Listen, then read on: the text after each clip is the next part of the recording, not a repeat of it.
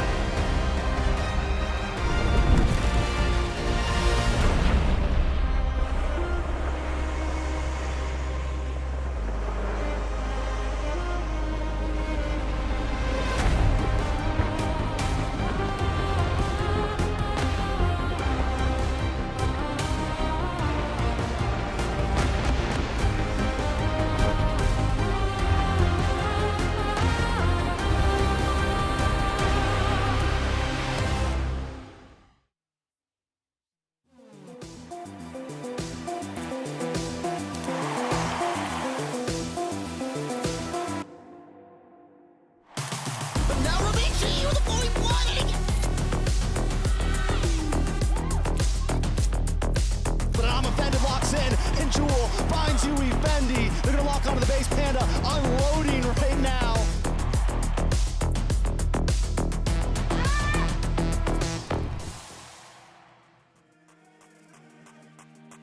The journey begins anew for ladies from all around the world as they pave the way for those who follow to make their dreams come true in the realm of MLBB Esports. You're tuned in to the MWI 2025 live from Riyadh, Saudi Arabia, here at the Esports World Cup at your service. My name is Leo, joined here by our esteemed casters, talents from all around the world. I call them the MYSG connection. It's Sadafa and Churros. Hello, hello everyone. Welcome to EWC. Welcome to MWI for yet another edition of one of the most prestigious women's MLBB tournaments in the entire world. This is actually both of our first times here on the EWC stage as well, so it's a big honor. We're both very excited, right? Yeah, to be honest, I've got two things to say. First is I'm not going to take Singapore or Malaysia's heat for granted. The heat here is crazy. I'm not just talking about the games right here, but man, walking out the hotel, you have like that strong heat wave and the wind. Let me tell you, if you have the wind, you were thinking like, okay, it's going to be cooling, but it's like exhaust level hot. And let's be real here, I'm just here for the women's games that we're talking about right now. It's been about 24 hours since these gentlemen have landed here in beautiful Riyadh, Saudi Arabia. And truth be told, the action has been going. The competition has been hot, and many teams have fallen already, and points have been awarded. Trophies have been crushed and earned. But for now, I bet you guys are wondering what is going on exactly with the club championships. We have a video here to explain exactly what that means. This is the Esports World Cup Club Championship, the ultimate cross-game competition that will crown the best esports club in the world. Let's break down how it works. Clubs will be able to compete at the Esports World Cup and as many titles as they can qualify for. The clubs will then earn points based on their placement in each title. To qualify for the club championship, a club will need a top 8 placement in at least 2 competitions. But to win the championship, a club must place first in at least 1 competition. At the end of the Esports World Cup, the 24 clubs with the highest number of points will earn a share of the 27 million, with the winner taking home a staggering $7 million. And of course, the title of the best esports club in the world. Who will rise above and write their place in history? Watch it all here at the Esports World Cup. More than just a race for glory in the respective esports titles, clubs have already garnered points to become the club champion of the year. Amongst titles such as Valorant, Rensport, Fatal Fury. I think some teams have already made their mark onto that scoreboard. We're about to get the update now. This is brought to you by STC. The top 16 teams ranking so far. Up ahead is Genji Esports, tied with a handful of other teams, while the defending champions, Team Falcons, tightly sitting at 750. Let's not get too far ahead of ourselves. It's still the second week of the EWC. There's still many games to be played, and we're still getting started. Yeah, there is still so much more of the EWC that is going to be approaching, but it is great to see the variety of clubs that are up on this list right now. It goes to show that in our second edition of the Club Championship, this is only ever the second Esports World Cup.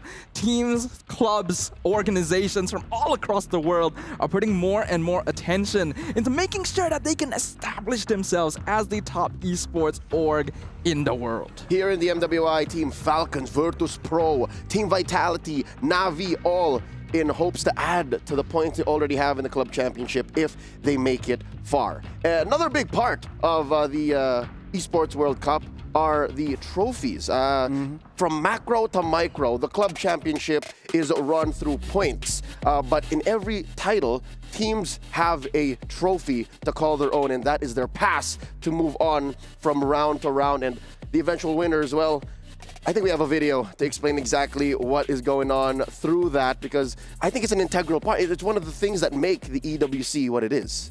It absolutely is, right? This is the thing that many teams, many players, many viewers tune in for. And being our first times here in person as well, we're really excited to actually get to see it happen. That's right. We have a quick video to watch exactly to introduce you guys in case you're unfamiliar to the trophy system here at the Esports World Cup. Check this out. No competition is as ruthless as the Esports World Cup. Its trophy system is no exception. The Club Championship Trophy, awarded to the one club that rose above the rest and reigned supreme across all EWC games. The Game Trophy, when a competitor closes their eyes, it's all they see, and it's not complete until it's sealed with a champion's key. Every participant earns a key engraved with their name. That's their right to compete. This year, returning champions hold a key unlike any other. Only one can place their key into the Game Trophy and become an EWC champion. The frame of the champion's key is embedded into the totem, a stone marker of legacy displaying every champion of the year. The keys of the eliminated will be crushed. The champions select 3 broken keys as a personal token, a reminder of who they have humbled. Beneath the totem, a resin block holds the remaining keys, a graveyard of fallen contenders. Will your dreams be broken or your name carved in gold and stone?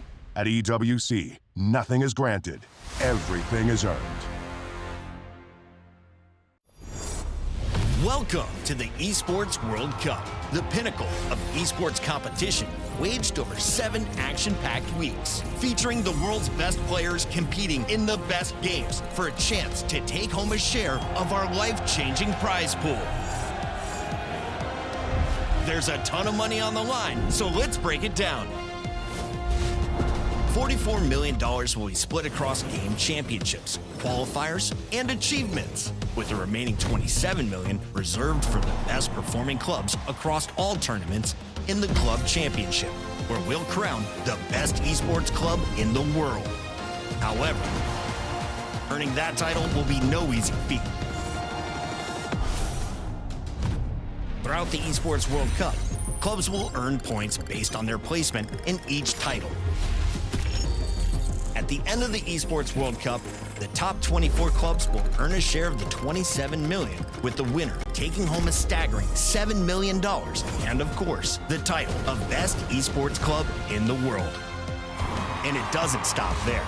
For these 7 weeks, Riyadh Boulevard transforms into the ultimate gaming festival, featuring everything from heart-pounding community tournaments and creator meet and greets to all-star show matches and live performances from global music icons.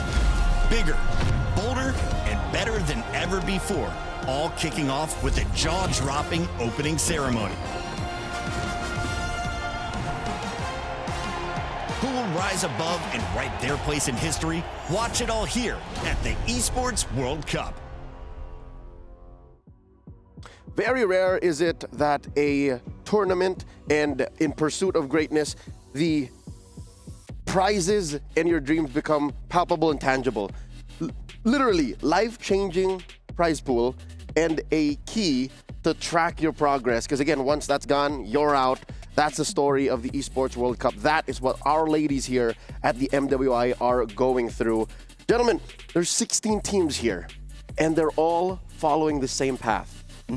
Now, all with one singular goal: to claim that trophy, to become the brand new champion, and to follow in the footsteps of their predecessors or their very own history. It's also not only a competition for money, it's bragging rights. You want to take the heads of your enemies, your fallen enemies, and put it into an acrylic case where they'll be sealed forever. And this is only the second EWC that we've had over the span of our lifetime. So you want to make that mark. Second EWC, whatever you've taken and learned from your losses in the first one, it's time to show the world what you're capable of. 2 years, forever.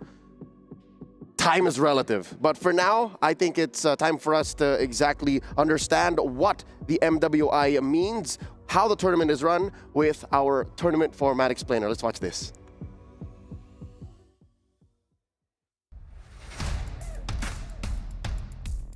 MWI is back at the Esports World Cup from July 15 to 19. The top 16 women's MLBB teams from around the world are heading to Riyadh, Saudi Arabia for a 5-day showdown on one of the biggest stages in esports. And only one team will rise as the champion. This isn't just another tournament. It's a celebration of how far the women's MLBB scene has come and a glimpse at the unstoppable future being built right now.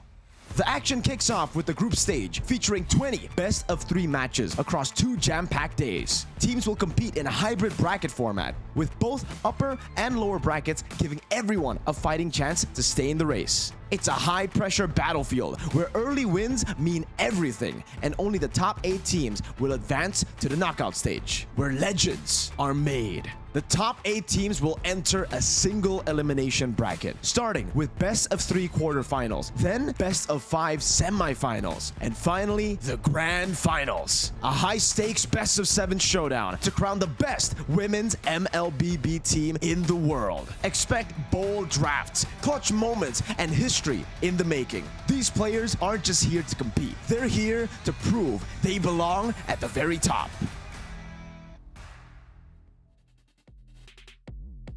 In pursuit of being limitless, the MWI format has gotten a shakeup. Compared to last year, I dare say the GSL format makes for quite the run. What do you guys think? We saw a hint of it in the wild card. Are you enjoying the win 2, lose 2 type of deal? Honestly, it makes a lot of sense, right? And it's very direct, very easy to understand. You win 2 games, you go to the next stage. You lose 2 games, you go home, which means that every single team is going to have that one singular life to play around.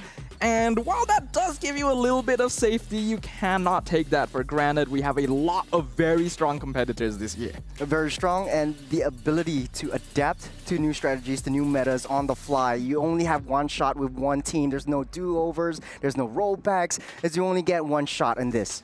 One shot at a grand total of 500,000 US dollars, with the champion taking home 150 Gs, 90 for our second place, rolling down to 50, 30, 20, 15, and 10 just for showing up. This is once again in pursuit of rising above and proving yourselves limitless. The MWI 2025 has new faces, a lot of new names, but I'd reckon about 60-70% of these rosters are returning. This is what you can expect here on Stream B. We're opening up with Navi Malaysia versus Gaming Gladiators. Up next, Virtus Pro versus Terra Queens. Then Team Falcons versus WoW GG. And we're closing up with Rising Rage and Foot Esports. Gentlemen, anything you're looking forward to here? To be honest, I'm not looking at just teams. I'm looking at the countries, the teams representing these countries. We see the first match of the day. It's pretty huge match, and I would say this is our match of the day that we have targeted. Navi Malaysia versus Gaming Gladiators. This is Malaysia, North America kind of head-on-head, mano-a-mano. That's right. This is brought to you by SNB. Snafa, it's no secret that Navi MY was under the banner once of Gaming Gladiators when they were known as Gaming Gladiators Homegirls, and they went for quite a deep run in last year's MWI 2024. What's new? What's new here? Why are they suddenly now another threat to behold, going up against the new GG? Well, I think that the MY scene has always been a contender on the MLBB stage, whether it's in the women's scene or the men's scene. While we've definitely had to take some time to really get started, I feel like we have players with a lot of potential and players with a lot of passion and drive to really reach the top. Now that we've had a taste of victory from last year's MSC as well, we have most of the same lineup from previous Gaming Gladiators Homegirls as well, but they've added some new players into the mix to really make things interesting. And what's even more unique about this particular matchup is that one of their previous members, Aria, is actually on the opposite side playing for the American squad. There are layers to this complex matchup, hence why it is our S&B match of the day. But real quick, where do the rest of the teams here in MWI 2025 fall? We have the power rankings brought to us by Aramco to discuss exactly what tiers these teams from all around the world fall into. We have 3, S tier, A tier, and B tier. Gentlemen, we agreed on this. Again, arguably, relatively, we agreed to this. Why the S tier placement for these 4? To be honest, S tier, Navi, MLBB, PH, this is the old Omega Empress. They were crowned the queens of MWI 2024, and now they're back and sealing their fate on the throne yet again. Team Vitality, Onyx, ID, as well as Navi MY, they are the crowd favorites. They have a lot of fans backing them as well. They're also having a long track record in other competitions as well. My eyes are on A tier. There's a lot of promising talent from A tier. I'm looking at Virtus Pro. I'm looking at Terra Queens. They were definite threats last year. TLG out of the Chinese server, like they were. I fell in love when Chokes played the Bane. Like I'm a big Bane fan. So I see. Maybe this year. Maybe this year. B though, tier B. These are new names to the MWI. They're coming out. Any favorites? Ooh, that's a tricky question to ask. I personally have not actually had a lot of chance to witness the women's leagues. I'm gonna be completely honest with you and everyone watching right now. I do not have a lot of information on these squads. A lot of it came from just the research I did for this tournament itself. So I will say I don't have any direct favorites just yet. I am going to watch. I'm going to observe. I feel like a lot of the teams, not just A and B tier, but in A tier, have dark horse potential. There's a lot of new faces that are making their debut on the international stage for the first time. So I am just going to keep an eager eye out in this case. Hey, box of chocolates, right? Glass half full. Churros, do you have any favorites out of Group B? Tier B, that is. Tier B. Actually looking towards Rising Rage. And I got a really good reason for that. Is watching a lot of the different strategies that these countries bring up and coming into the international stage and see whether, I mean, as we all know, Southeast Asia is always the ones that are rising up on top. They're always the ones that every other team are looking at. But the EECA region, they're actually coming up strong with a lot of interesting picks into the meta, into the composition as well, and I'm glad to see. I'm excited to see a lot of these new heroes that are coming up to play, and not just like, oh, I'm just gonna pick up some of the main meta heroes. I want to see new flavors, new seasonings coming in. They are quite the force to be reckoned with. They swept Rora Avalanche in their qualifiers. But real quick, let's lock in to our first matchup of the day, the best of 3 between Gaming Gladiators and Navi MY. Let's bring up that first lineup. Navi MY, once again, formerly known as GGHG. Yeah, they were homegirls. Here we have the squad: Sha, Rina, Hani, Fafao, and a new face. That's their ID import, Raymond. Yes, they do have an ID import on the squad this time around. I'm very interested to see how that dynamic is going to work out, even in the men's league. ID imports tend to find comfortable homes among Malaysian squads, and many of these girls are no strangers to the international stage. They performed admirably, taking 5th to 8th place in MWI 2024 as GGHG, and they have stated that they are eager to make up for that lost progress. They may have been unstable, but they're coming into this competition with a vengeance, with a drive to succeed. And I am very excited to see how much they have improved since their previous appearance. There's a reason why Navi MY is and up against GG is one of the match of the day. It's the age-old rivalry between Malaysia and the North American region. But speaking of Navi MY, like they've been together before. They have secured countless sort of like great positionings, great sort of like windows of opportunity for them to be up on top. I think they really need a little bit more exposure, and I think they had coming into this game. They should be able to. I mean, a team that sticks together makes really big impacts. Yep, leading up to MWI 2025 to qualify on behalf of Malaysia, they were once known as Arcane Ladies, and they swept Todak Ladies 2-0. What a glorious way to come back under a new banner. Navi MY definitely won on that trade. Now their opponents, they'll be facing off against GG, Gaiman Gladiators, coming out of North America. They have a couple of imports here. Their XP laner, here she is now, Arya, as well as their sub Jewel. They have, of course, Nicolette, Sayori, Panda, and Ashley. This is a squad to keep an eye out for. A team that was actually able to achieve a similar positioning to Navi MY last year, ranking 5th to 8th place as Cloud9 female. Now eager to again prove themselves on the global stage. We've already brought up before, Arya used to play on GGHG alongside many of the players from Navi MY, so there's a little bit of a personal vengeance right there. The members of Navi MY themselves have stated they want to encounter Gaiman Gladiators. They want to face up against Arya. And like Chiros has mentioned, the rivalry between the North American region and Malaysia still stands strong.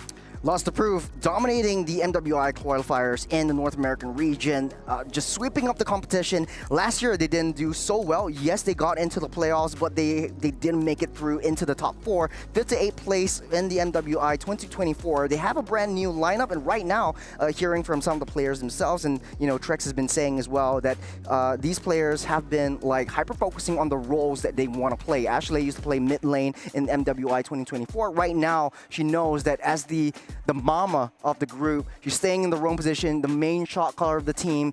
If you want to go in, she's the one that dictates the flow, the tempo of the game. Nicolette has been training hard on these assassins, and I've been a fan ever since she was in BTK Cloud9 and playing amongst the boys. And we always have this kind of conversations and discussions whether the boys are better, the girls are better, but right now, GG had the experience and the knowledge of playing with the boys, and right now they're bringing it in to this competition. I don't see men or women. I see athletes. Yes, sir. And yes, here sir. In the MWI, that's what they are, stars. For GG specifically, I have my eyes on Nicolette. Yes. Prior to this, she actually spent a good amount of her career playing in mid.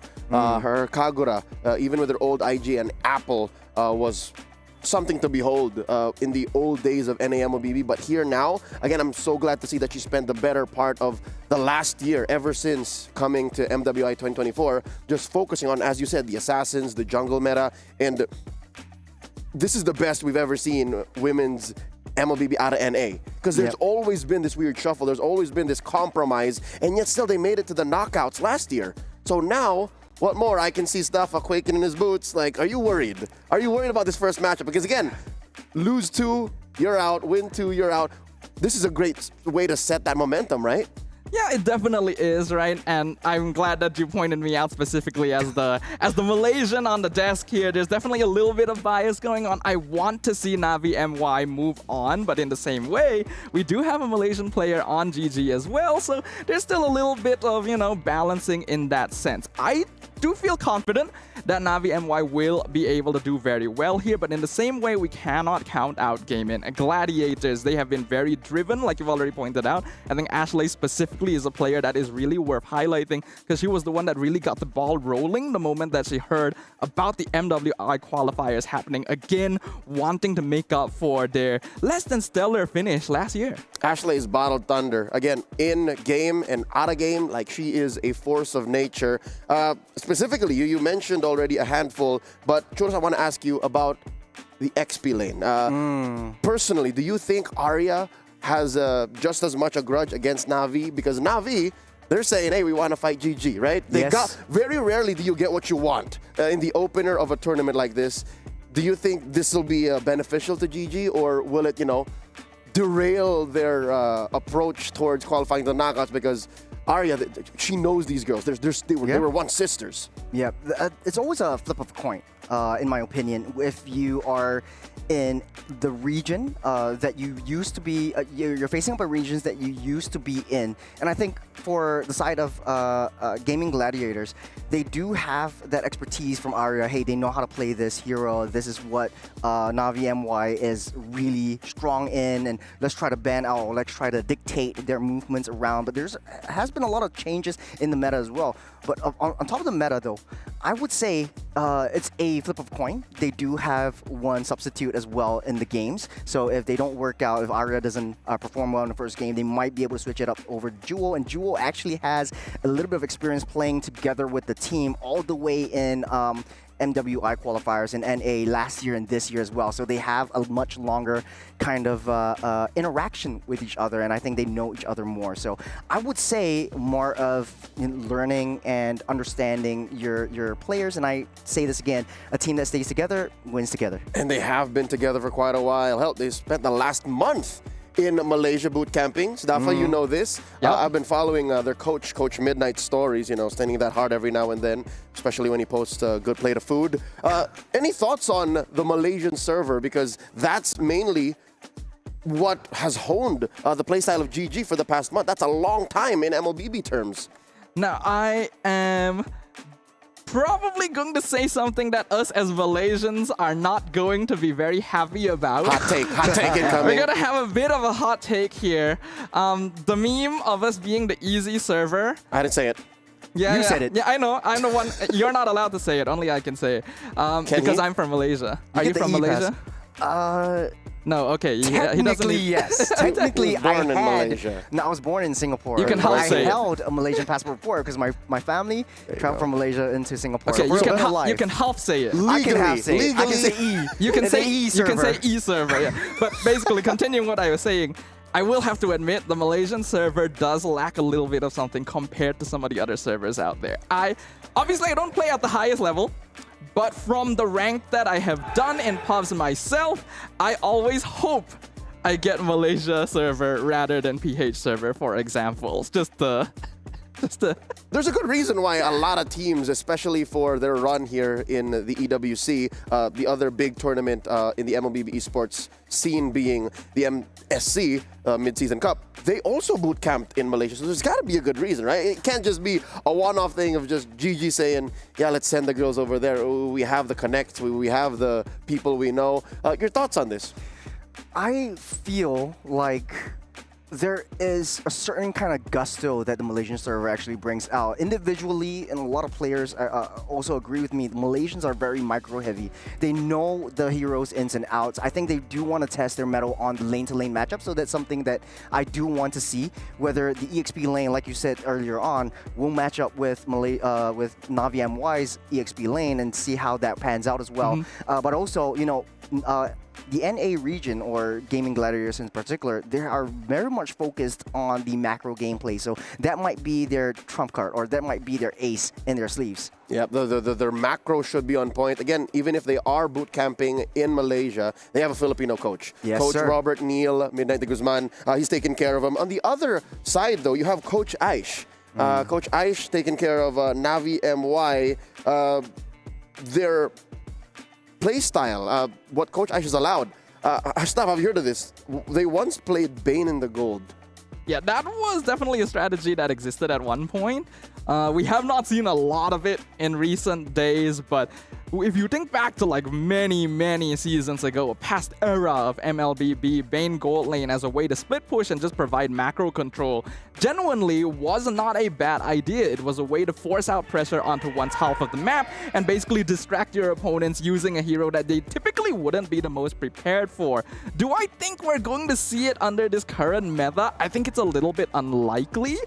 But I feel like this is also a stage that is going to facilitate a lot of very interesting sort of metas, a lot of interesting hero picks, and I'm really hoping to get to see it. You mentioned the M word, and I think that's gotten Churros excited. The meta. Yes, Let's talk about it now.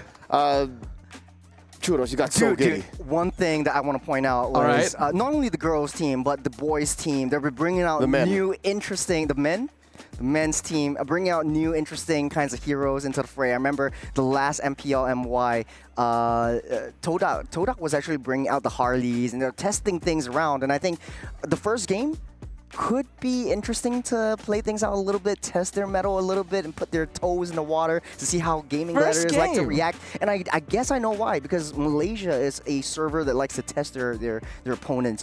If they are too hyper-focused on the meta, they bring out something that is totally out of meta. They haven't played against it before, and they find themselves struggling and choking out themselves in water. So they're threading onto like the cold water in the end. Well, I do agree in that sense, but there's definitely benefits to playing heroes that may not necessarily be meta in the first place, right?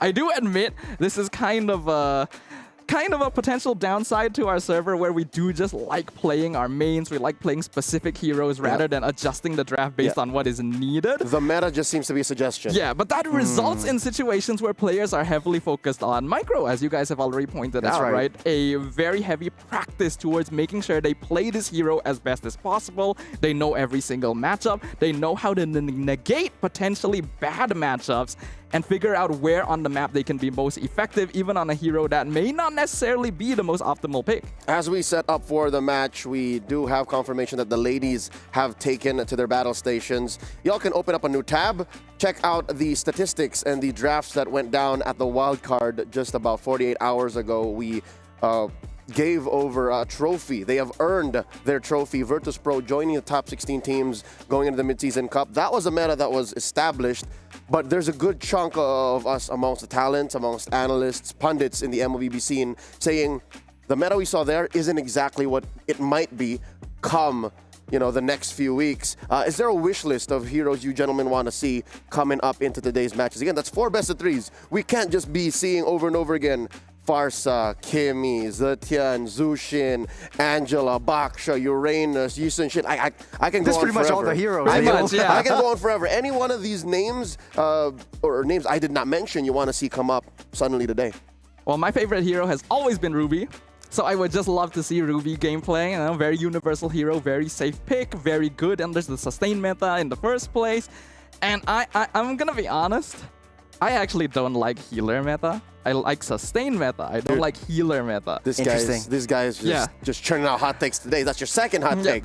Okay, here's the big hot take from me right now. Again, I don't like Ube. What? What's wrong with Ube? What's wrong with Ube? I hate Are you allergic? Oh. I hate playing against it. Oh. No, so you hate playing against it. I also don't like eating it, yeah. But then it becomes effective because it's successful in taking you down. Yeah, but not in a way I want to be taken down. So I'm Malaysian through and I want to be beaten mano a mano. I don't want to talk about the way you want to get taken down, all right? Like, we're talking about... We can talk about that the later. meta right now. Not on air. So there is... You're talking about a non-wish list. Because Ruby already showed up. We've seen Ruby in the gold lane, played by Influence Rage, one of the Latam teams. So, Ruby, but where? Honestly, I'm fine anywhere, really. You could play Ruby jungle. I would be a happy man. That's why we don't get what we want, all right? Are you a jungle main? Let me ask you this question. I'm just joshing with you. Don't trigger. I won't trigger him. I won't trigger him. Okay, but I'm a jungle main, so... I'm a jungle main too. Okay. But that's besides the point. Wish list. There is one hero that I really want to see resurge, especially with the women's team. It's Rafaela. It's reworked. Not a single Rafaela. Not a single Rafaela. Came reworked with the built-in Immortal, but you can choose which hero to bring up. You can revive. You can revive your allies and your opponents. On demand. What? Your opponents? Your allies. There you go. Hey, why not? I know what I'm saying. May as well, right? Revive your opponents too. But that means, okay, so the sustain meta is coming up. In order to build one up around the sustain meta, is you put in an enchanter or a healer, and Rafaela might be a very viable option. I don't know why it's not picked so far. It's kind of new to this meta as well. She's the most mobile enchanter. She's the most mobile healer because you're looking at Estes. He literally walks around with a big book.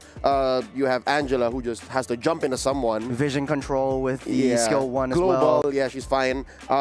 You have Florin, also global, but if anybody finds you, like a Rogue Hayabusa or a Lancelot, a Yushishin, you're dead. So yeah, no, of all of these names, yeah, I'm wondering as well why Rafaela hasn't shown up. Maybe today, maybe in the next few days here in the MWI, finally, we complete the...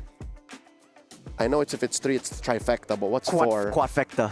I'm not sure that's a word. I don't know if that's a word. But yeah, if all of these big name healers come up, then that means it is Staffa's worst nightmare. Yeah, I mean, some healers are a little bit more okay. Oh, so now we're drawing lines. Yeah. Okay. So I don't like healers anyone who except... watches my stream knows if you play with me and there is an Estes on the other team, we are not allowed to lose.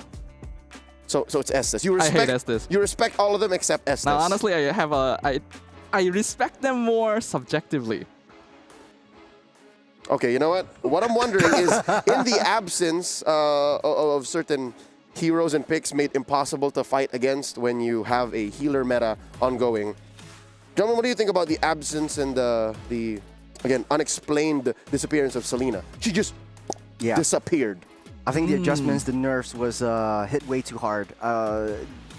Before the patch, she could shoot 2 arrows, 1 arrow reset into her other form, and then reset again and shoot another arrow. And I think a lot of pro players, they like that kind of flexibility. Run and gun. Yeah.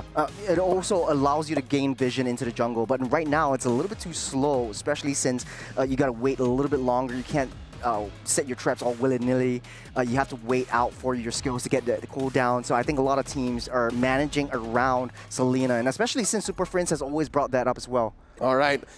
That's enough talking about the meta. How about we be in the meta and experience what these teams have to show for it? Ladies and gentlemen, welcome to game number 1. I'll be leaving Staffa and Churros to take care of y'all. GG versus Navi MY. All right, thank you very much, Leo. But straight away, I do have a bit of a question mark here. I'm not too sure if the draft is correct right now, because even in my wildest dreams, I would not expect a Mia first ban. Either this is like some really secret pocket pick I've never heard of, or we might need to remake. No, I don't think so. I think they have definitely scrimmed with each other, and Fafal is known as a really flexible gold laner. She might whip out the Ruby gold. She might whip out the Mia in the gold lane as well. So there's a lot of opportunities for a little bit of an interesting play arounds where Mia actually comes into question. But yeah, I think the draft goes down, we might be able to get a re-roll of that series. Yeah, I think so. Yeah, I think we're getting some information that there may have been a bit of an issue there, because yeah, I get where you're coming from. Yeah, Mia could be a surprise pick. Actually, it's not that bad. I don't think it's that much surprising, because you want to play vision control, and with the ultimate, you're able to just dive straight into enemy lines, backlines especially. You get a little bit of a burst of invisibility. You get a burst of crowd control immunity as well. Yeah. It makes for a great kit. I know there's a lot of pub players out there who are going to say, no, Mia's really good. Yeah. Mia's awesome. I play Mia every game. I play Mia jungle. You know who you are. I don't like you. But Mia is not a hero you would first ban. You know, even if it's like a really strong pocket pick for a specific player, you would not get rid of it first. That's my opinion. To be honest, I don't know what Malaysia server did to GG. If that was actually real, if that actually came up into play, we might be seeing something really new, really fresh. The draft pops back up and the first ban is Hanabi. To be honest, though, we did see the Hanabi-Lolita combo, so I wouldn't be too surprised if they want to bring out something a little bit different this time around, because now you have the Esmeraldas, the Uranus is actually coming back. Very high sustain EXP laner, so I don't think that might be too big of a shock for us. To be honest, okay, what is one hero that would shock you if picked up? One hero that would shock me if picked up, I mean Mia. That Mia actually shocked me. Mia Layla would be shocking. Honestly, it surprised me. Biggest shock if it gets picked up. Aldous. Aldous? Like the One Punch Man? Yes. If you ask me personally, Aldous is the worst hero in the game right now. I would say Aldous. Aldous? No, Aldous is still okay. But we haven't seen him like ever since his first debut. It's just not the right time. It's always not picked up. Like people just like forget about that hero and forget it ever exists. But actually, it kind of works the same way as Freya. If you're playing the ranked games kind of situation, yes, if you get a snowball early, you get a level 15, you get a little bit of a level gap and an item gap, and then you come in all hammering in. Yeah, honestly, I like Aldous. I miss Aldous. I want to see more Aldous, but Aldous is just bad. The straight up. There's no argument here. Anytime I see someone pick Aldous in my ranked game, I know I have lost. If they pick up an Aldous, it actually brings me back up to the M3 kind of season where Wise actually picked up the Aldous quite a bit and get that sustain. You just come in when you have your stacks and you deal tons of damage. So right now, we have a little bit of fix. It will be the Uranus and not the Mia, and this is what we're all predicting, the first ban up onto Uranus. Yeah, this makes a lot more sense. We have been seeing a huge resurgence of Uranus ever since the changes that made it so that all of his damage also scales off of his passive Radiant stacks. So by building those up, you are not only more tanky, you are also more dangerous. It's very easy to control the EXP lane with this hero because there simply isn't a lot of answers of taking him off the board. We're also seeing a lot of other common heroes being banned out on this first phase here. Badang, Baxia, very common options nowadays. 1-1, also getting a lot of attention. It tells me a lot of about both these teams. Like, they don't want to do any testing. They want to try to ban out the metas and try to pick what is available into play. We still have options like the Kimi, the Yi Sun-shin, the Zhu-shins, or the Zetian that was still unbanned right now. So, as I say, the Yi Sun-shin getting banned out by GG. So that is a first ban phase done for GG.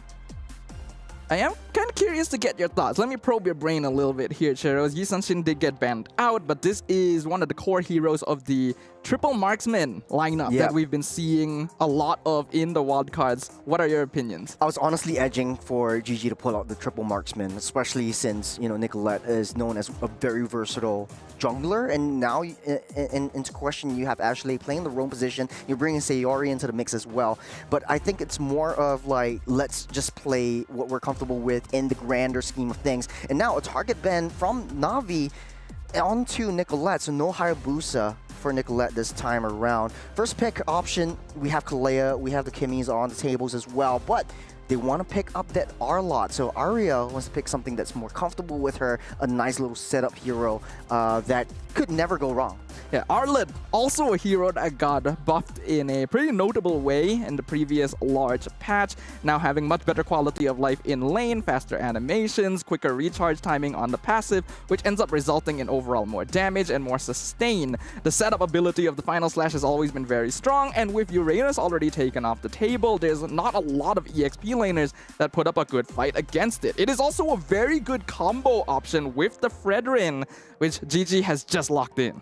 To be honest, in this meta, I'm not really looking into deep on the lane-to-lane matchup, but yeah, like you said, can definitely hold himself up against more of these sustain kind of EXP laners. We teased about the Lapu Lapu as well because it has a lot of new backswing animation reductions as well as higher damage reduction from the passive stacks when you get from the Bravest Fighter as well. So Na'Vi will choose to pick up that Farsa and the Gato-Kacha. GG responds with the Fredrin as well as the Kimi, so a little bit more late game centric for Gaming Gladiators. I think they do have a plan for the second phase of the pick, but for Na'Vi though, they're more towards like, let's get zonal control, let's get something that is more annoying to Panda, let's take her out of the ball game and not let her be able to play her game as comfortable as possible. Yeah, from what I can see already from the first half of the draft, Na'Vi MY is putting a lot of focus onto lane priority, getting that Farsa as early as possible, and then the CC showing up to make sure it doesn't get banned out, to make sure that they're able to control the EXP lane against a very powerful pick in that Arlott. This means that Na'Vi wants to prioritize early game rotations. They want to have heroes that are able to pressure their lanes and then pressure the map in return. Jungle invasion is not something you typically consider against a hero like Fredrin, but if you are able to do so, it already limits a lot of his ability because he needs to get those first couple items before becoming a mid-game monster. Yeah. Now, second phase of the ban, Na'Vi MY gonna ban out all of the marksmen. I think a little bit of a respect over to Panda as well. We've seen a lot of resurgence of Moskov. You have that cross-map plays, and I think both these teams understand that macro is going to be the name of the game. the sugar in a cup of tea. Where the Ling also gets banned out, we're teasing the Lancelot as well in the first game. So maybe Lavi might be able to pick up that Lancelot. It has a little bit of a hybrid kind of build that you could go for, a little bit more versatility on that Lancelot.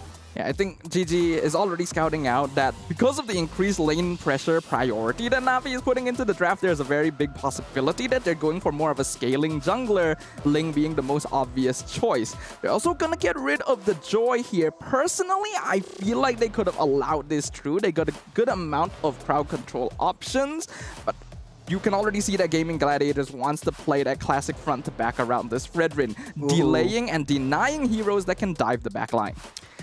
You know what this is? I think that GG is playing that composition that you hate the most. It's kind of looking like Ube, not gonna lie. I'm a little worried about that. That's why Navi even banned out the Matilda, right? Yeah, because you're being biased. You like Navi MY. So Lancelot getting picked up right here for Navi MY. I do like that odds. You have a little bit of lane control in the side lane. You have that pressure in the late game as well. So the Lancelot really needs those minion stacks, but I don't doubt Rina from playing that Lancelot as well.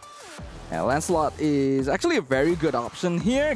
Using the iframes to eliminate the threat of CC would provide Navi with a good amount of play around. It is a hero that is vulnerable in the jungle early, but that is already circumvented because they have good lane pressure in the mid and EXP lane. So Gaming Gladiators ideally wants to get heroes that are able to prevent the backline dive and at the same time offer a little bit more resistance towards the early game to deny potential jungle invades. Kalea is a very good option for this. Going for some pickoff already threatens the Pharsa as well and works well with Arlet too.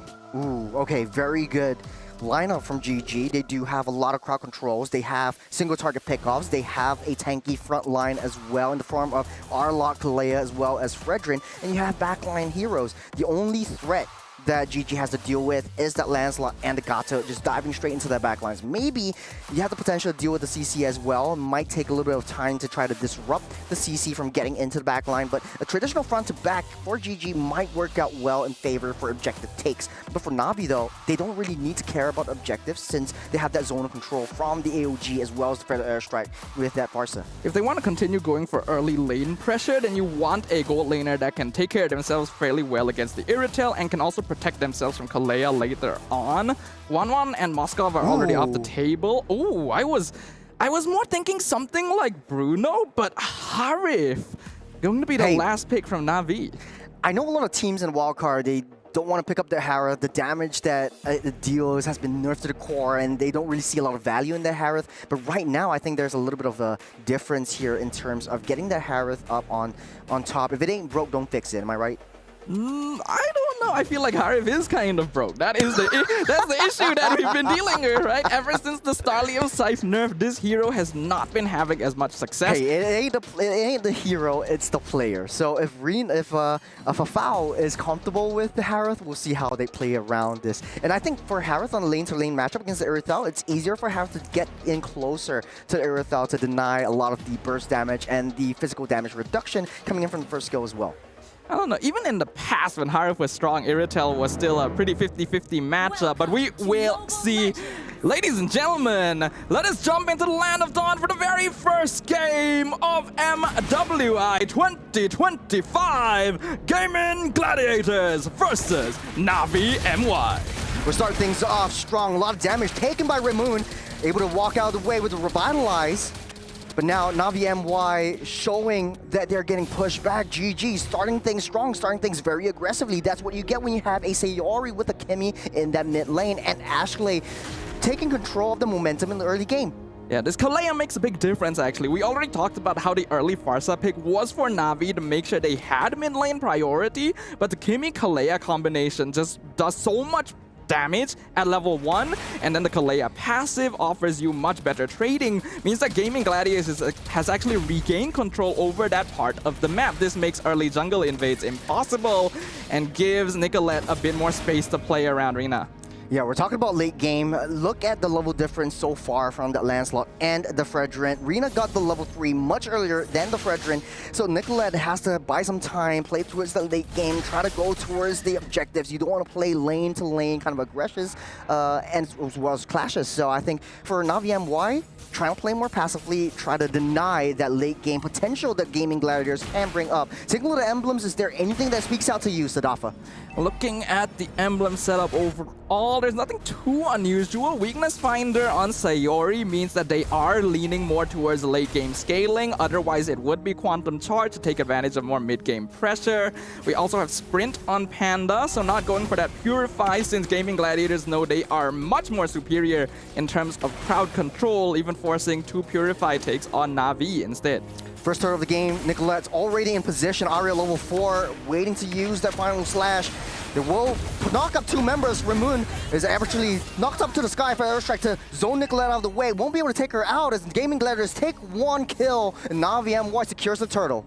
Fairly 50-50 there. Trading first blood for the turtle is not too bad either way, but Gaming Gladiators definitely had a better positioning overall. I think Raymond was hoping to be able to just buy time for Arena to get the turtle, but Lancelot early really doesn't do all that much damage, so it took longer than expected. And now looks like we are going to be jumping into a very quick pause to resolve some technical difficulties. Yep. To be honest though, I think Gaming Gladiators was not actually looking for the objective takes, because right now it's more of like, let's trade for kills, let's trade for turrets, and I think for Gaming Gladiators in the late game, that's going to be a huge problem, especially since you have sort of like a better scaling on that Lancelot for damage-wise, and you have the passive rework that Lancelot enables Lancelot to just dash around as and when she wants. So this time around, for Navi, are they looking to set up the aggression? Will they look for more kills and try to deny Nicolette from getting that late game Fredrin intimidation? In one word, yes. Looking at the way these compositions interact, Navi MY is the team that requires a little bit more overall initiative. They do have okay late game scaling, but it's a lot more conditional compared to Gaming Gladiators because they have that Kimmy, they have that Iritel, they have heroes who can very easily deny the feathered airstrike, which is going to be one of Navi's main tools once you get into that late game stage. So Navi MY really cannot afford to allow Gaming Gladiators to get the farm they're looking for, and that's why GG, aware of this, doesn't need to commit too hard into getting those neutral objectives. To be honest, what I know this about Navi MY was that they actually adapted to the use of the additional speed buff from the river whenever the turtle spawns up or the objective spawns up. With the Farsa, with the Gacha, they're able to just get into position much faster than what Gaming Gladiators can do. And Nicolette slowly picking up the pace, and I'm looking at that jungle clear speed, especially from Navi MY. You already have level 5, so Nicolette's actually really holding up well against that Lancelot. Now on the other side of the table though, what do you think of the EXP to EXP lane matchup? Well, on paper, CC should be able to do quite well, but after the recent buffs, Arlet is actually capable of sustaining himself in lane. We can see that Sha going for the lane freeze instead. I think that's a very smart choice. Nicolette dives in, getting taunted up. Airstrike try to push everyone back. Nice tsunami slam into the wall, over the wall, and AOG out of the way. Ramoon playing with death just a little bit more as Gaming Gladiators almost taking one down. Yeah, that was actually really good spacing of cooldowns coming in from Gaming Gladiators. They didn't commit all of their abilities at once to try and burst Raymond down because they know that Gatot is not going to go down that easily. They space it out. They're able to get him out of the feathered airstrike, but then they decided, okay, we do not need to commit on this. Let us just go and play the map instead. It's a little bit of a slow movement. You got Ramoon trying desperately to get a little bit more vision. Ooh. No AOG though. It's Sayori forced to get the flicker out of the way. Arena, she wants to kill him with kindness, but Rina woke up one day and said, I'm going to choose violence this time around. Really well played from Raymond right there. You get engaged on instantly. The unbreakable 2-man taunt sets up for the feathered airstrike, and Rina is able to chase down a very important target. The more they can delay the farm on Sayori, the more time Navi MI will have to play around. Because once you get into the late game scaling, this Kimmy is going to become their biggest problem.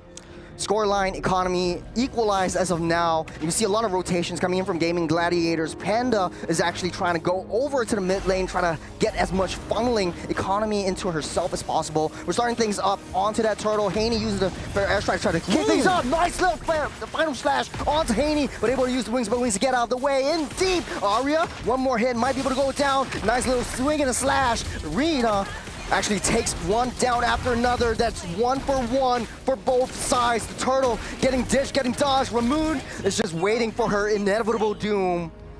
That was excellent adjustment from Gaming Gladiators. When the fight started, it was almost 100% going to be won out by Na'Vi MY, but I think Rina might have missed a puncture, and that ended up costing them a lot of their damage. Gaming played it slow, backed up into their front-to-back positioning, and used the passive from Kalea to actually prolong the fight, in which they would have the obvious advantage. Trading Arya to get a free turtle and a kill onto the CC already sets up Gaming Gladiators exactly where they want to be. This is the issue, right? You get a final slash, hold on a second. Fair airstrike won't be able to take Arya out, just to zone her away. But, you know, the fair airstrike doesn't really matter as much. You get a tsunami slam into the wall. Shah able to dash out of the way. They're focusing fire on that turret. They need to take that T1 down up the top side. Nicolette trying to zone out the members. Haney and Ramoon can't even get close. They take on that T1 and they get out of the way. That's a drive-by from Gaming Gladiators. I'm really liking the rotations from Gaming right now. Playing the map, going for structures, not overly committing. They already lost the tier 1 down bottom, pushing down there against them actually. So that's something they'll have to keep in mind. But now Raymond does have the AOG, so he is safe. As Revitalize keeps her up and alive for now. Now, focusing fire, they have that 5-minute kind of a composition turnaround as Arya on 1v1 against Rina. So Arya should be the answer for the late game side lane split push. So you want to send that R-Lot over to the side lanes to maintain that priority over these major objective takes. Is that enough though, Sadafa? I think it's more than enough. Gaming Gladiators should just win out team fights once you get into the late game because they just have so many more tools to play around with. They don't even need to fully commit to the macro necessarily as long as they set up the map advantageously in the earlier stages. When we look at their itemization as well, I actually kind of like that there were 2 Dreadnoughts on Arya and Nicolette. There was actually no magic defense itemization because they know they can cancel Feathered Airstrike really easily. Conceal play, just to scare them away, as right now the 2 marksmen down the mid side as well. Oh, Arya starting things up. Vengeance trying to pull them over for airstrike, trying to save Shah from harm's way, getting pulled back. Saruri takes up that kill. Ramoon stuck in the middle, waiting for an inevitable doom. Nicolette will pick up that kill, but from the back line, you have Rina trying to dash, weave, swiping away. Will not get any kills whatsoever. Gaming Gladiators still up on top. Sayori down low, almost taken out as they win out on another trade. But here's the kicker though, and Na'Vi MY still up ahead in terms of economy. What's happening, Sadafa? And they're still farming the map pretty well because we have to know Gaming Gladiators have a lot of tools, but that also means that their heroes need multiple members around to make use of those tools. The fact that they're rotating together quite closely means that they're not farming the map quite as effectively. I imagine Fao actually has quite a lot of gold at this point because this Harif has just chosen not to participate in any engagement. Oh, coming in, Haney doesn't have the wings by wings, able to walk and prance out of the way. Nicolette taking a little bit damage, but they are not targeting onto that turtle. Arya getting ganked on by 2, down the bottom side. Shah trying his best, but Arya actually gets away from harm's way. This is a turtle getting decimated, and the Lord getting coming up into fray. Na'Vi MY able to zone out into this one. Gaming Gladiators, what is their play? I think they can take this slowly. They're trying to force something out. I'm not sure about it though. Oh, actually taking a little bit too much damage. Tsunami Slam gets her out and safe out of the way. But you have Arya chasing onto Haney, taking a lot of damage, not able to get out of the way, and she goes down. Gaming Gladiators loses 1, and I don't think this Lord will be contestable by GG. And literally right after I said it, slow it down. You do not need to force things out. Gaming has tools to pick off members of Na'Vi, but they basically walked into the artillery line there. Feathered Airstrike comes down, they're all grouped up together, and then Arya tries to force herself into the backline to get some sort of pickoff when the rest of GG is already backing up. It's a lot of damage, but I don't think they care. Na'Vi MY just using their bodies to source for more information. A little bit of a reconnaissance party here for Na'Vi, and vision is all they need because now Gaming Gladiators, they're working hard as a unit and ape strong together. As the girls, they're starting things up again. Gets Tsunami Slam into the wall. Fair Strike try to push everyone back out of the way. Sayori into deep for foul, right from the flank. Finds Sayori, takes her out. You got the Xayman Force as well. Aria, no dashes, no way of escape. Down they go. 2 members down for GG, and they're sounding the alarm, pulling the trigger. Ashley just delaying her inevitable doom. No more Tsunami Slam, and she goes slam into the graveyard. No, that is not how you want to take the fight right now as Gaming Gladiators. They're not following their front-to-back lineup. They're trying to force things out. I'm honestly seeing some gaps in communication here where some players are trying to make things happen, but the rest of the team isn't actually following up on it. Are they making the call? Are they just not prepared? Either way, it is costing them dearly, and Na'Vi MWI have now built up a pretty sizable gold lead. They have a Lord on their side. Gaming cannot afford to make mistakes like that anymore. Fafao is actually coming up online. 2-0-3 for this Harif. We all thought that, you know, it's a gone case for Harif because of the adjustments in the previous patch. But right now, Fafao is actually showing us that Harith is still relevant whenever she comes into the team fights. That is it. I don't think it's also like the main damage from the Harith itself, but also the way that she positions herself. She doesn't show herself up until she knows that she can secure a kill. Taking a look at the mid-game itemizations, what are your thoughts, Adafa? I think it's very greedy of Sayori to go for a Sky Piercer's second item when they're not really that much in the lead. Hani has not actually died yet, already has the Genius Wand. We do see the Brute Force Breastplate, so Lancelot going for more of the Semi-Bruiser build, and that is allowing Na'Vi to really prolong these fights even though they are dealing with a Kalea. You can really see the healing nerf come in. Oh, Aria tackled on by 4. She will fall in the process as GG. They're losing their composition. They're losing their minds over this one. They're running around like hitless chickens. You have a loose member from Na'Vi MWI up on top. Rina doing and making quick work off the long lane. As Gaming Gladiators, they're struggling on that defense. They're starting things up yet again. 2-man traction pulse into the fray as they pull someone back in. Ray Moon goes down by the hands of Sayori, but it's not enough. It's 4 members down by GG. Nicolette is all that's left as Na'Vi MWI cleans up shop. Aria comes back out, but I don't think it's enough. You got a minion waves coming in. Na'Vi MWI might just end this off. The final slash might look pretty, but it's not enough as the throne will get taken out. Na'Vi MWI, that's a first victory. Almost as quickly as it began, it came to an end. A single strike surgically placed into the heart of their opponents as Na'Vi MWI claims game number 1.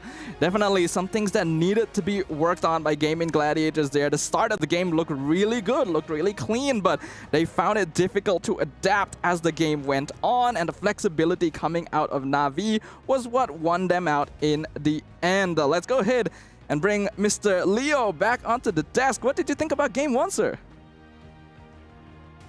Oh, is he back yet?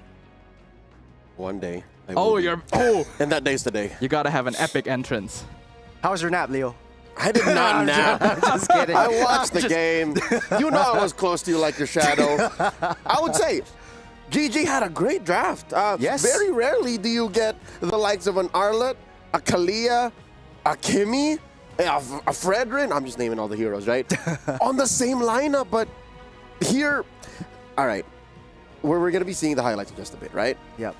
I think on paper, what was happening was they just did not know how to use their resources, and Na'Vi punished them hard for that.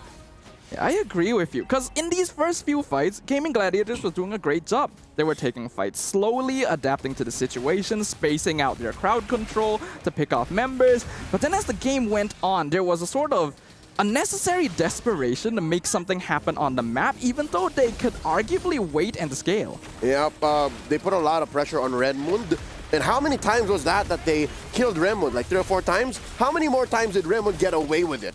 And I think that's where the frustration builds up, which eventually leads to them being scattered on the map. And I get how they got to this position. I watched it minute by minute, beat by beat. This is not looking good for GG and Na'Vi. They just know how to punish hard. They knew how to slip between the cracks and end quickly. What was that? Less than 12? it was like it was 13 minutes. The first Lord, anyways. About It was 13? Around 13 minutes. Yeah, Seeping is a 14-minute. But I do have to say there are some patterns that Gaming Letters actually brought out. The first is that they work better if they are in a defensive position. If Navi MY goes in deep into their own jungles, they have what it takes to get a defensive play and try to win on some kills. The second is that Arlott was just way too committal. You know that Arya is going to go for Haney down onto the back lines, but when she does, there's no means of escape. It's do or die. And this is what I alluded to earlier. Remember when I said, hey, yo, Arya used to be teammates with these ladies from Navi. Would this maybe be a detrimental factor to their approach? Because one might say, oh, this is just misplaced. She was just misplaced, right? Or Yeah. she was just too forward. But what if it was aggression? What if it was just like, What if it was just personal? we fight now! There's like a personal issue happening. No, You know I what don't mean? think so. Bole, we fight now! I'm gonna be honest, I don't actually think that is the case, as funny as it might be. I feel like the issue for GG this game was that they went into every fight with a checklist. I think they set up a checklist when the draft concluded, where it's Kalea catches the first person in front, Traction pulls him in, locks him down. Arya goes to the backline, cancels feathered airstrike. Every single fight, the goal is to do these things. And if none of these things happen, nothing happens. Pretty much. The problem is they were going out of their way to make them happen. Yeah. Right? The Arlet was always too far back to cancel feathered airstrike. Quite physically. They Yes. were going out of their way, and it was evident. Folks, when I mentioned that they were not using the resources to the best, I think we would better understand this if we checked out the gold distribution. You'll see that the reason why possibly the Harith got away with so much and got bank in him is because of how they played this game, how they managed to put enough pressure on Sayori so that they questioned their mid lane rotations, how they managed to, again, whether it be Arya's fault or Navi's fault to put Arya in such a weird position, led to them missing the roamer for most of the fights. And then that just naturally led to, the subpar gold laner in Harith showing up and, again, uncannily beating the Irithel. Because right now, I think Irithel is number one. Like, if you get an Yes. Irithel to farm up, she is bar none the best gold laner. Like, some would pick her over 1-1. Some would pick her over Granger. But here, Harith shows I up. think we can set this up very simply. Gaming Gladiators has Fredrin, they have Arlet, they have Kalea. So much crowd control. And it felt like Fao didn't need to use Purify the whole game. Right? Isn't that an issue? That feels like a problem. They were using Because she so doesn't many show things. herself. She doesn't show herself until the 10th minute Yeah. mark, until the first Lord of the game, and then they just win it. I think it's less that she didn't show herself. GG was dealing with this checklist. They Yes, were right. going exactly. for the checklist, and the checklist never happened near the gold lane. Yeah. It was always just around, like mid, towards the river, but Fafa was never in trouble. Like, I think that's one of the main reasons. It was like, they were so focused on this specific set of things that they needed to do, they didn't get to do that. Next thing they know, it's too late. Fafa was online. And even worse, if they do that, they don't have any resources left for them anyway, right? Because you're using all your big ultimates, all your catches on the front line or canceling the Farsa. Yep. What do you have left for the Harith, right? And even if you use the Purified, then you need something else. You have so much crowd control, but you are not distributing it the correct way. Yep, well, we'll check out in the highlights once more what this exactly means, how it translates in-game as we run through this very, very swift matchup. Game one was, 13 minutes, you reckon? I think so. Okay. Yeah. It's around 13 minutes. Arya actually had nice plays, but she's only used very sacrificially as a setup. There are some nice escapes from Arya, but she's not a main target as well. And the fact of the matter is, for Navi MY, they layered in their heroes very well. Rina only came in at the last minute. You have Fafao only coming in at the last minute. But for GG, they're throwing everything onto the three members. That's Shaw, right. Haney, Ramoon was always there in any of the clashes. So take a look at this. Sariori goes in without any vision onto the back line. And when Arya actually commits that dash, there's no means of escape. Yep. They were basically proposing on the first date. Yeah. Just look at how awkward. Literally, look at how awkward they're standing back there thinking, what do we do? Do we enter? Do we back off? Do we... Like, there's question marks happening over the heads of GG, and as the game kept going, they kept trying to do the same thing or forcefully attempting something different, which wasn't necessarily something they were prepared for. If y'all were to name an MVP, like just off the top, who would it be? Navi MY. I think either Rina or Fafao. But Okay. I'd say Trina. You say Rina? I'd say it's Rina. It's very straightforward for Fafao to get to that point. Because Rina gave her that space. Exactly. Rina was hunting down Sayori. Rina was compromising Ashley's entry because just in the highlights, what was that? Twice now you saw Ashley overextend, try to get somebody good, but it always just ends up being Remund. And Remund was doing her job well, just like, just get me. Pull out all the resources, taunting even more, and then the last second, AOG out of here. I think Genius. many members of Navi were honestly doing a good job. Raymond was great. You know, Gatot is specifically very good for these situations. You get caught, you AOG out. I would give it to Rina, but there were actually some Lancelot plays in the first few minutes that I felt like were a bit sloppy. Hey, so she's just getting warmed up. What are you yeah, saying, that's man? true. But That's did she possible. die, though? She didn't die. She didn't die. So we'll still give it to that. I would personally pick Hani, actually. I think the Farsa, the feathered airstrikes, forcing them out of position every single time, even though it didn't do the most damage, made a big impact. All right, so definitely these are must-watches for GG as we go into the draft. I had gotten word that the draft is nearly upon us. I do see the ladies back to their battle stations. So Coach Rexvin, Coach Aish are going to be playing once again a game of chess to set these ladies up for combat. Besides the Lancelot, besides the Farsa, I think these are the two spotlight heroes for Navi MY. Any other picks that maybe GG should watch out for? Maybe that Gatot. Maybe the trade for the Gatot and Kalia wasn't as straightforward as we first thought. pick Arlot, I don't think that would be There a you very go. viable option. Switch the priorities. Switch the first pick Arlot. I think try to suss out what your opponents want. I think if Phobius would have been a much better choice as well. At least you're able to disrupt that back line more effectively. You can soak in more damage and you're healing everything back up. Fight the Harith better. Fight the Harith better. The only trade-off is you don't really have a loose member down on the side lane priority. So I guess that's what they want to go for. But I think putting Arya in a first pick position and you're playing against your old team is like, okay, I know Arya's going to first pick this one. Now this is how they're going to play. You're playing right into their books. You're falling into their traps.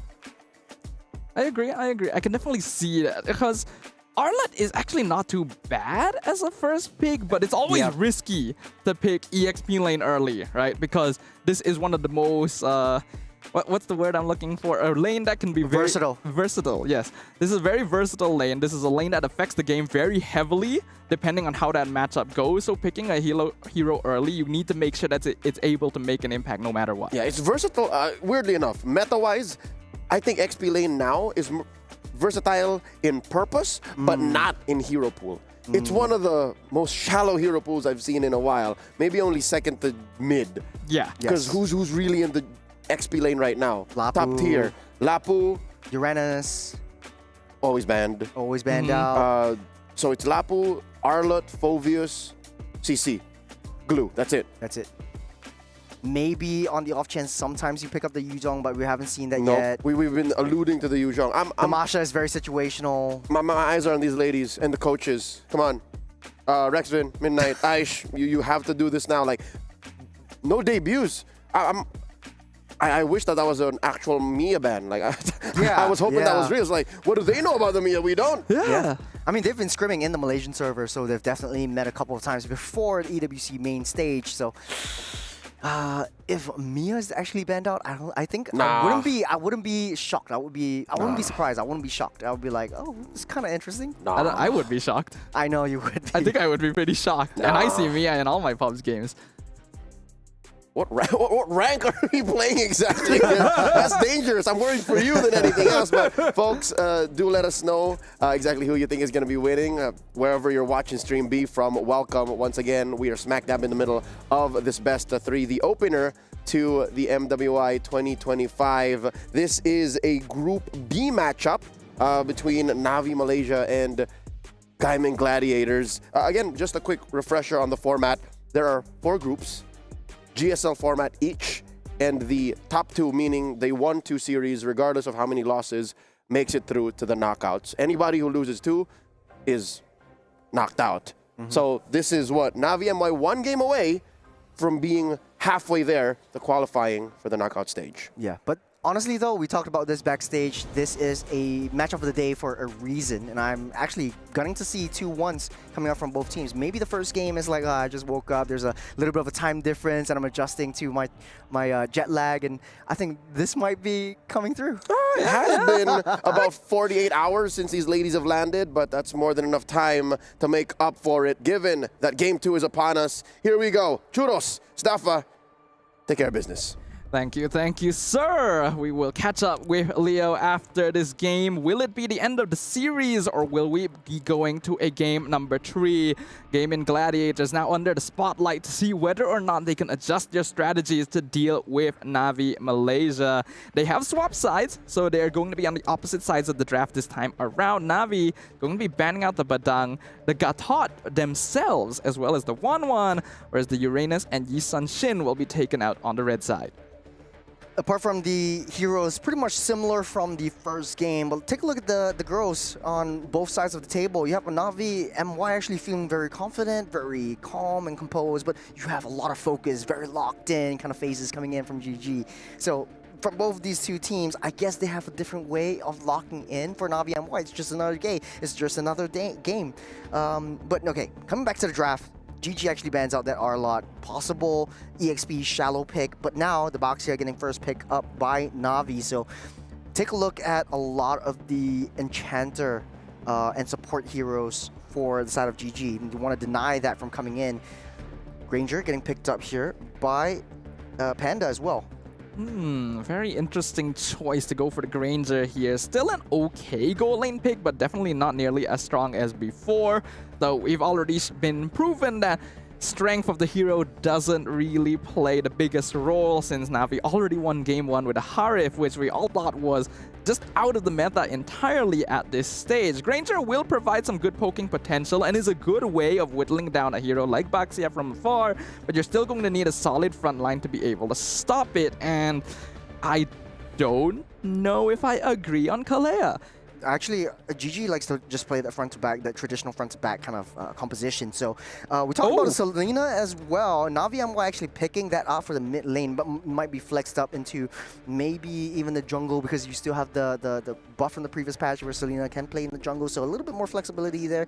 You might even throw Selena in the roam position. It might be a possibility as well. But they are going to pick up the Irithel. And like Leo said, I do agree with him where Irithel is one of the better marksmen to pick in this meta, just because of how mobile she is. You can dash away from the Death Sonata as well, so it makes it harder for Panda to deal her shots. And it's a very greedy lineup right now with Hayabusa and the Granger coming to play from GG. Both of them actually need so much more farms to come online. Ooh, this is this is risky here. Like you mentioned, Churros, Haya and Granger both need items, both need farm to really start making things happen. Granger can afford to play a little bit safer, but Hayabusa needs early snowballing, and the Baxia is not an easy target for you to take down. Selena could be an option, but part of the reason why the hero was good before was also because of the map vision that it's able to provide you with those abyssal traps, right? You just set them up around, you make sure that you always have vision over where your opponents are going to be. Right now, I'm not too sure how I feel about Gaming Gladiators draft, but we will see how it comes as we jump into the second phase of bans. GG banning out the Ling as well as the CC. You don't want to deal with that up on the EXP side, but on the side of Navi MY, taking out the Juicin, I think the Zetian hasn't seen the light of day just as of yet. They might think of taking it out, and then you play a little bit more vision, because right now you're facing up against the Selena. Once you have the Selena traps around you, give your team a little bit more vision control, and I think Zetian would be a viable possibility to pick up just to deny that vision play. I can see that. Right now, I'm very curious about the CC ban. Banning CC here indicates that GG probably wants to lock in their EXP lane as the 4th pick after the bans conclude. But what hero would really be prioritized here? Farsa. You got Farsa wide and open, creates a lot of pressure and space, but then it's vulnerable to Selena and three Baxia, vulnerable though. heroes. Yeah. Like, banning out CC. Usually you'd ban out CC against Uranus. Uranus is already banned. Phoveus, but not very good against Navi right now. Glue, but also not very...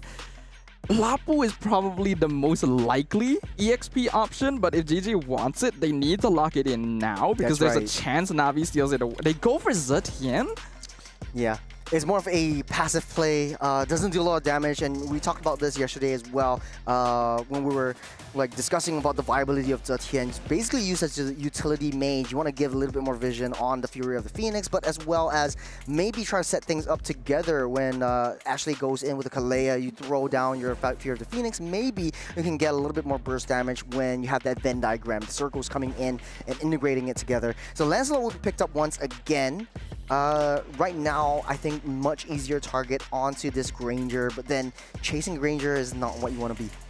Yeah, I mean, it's not ideal, but it's still something that you can do, especially now when you look at GG's draft. They have a lot of backline, right? Zetian and Granger are generally going to be quite vulnerable since most of the time, Kalea is going to be trying to set up for a pickoff in the first place. So they would be quite vulnerable to a hero like Lancelot, especially when you also consider the lack of crowd control on GG right now. They need CC, they need a strong hero that can form a secondary front line that can protect the Granger and the Zetian if the Kalea goes in front. The glue already going to be taken away by Na'Vi as well, a hero that's very good at diving.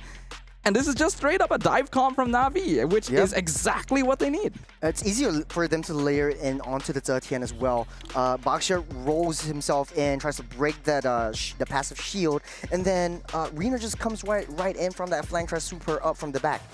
So I think that might be a little bit of a risky situation that they have to play around, but they go back to basics and Terizla getting picked up. Terizla. Alright, I can see that being quite good. It is a very strong matchup into the glue as well, since you are going to be able to lifesteal off of all the individual goos, but also a very slow and bulky hero. Not to mention penalty zone is not the strongest form of crowd control in the game. It's easier to dash out of penalty zone as well. There are so many heroes on Na'Vi's side that can just completely ignore Terizla and dive their backline. So what is the thought process here for GG? They do have two greedy heroes, a utility mage, not a lot of damage in the early game. Do they play late game? Is there a way for Nicolette to hyper-focus onto a main target? And who is the main target? The ideal for GG is to play for early to mid game. If they can get early snowballs into the Hayabusa, that would be the most ideal. Maybe put a bit more pressure onto the Terizla to immediately unlock him from the side lane and allow him to join you, rotating and potentially invading the jungle. But that is a lot of checkboxes that they're gonna have to tick off here. We're jumping into game number 2, ladies and gentlemen. Gaming Gladiators currently 1 game down against Na'Vi Malaysia. Can they bring it all the way? Pressure is definitely on for GG. One more game and Na'Vi just takes it all, especially since, you know, you won 2 games win and you're in, and it doesn't look too good in the group stages. And on the bottom side, you have Sayori, immediate rotation down the bottom side, try to get enough pressure and try to get Panda to win out that lane. Ashley trying to draw a little bit of attention onto themselves and holding onto the mid side. I like the early rotations from Sayori. Like I already mentioned, going to help out the Terizla early is going to be good. Ooh.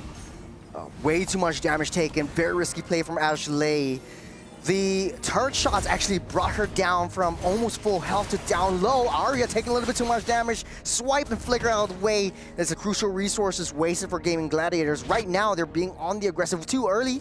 Haney getting the stun up, might not be able to hit Sayori, and Sayori gets out safe for now. But you can tell, totally tell that a lot of aggression coming in from Gaming Gladiators. Is that how they want to play against Na'Vi? I think it is, but you ideally need a bit more lane control before you're able to do it. The goal is to get as many kills onto Nicolette as possible, because that's going to be this... Oh, hold on, goal lane. A 1v1 Panda will not be able to finish the job. The turret minion's still there, but able to push Fafal back onto play. That buys her some time onto the goal lane. Turtle has already been spawned up. Sayori already popped that shield, and that was the job of Raymond. So what is the play now for Gaming Gladiators? Will they be able to contest for this one? Reno will snap pick that turtle up, and Gaming Gladiators playing on the passive. Top side though, Nicolette comes in, swoops in, takes out Fafal, draws a little bit of attention onto herself as Na'Vi rotating upwards. But Sadafa, this is looking much better for Gaming Gladiators. They have a pickup composition. They're playing it to their strengths. Yeah, that was the correct play. 100% the correct play. Arya was not even level 4 at the time Na'Vi was contesting the turtle, so there's no way they can take a team fight there. Go to the opposite side of the map instead and help out your gold laner. Plus, get an assist onto Nicolette. That is exactly what they needed to do, and then they backed it off to make sure they do not overcommit the way they did in game number 1. So that allows them to get a slight goal lead. I think Gaming can continue playing around this sort of situation. They actually have a good amount of mobility, so if they play the map and just avoid fights against Na'Vi early, that might actually be a win con. Yeah, Panda just playing a little bit more safe, trying to draw their attention away from the turret range. Seeks out where Ramoon is, and they're losing their gold plate turret up top. You got a Tsunami Slam onto Haney, unable to finish the job, as Nicolette tries her best. Will not be able to land the shadows just in time, though. Shadow kill will not be enough. Revitalize keeps her up safe. On the top side, though, they're trading the turrets. T1 is down for Gaming Gladiators. Man, Na'Vi MY just looking for trades left, right, and center. The macro game is what Gaming Gladiators need to eye around. I'm loving the way that Raymond is playing around this Baxia right now. Really maximizing the capabilities of the hero, of being a very fast rotating early frontline tank, keeping herself in a place where you can either back up the top lane if Gaming decides to go for a full dive, or help out Hani in case Nicolette shows up on the opposite side of the map, which in this case, the latter actually happened, and the Revitalize was able to keep the Selena alive. Na'Vi MY is well aware that the less resources they give to Gaming early, the easier it'll be for them to take control of that mid game, because that is where their heroes really start coming online. Ooh, risky play from Ashley, diving in, forcing a flicker out of the way as Shaw tries to get too deep. Ashley getting hit on by 3. You got a penalty zone already committed. There's a 3-man stun. Shaw hit the mark right on Gaming Gladiators, pulling all of them down. Sayori's next on the chopping block, but won't be able to hit that mark. But did you see that, Sadafa? I did definitely see that, and that was a beautiful play coming in from Na'Vi MY. Did you know, Churros? Fafa was interested in fashion design, you know, because that was a work of art right there. From Na'Vi MY. Gaming Gladiators made a huge mistake. They already lost Arya. There was no reason for Ashley to try and force a flicker catch, and then the rest of their backline walked up to back her up and instantly got 3-man stunned by the glue of all things. They cannot keep doing this, Churros. It was 4-man, and Sayori already popped that shield because Ramoon was actually on her back, and Sayori needs to be able to find a way to play a little more passively. Right now, you don't really have a lot of damage. Over the wall they go.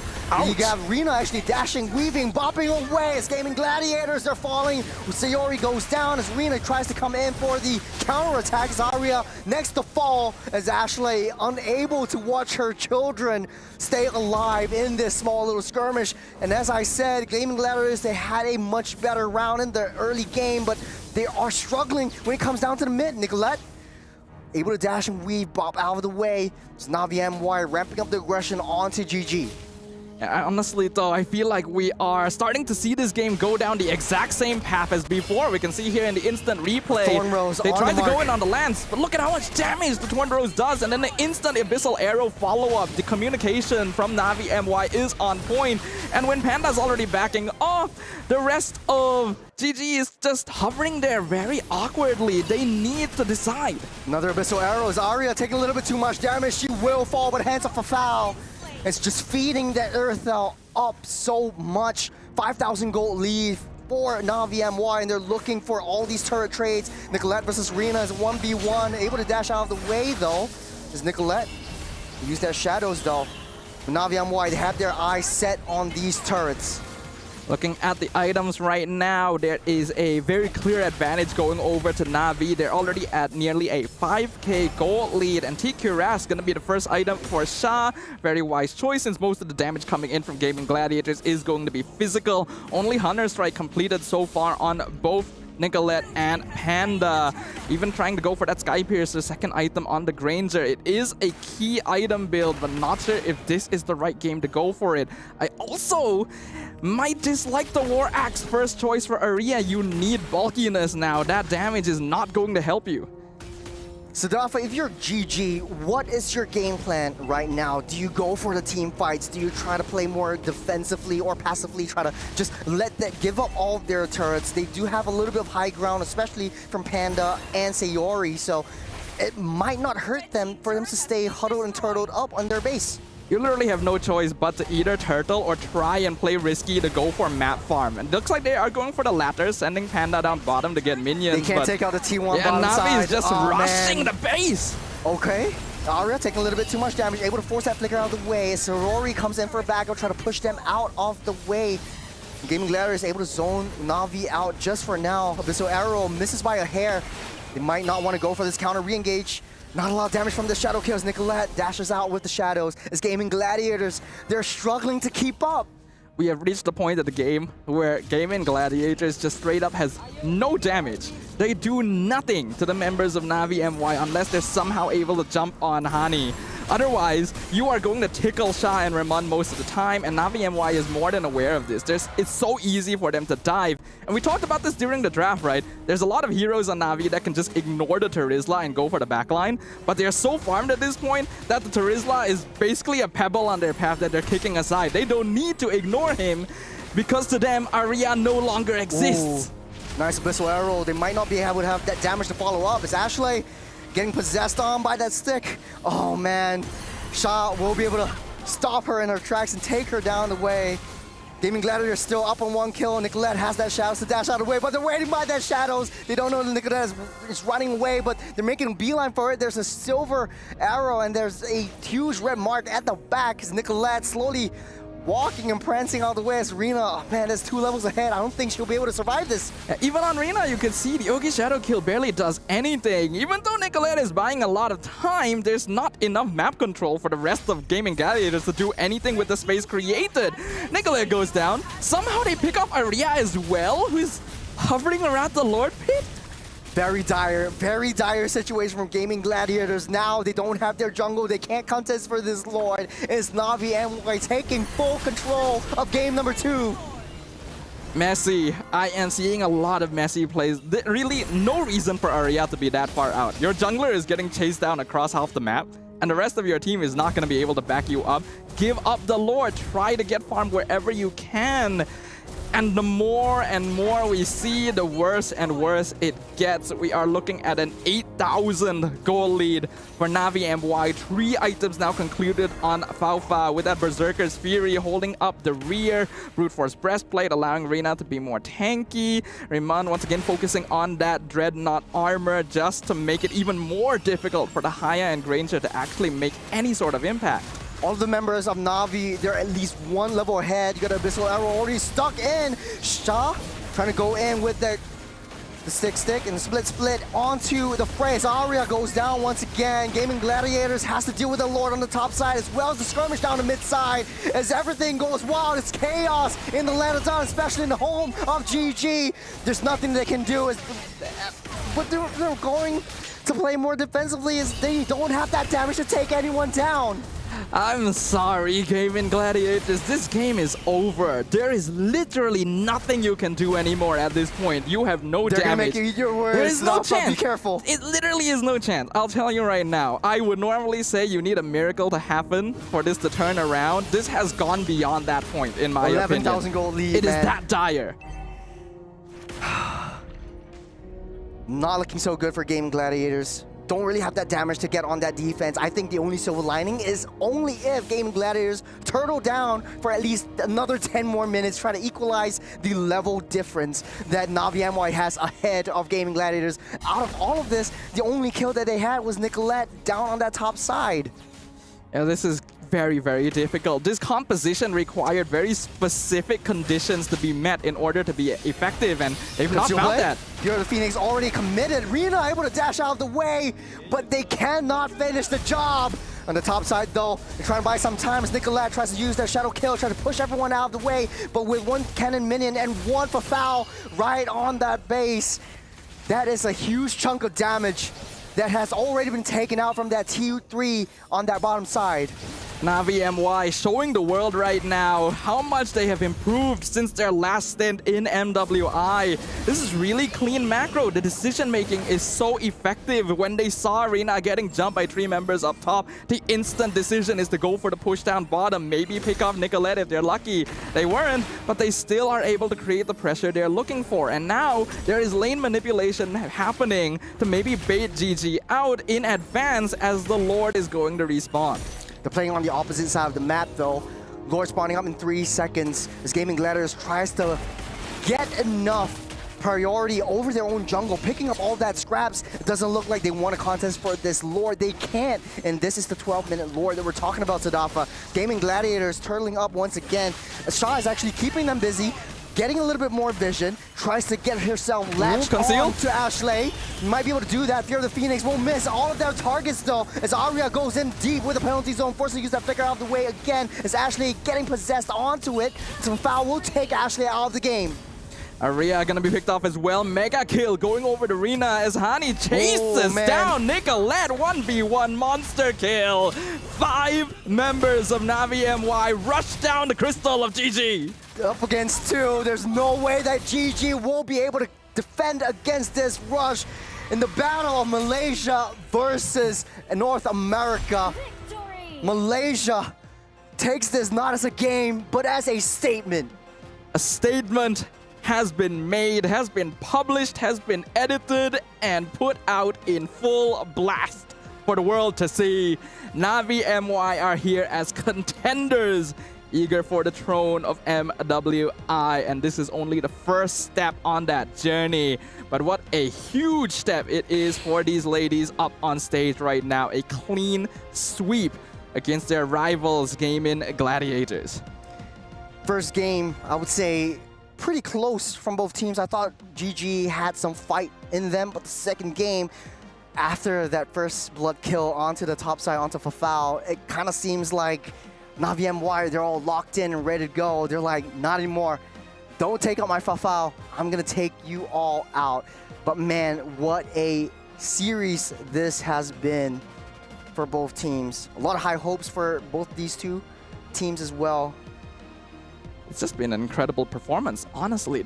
There was some messiness from their gameplay early in game number 1, but you said it was a warm-up. You said it was a warm-up. It was a warm-up. I think you were right. It was more of a warm-up for Navi MY. Is like, okay, we made some mistakes, let's just change it, and they were dominant in the second game. They were so dominant. I'm honestly curious to see what they will have to say, because we have an interview set up. You guys can see Trex, the handsome man standing there next to Navi MY. Let's throw it over to him and see what they have to say. Thank you guys for the throw. It was an amazing 2 series. And right here I am joined with Finna, the jungler. Rina, the jungler of Navi MY. Now, a lot of us kind of thought you were the MVP for those 2 games. I don't know what the final call is going to be, but before we get to that, quick formalities. How do you like Riyadh so far? So far so good, but it's just a little bit hard, yeah.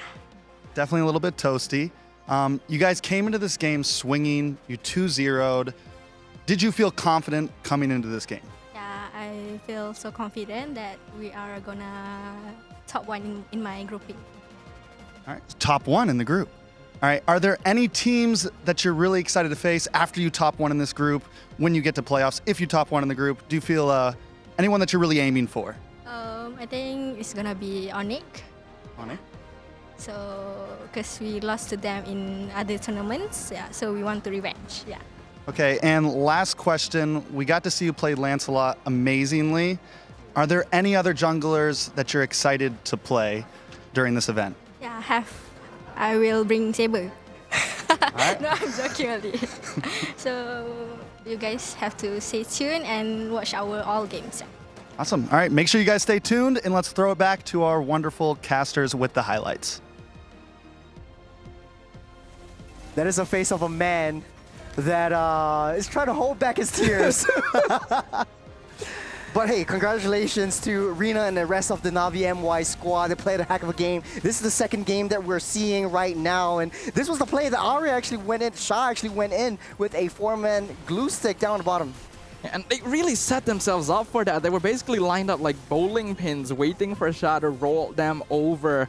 Again, this draft is not easy to pull off. It's a composition that needs a lot of conditions to be met, and they're already playing from the back foot because Navi MY is clearly adjusting their hero picks based on what is coming out from Gaming Gladiators. You go for full dive composition to punish a front to back, and yeah, I still am not too sure about some of the options we saw here, but we have Leo back on the desk. What are your thoughts about our first series, sir? Something tells me maybe, if not just as quickly, much more quickly, things went sideways for GG in game number 2. Definitely some stuff they need to polish. Their communications, their positioning, even the draft. It's clear that they love Kalia. They like a certain way of team fighting, or they prioritize certain resources when it comes to building comps.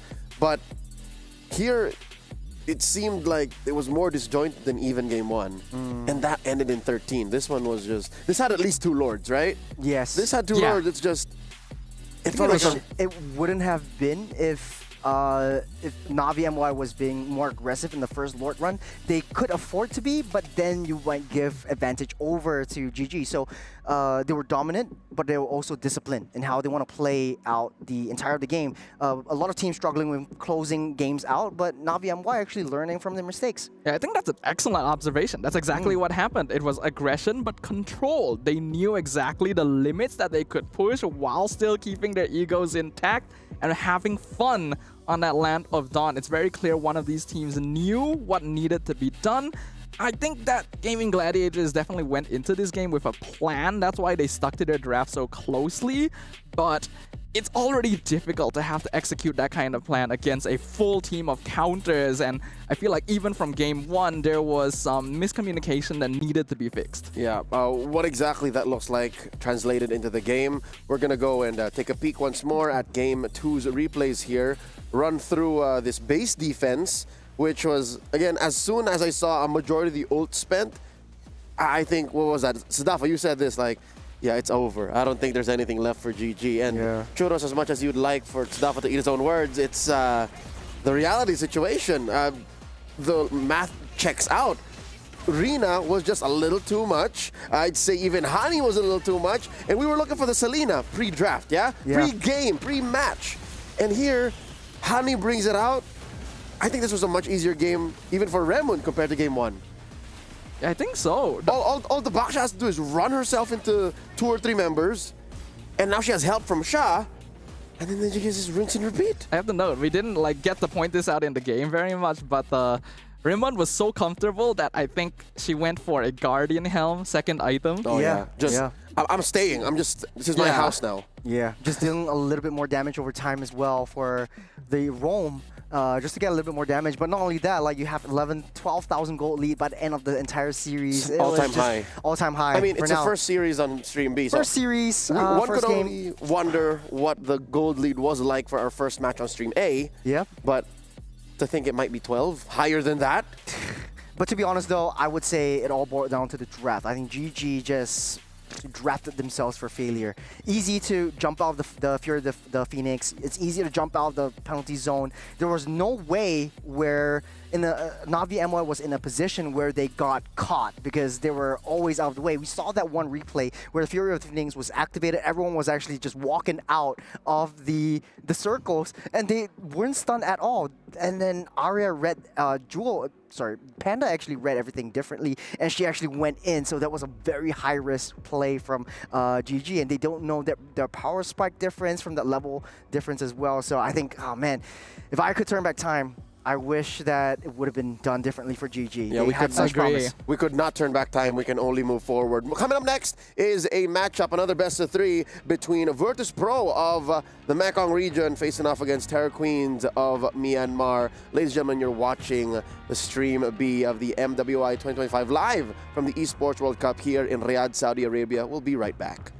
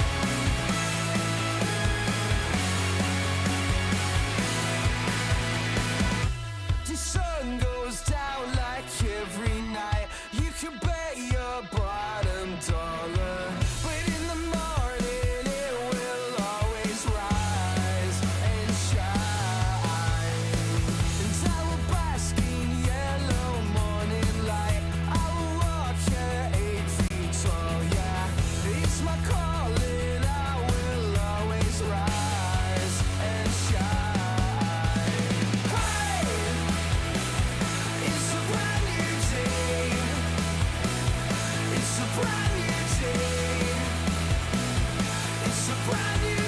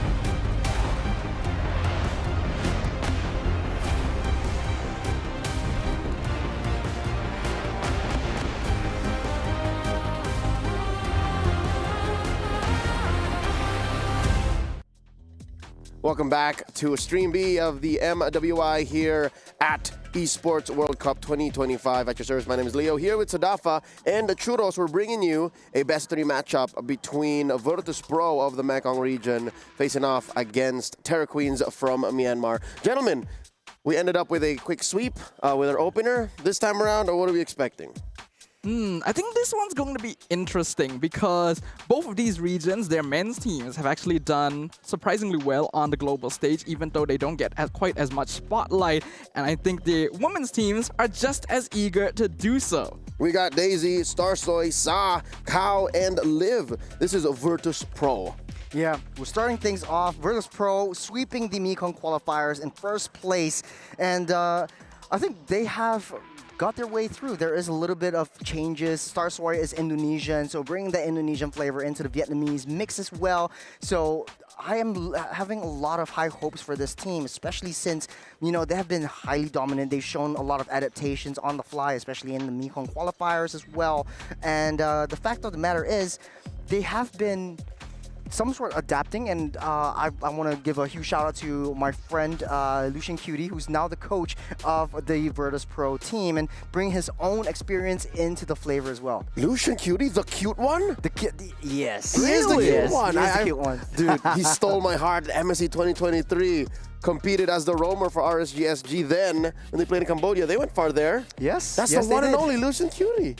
Yeah. There he is. They are facing off against once more Terra Queens. Majority of the lineup were the formerly known as Net Angels when they competed in the MWI 2024. Let's get to know these ladies now. Once again, these are the Terra Queens coming in from Myanmar. The Burmese squad made up mostly of Klang, Rui, Lunalin, Sikoshi, and Ku. There is one import here. We're looking at Rui. This is a team that has a lot to prove and a team that is confident that they are going to be able to prove it, being the first place finisher in the MWI Myanmar qualifiers, sweeping Weibo Gaming 4-0 in the grand finals. They went undefeated throughout their entire qualifier tournament, and after finishing 5th to 8th place under their previous team last year, they're eager to rise up among the rankings and claim a spot even further in the championship. This squad does not belong in the region. They are so talented. They even got their old coach back, Coach MSK, aka Vladdy. These ladies proved themselves an amazing squad. Even last year, this is not their first rodeo. Mind you, Skoshi here, if the facts check out, she's a med student. She had to put her studies on hold to be able to chase his dream of esports greatness, and here she is now. Yeah, I believe that is correct. From what we've heard previously, Sakoshi did give up on medical studies to follow an esports dream. Definitely a risky path, but we gotta give her props for following up on that passion. This is going to be her second MWI and also her second tournament with Luna Lin and Ku. She has stated before, and we asked her, that her idol is actually Benny Cutie. So that's definitely a player that she looks up to, and we might see similar playstyles from. Yeah. To be honest though, both of these two teams have very notable hero picks as well. For the side of Virtus Pro, they brought out the Alice Angela, the Alyssa Jala, in the Mekong qualifier series, and I think that caused them to sweep the entire round, especially during the group stage and up till the grand finals, where they had a 4-0 run as well. On the other side of the table, we have Terra Queens, who has a little bit of a juicy pickup for the Harley. We haven't seen that in a while. Yep. The last time I remember seeing that was Todak and MPL MY in Season 13. Yeah, that was the thing. It was shocking. It was literally the only appearance of the hero in the entire tournament. They didn't even play it after that happened, but it was very effective for that one particular game. And I always love it when teams are willing to bring slightly non-meta heroes in positions where they are specifically designed for the job. Considering that both of these teams have had a little bit of international experience, this could be a chance for them to show off some pocket picks, heroes that we don't get to witness very often. Yep, prior in the series, that went down. Navi MY in the hands of Hani debuted, or re-debuted in this case, the Selena. So Selena is once again a real pick this time around. I do believe, yeah, that is Hani. She scored something disgusting. It's like a 504 on the Selena. So we were looking for her, and now she finally shows up in the post 1.9.90 hotfix patch meta. So maybe this time it's the Alice that gets debuted, or maybe. I highly doubt it, because I think Terra Queens might be on it. Coach MSK might just straight up ban it. Yeah, suss it out, right? It's just like, take it, respect it. But then again, it's still the first day.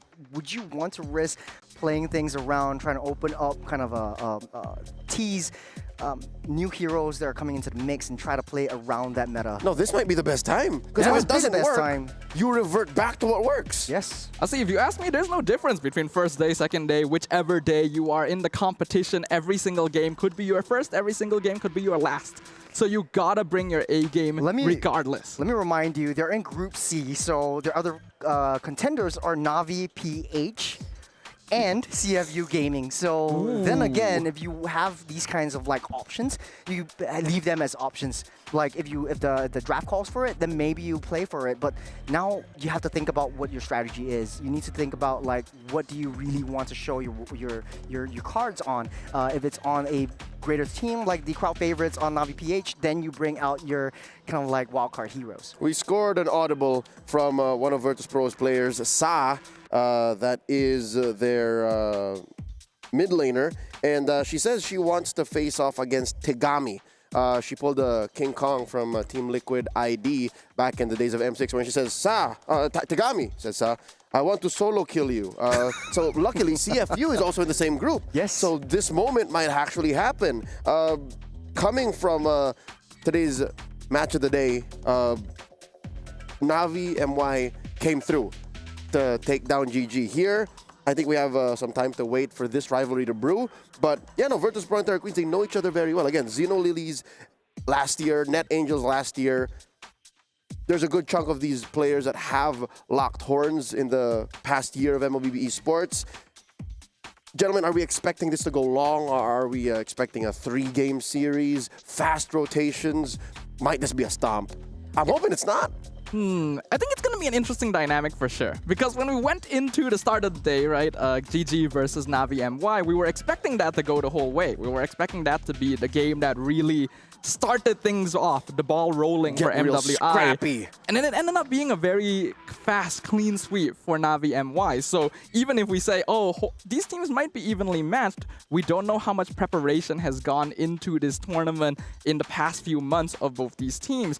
Based on what we know, though, from previous information and from the interviews that have been done by our production team, thank you very much, the guys behind the camera, I think there's an interesting dynamic happening here where Virtus.pro were very honest with themselves, right? They admitted many times that they didn't play very well, are quite blatant and direct to each other about their gameplay and willing to look within themselves to see if they're doing anything wrong.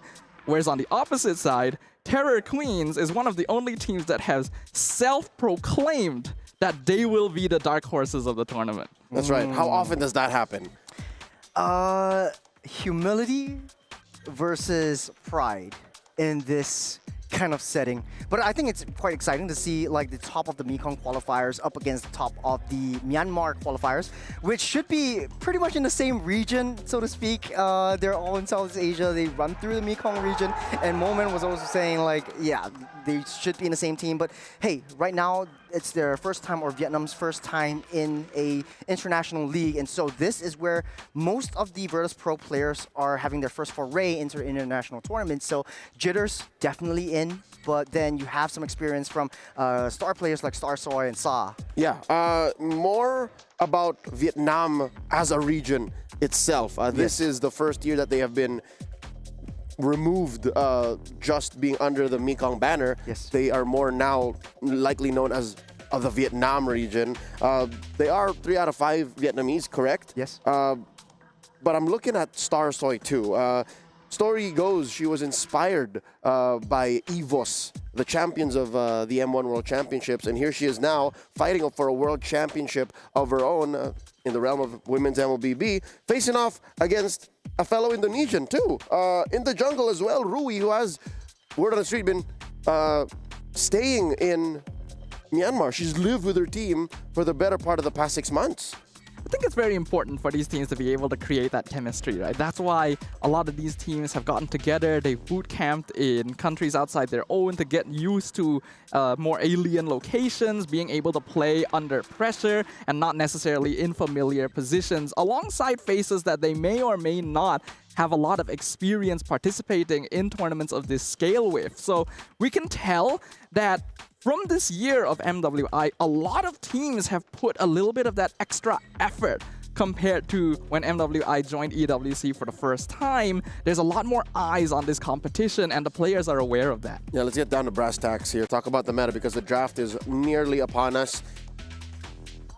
Starsoy plays heroes that, in her words, are unkillable. So she wants to try and make the Angela Alice work if it comes through. Yep. She also has a pocket Lucas. Well, in the days of their qualifiers, Lucas was still a top-tier jungler. Gentlemen, what heroes do we want to see come out this time around? I think it matters more now because the wish list is very real. As long as we manage our expectations, we did see a Selena come out in game one match one.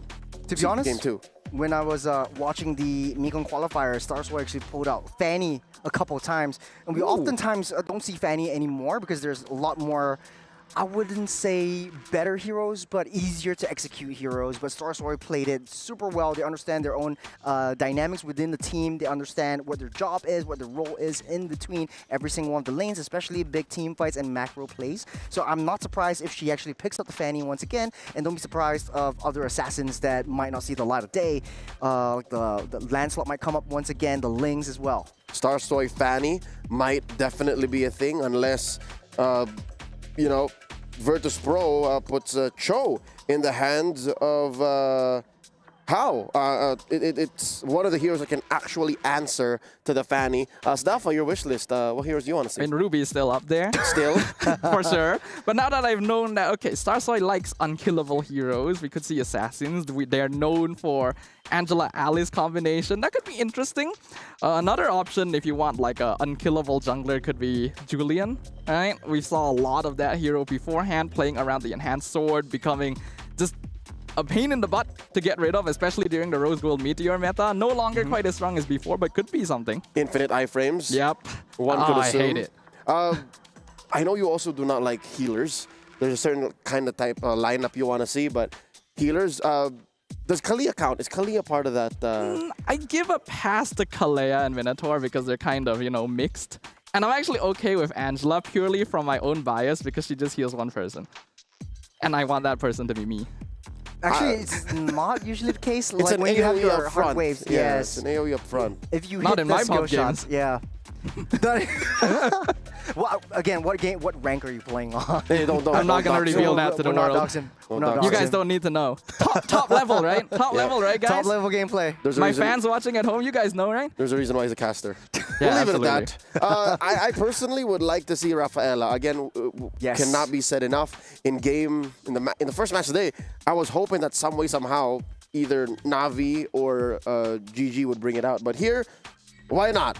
Virtus Pro, please, Terra Queens, do us a solid. Bring out the Rafaela. We've already seen Florin in the wild card. Maybe Kufra. If Fanny is an option, then Kufra, Cho, Moskov. Ruby. Yeah, whenever she lands, let's just stop her in her tracks. Granger still can't catch a break. No. Sadly, we have heroes that we want to see. These are some of the heroes I want to see less of.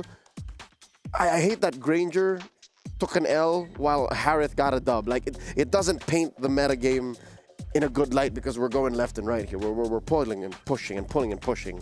Yeah, but there's a certain kind of composition that you want to play around a Granger. I think GG in the previous game actually experimented on that, bringing out the Arlot as well as the Terizla, heroes that were kind of lost in the meta. And so I think both of these two teams, especially for Daisy in Virtus Pro, who is known for a little bit more adaptive play styles, she's able to bring out Benedettas into the mix as well. I think the long-lost burst damage kind of EXP laners has not seen the light of day in a long while. So right now, I think it might be a good time for them to experiment on different kinds of heroes being pulled out If as we're well. going down that line, besides Ruby, I really miss Paquito.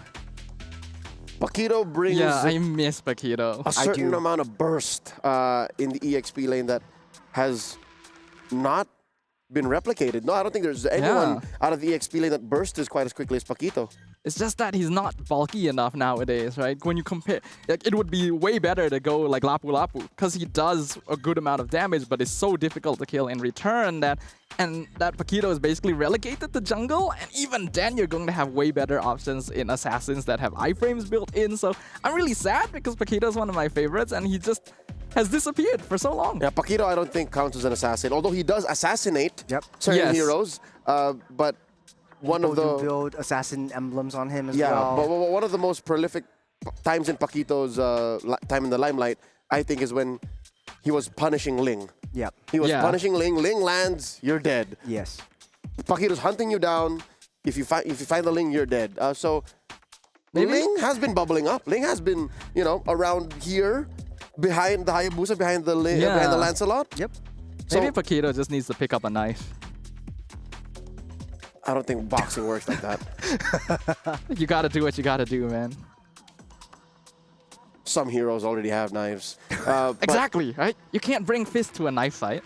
we're hoping to see maybe True. a Benedetta, because if the Enchanter metagame further progresses, Yep. then the Benedetta is one of your solid answers. Definitely works. Besides because you have Baksha. Uranuses, who are always proxying the wave. What leave 'em. other EXP laners to counter this? Not really counter, but to go mano a mano, head to head against this Uranus would be either the Esmeralda, the Yeah. Benedettas, like before. Try to clear up the waves and try to join in the team fights as effectively and fast as possible. So I think this would be some of the things that I'm looking out for, especially from Virtus Pro. Now on the other side of the table, we also see Terra Queens, who have quite a bit of solid pickups and wildcard picks. So we were talking about like the Alduses and the Auluses that were coming into the fray as well. I don't think in this match the jungle Yeah, might probably change. not. But with the Harley in question or as an option for Terra Queens, what other interesting jungles might you think you might pick up, especially from Rui? Well, we've already brought up the Julian as an option.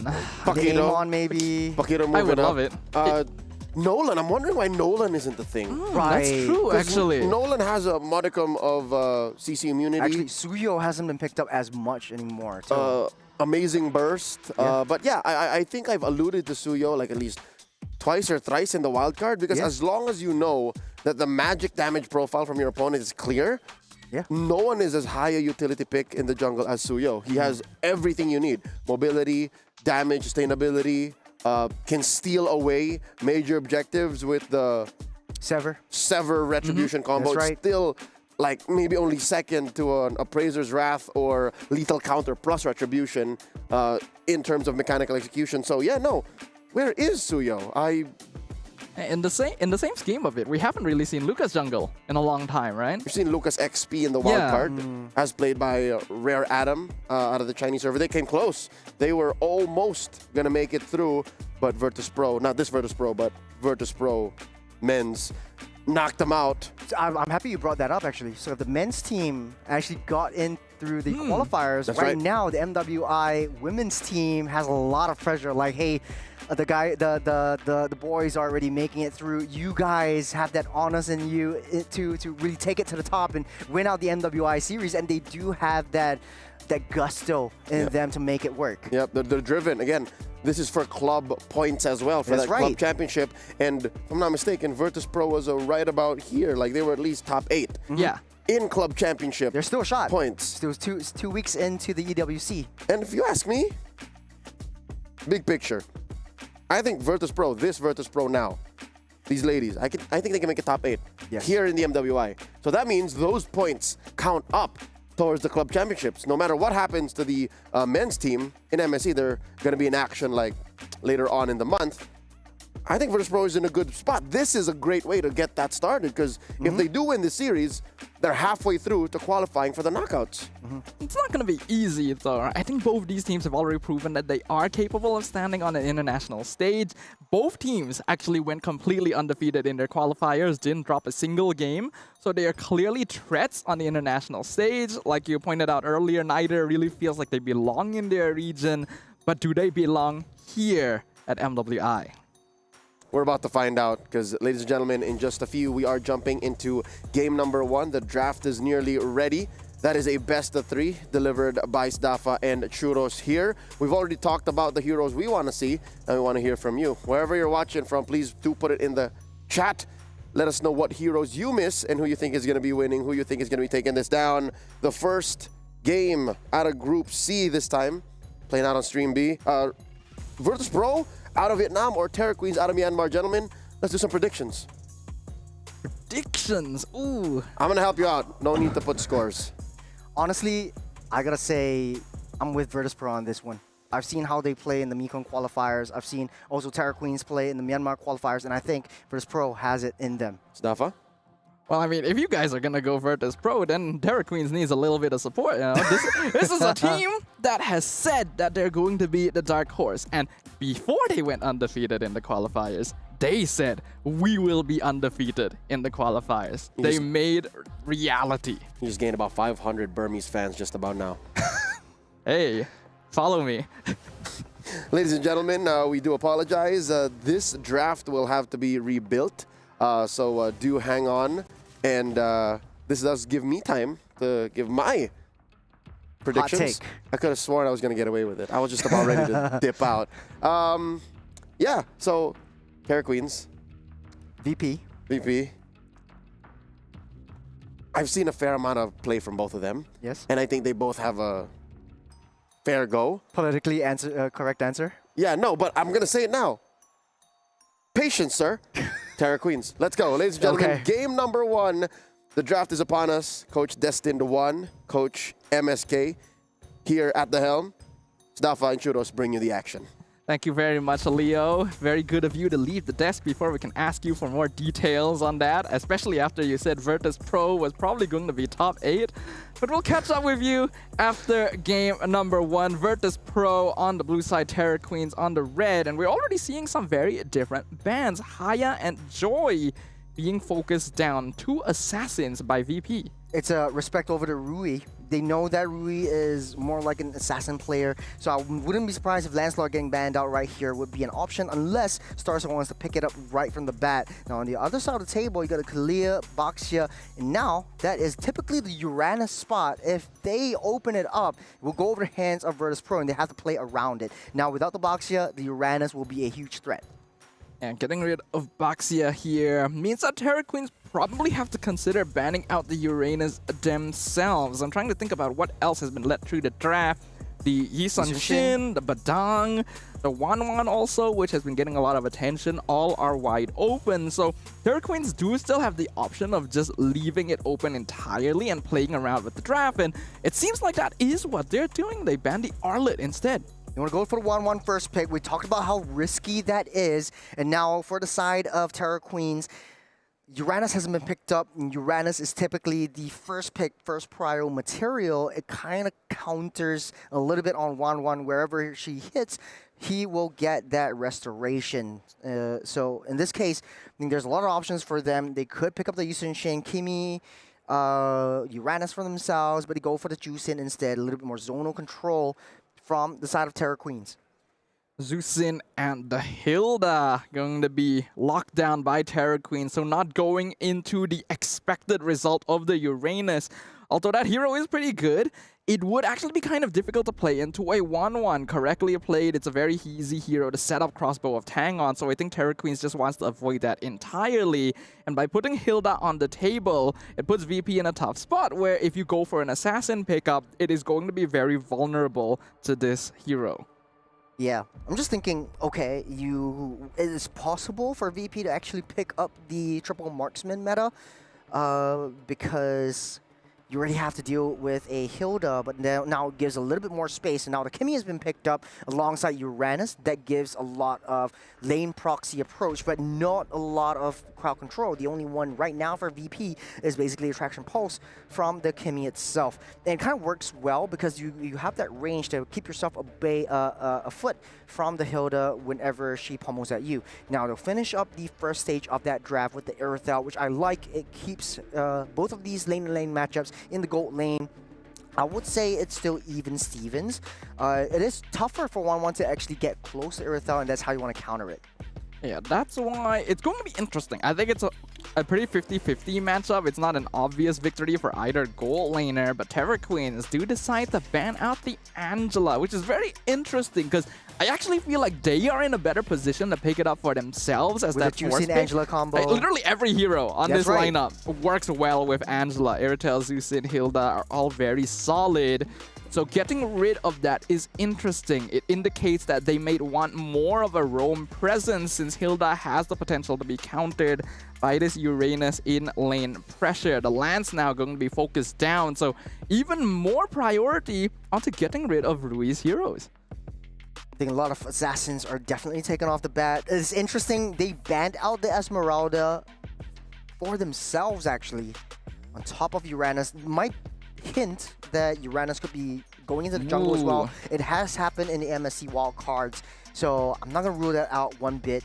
That last ban slot might be a Ling or a Hanzo has been picked up by Rui as well. I think it might work well against a triple marksman composition as well. Man, Yi Sun-shin, you want to ban that out for yourself? I think if it's possible, Virtus.pro would probably want to get the Yi Sun-shin. It's a little risky since there's a Hilda on the opposite side, but as long as you have a solid enough roamer at the end, it's still possible. But they do decide to get rid of it. So it's unlikely to be a triple marksman because you do need a Yi Sun-shin to actually make that work. Now we see what Terra Queens will prioritize for their fourth pick. Quite a bit of options right here, especially on the jungles. They could very well snap pick the Ling up for themselves if they want to secure a assassin jungle. But then again, Virtus.pro has ways to deal with assassin jungles because Starsorn is a strong assassin player herself. So they might be able to identify and suss out what Terra Queens wants to pick up for themselves. Will be the CC first, try to mitigate a little bit mano-a-mano damage with the Uranus. So to match up the tempo, I think that would be a good pick for now. Virtus.pro, last two picks. I was thinking it might be good for Terra Queens to keep Hilda flexible and lock in their jungler first, but since they don't know whether or not Uranus is going to be jungle or EXP, I guess they've decided to play it a little safer.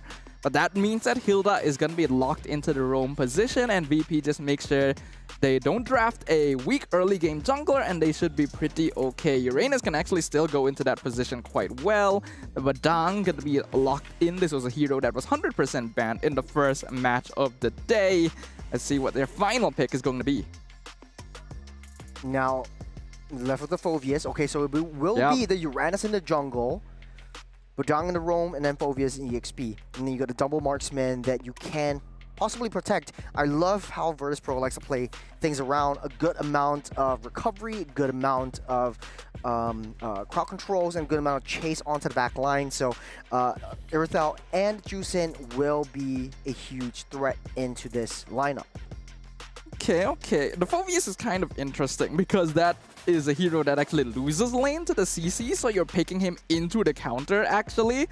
But they are anticipating the last pick, Assassin, which in this case does end up being the Ling. I think it is one of the best options that Terra Queens has. A hero that can dive the backline and has a get out of jail free card just in case the crossbow of Tang becomes a threat.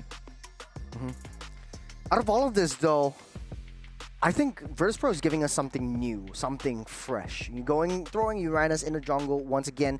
I believe that this is not their first foray into Uranus jungle, but then there comes the question of Uranus actually being a holding on to the Retribution versus holding on to either Revitalize or the Vengeance itself, and that changes how you want to play things, especially in team fights. But then therein also comes where is the Uranus much faster than the Ling in terms of jungle farming, and how impactful is the Uranus within a lot of these objective takes? Well, we'll get to see the answer to every single one of those questions as we jump into the Land of Dawn for game number 1 of our second match of MWI. Will it be the virtues of Mekong or the terrors of Myanmar that secure victory in game number 1?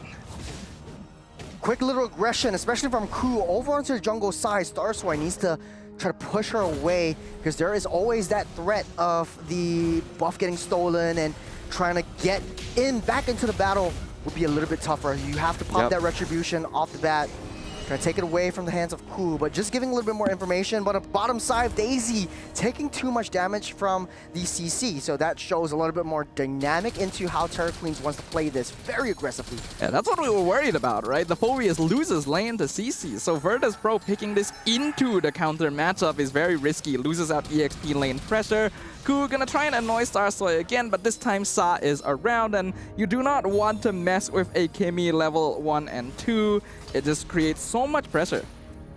And speaking of pressure, Terra Queens are on reconnaissance duty. They're always in Virtus Pro's jungle. Taking a look at itemizations, nothing screams out to me on the top of my head. But now look at where that Uranus is. Starsoy is being pummeled on by the 2 double fighters in the bottom side. Still okay though, Uranus is pretty bulky even at this stage of the game, and will definitely have a lot of Radiant stacks built up since the jungle creeps are just gonna be hitting them back. So even a Hilda is not gonna very easily chase Starsoy out of the jungle, and that'll allow Virtus Pro to play for a potential turtle contest as long as they can give a bit of help to the EXP lane. No level 3 from Cal and Ku as of now. You're able to push that in. A lot of damage down by Cal. Starsoy tries to... Traction Pulse going to be avoided by Hling. Starsoy still in position. We can see Rui actually picking up another buff. So Ling going to be 1 level up on the Uranus. That should give Terra Queens a potential advantage on Turtle Take. Infernal Pursuit comes in. Cow going to be buying some time as Ku eating up the damage from Daisy, baiting the Phobius away from the rest of the team. Terra Queens taking this very slowly. Daisy now going to be engaged on the Lantern. Pick up on Daisy. Forces the flicker outwards. Rui comes in, does the damage, chases Virtus Pro back into the mid lane, and Terra Queens gain control on the turtle. That's how they want to play it. Terra Queens has a lot of early game damage. You don't have to have that level 4. Starsoy taking a lot more. Starsoy might go down here, is able to get away. Rui secures the turtle. Tempest Blaze comes out. 1v3 in the turtle pit as the rest of Terra Queens turn around and pick up the first blood on Cow. Daisy gonna be chased down as well. Double kill over to Rui. And the Purify even forced out. Sa not gonna be able to escape from the terror in the Land of Dawn. Where everything broke down was that they pushed Starsoy away, and this is where it gets a little bit risky.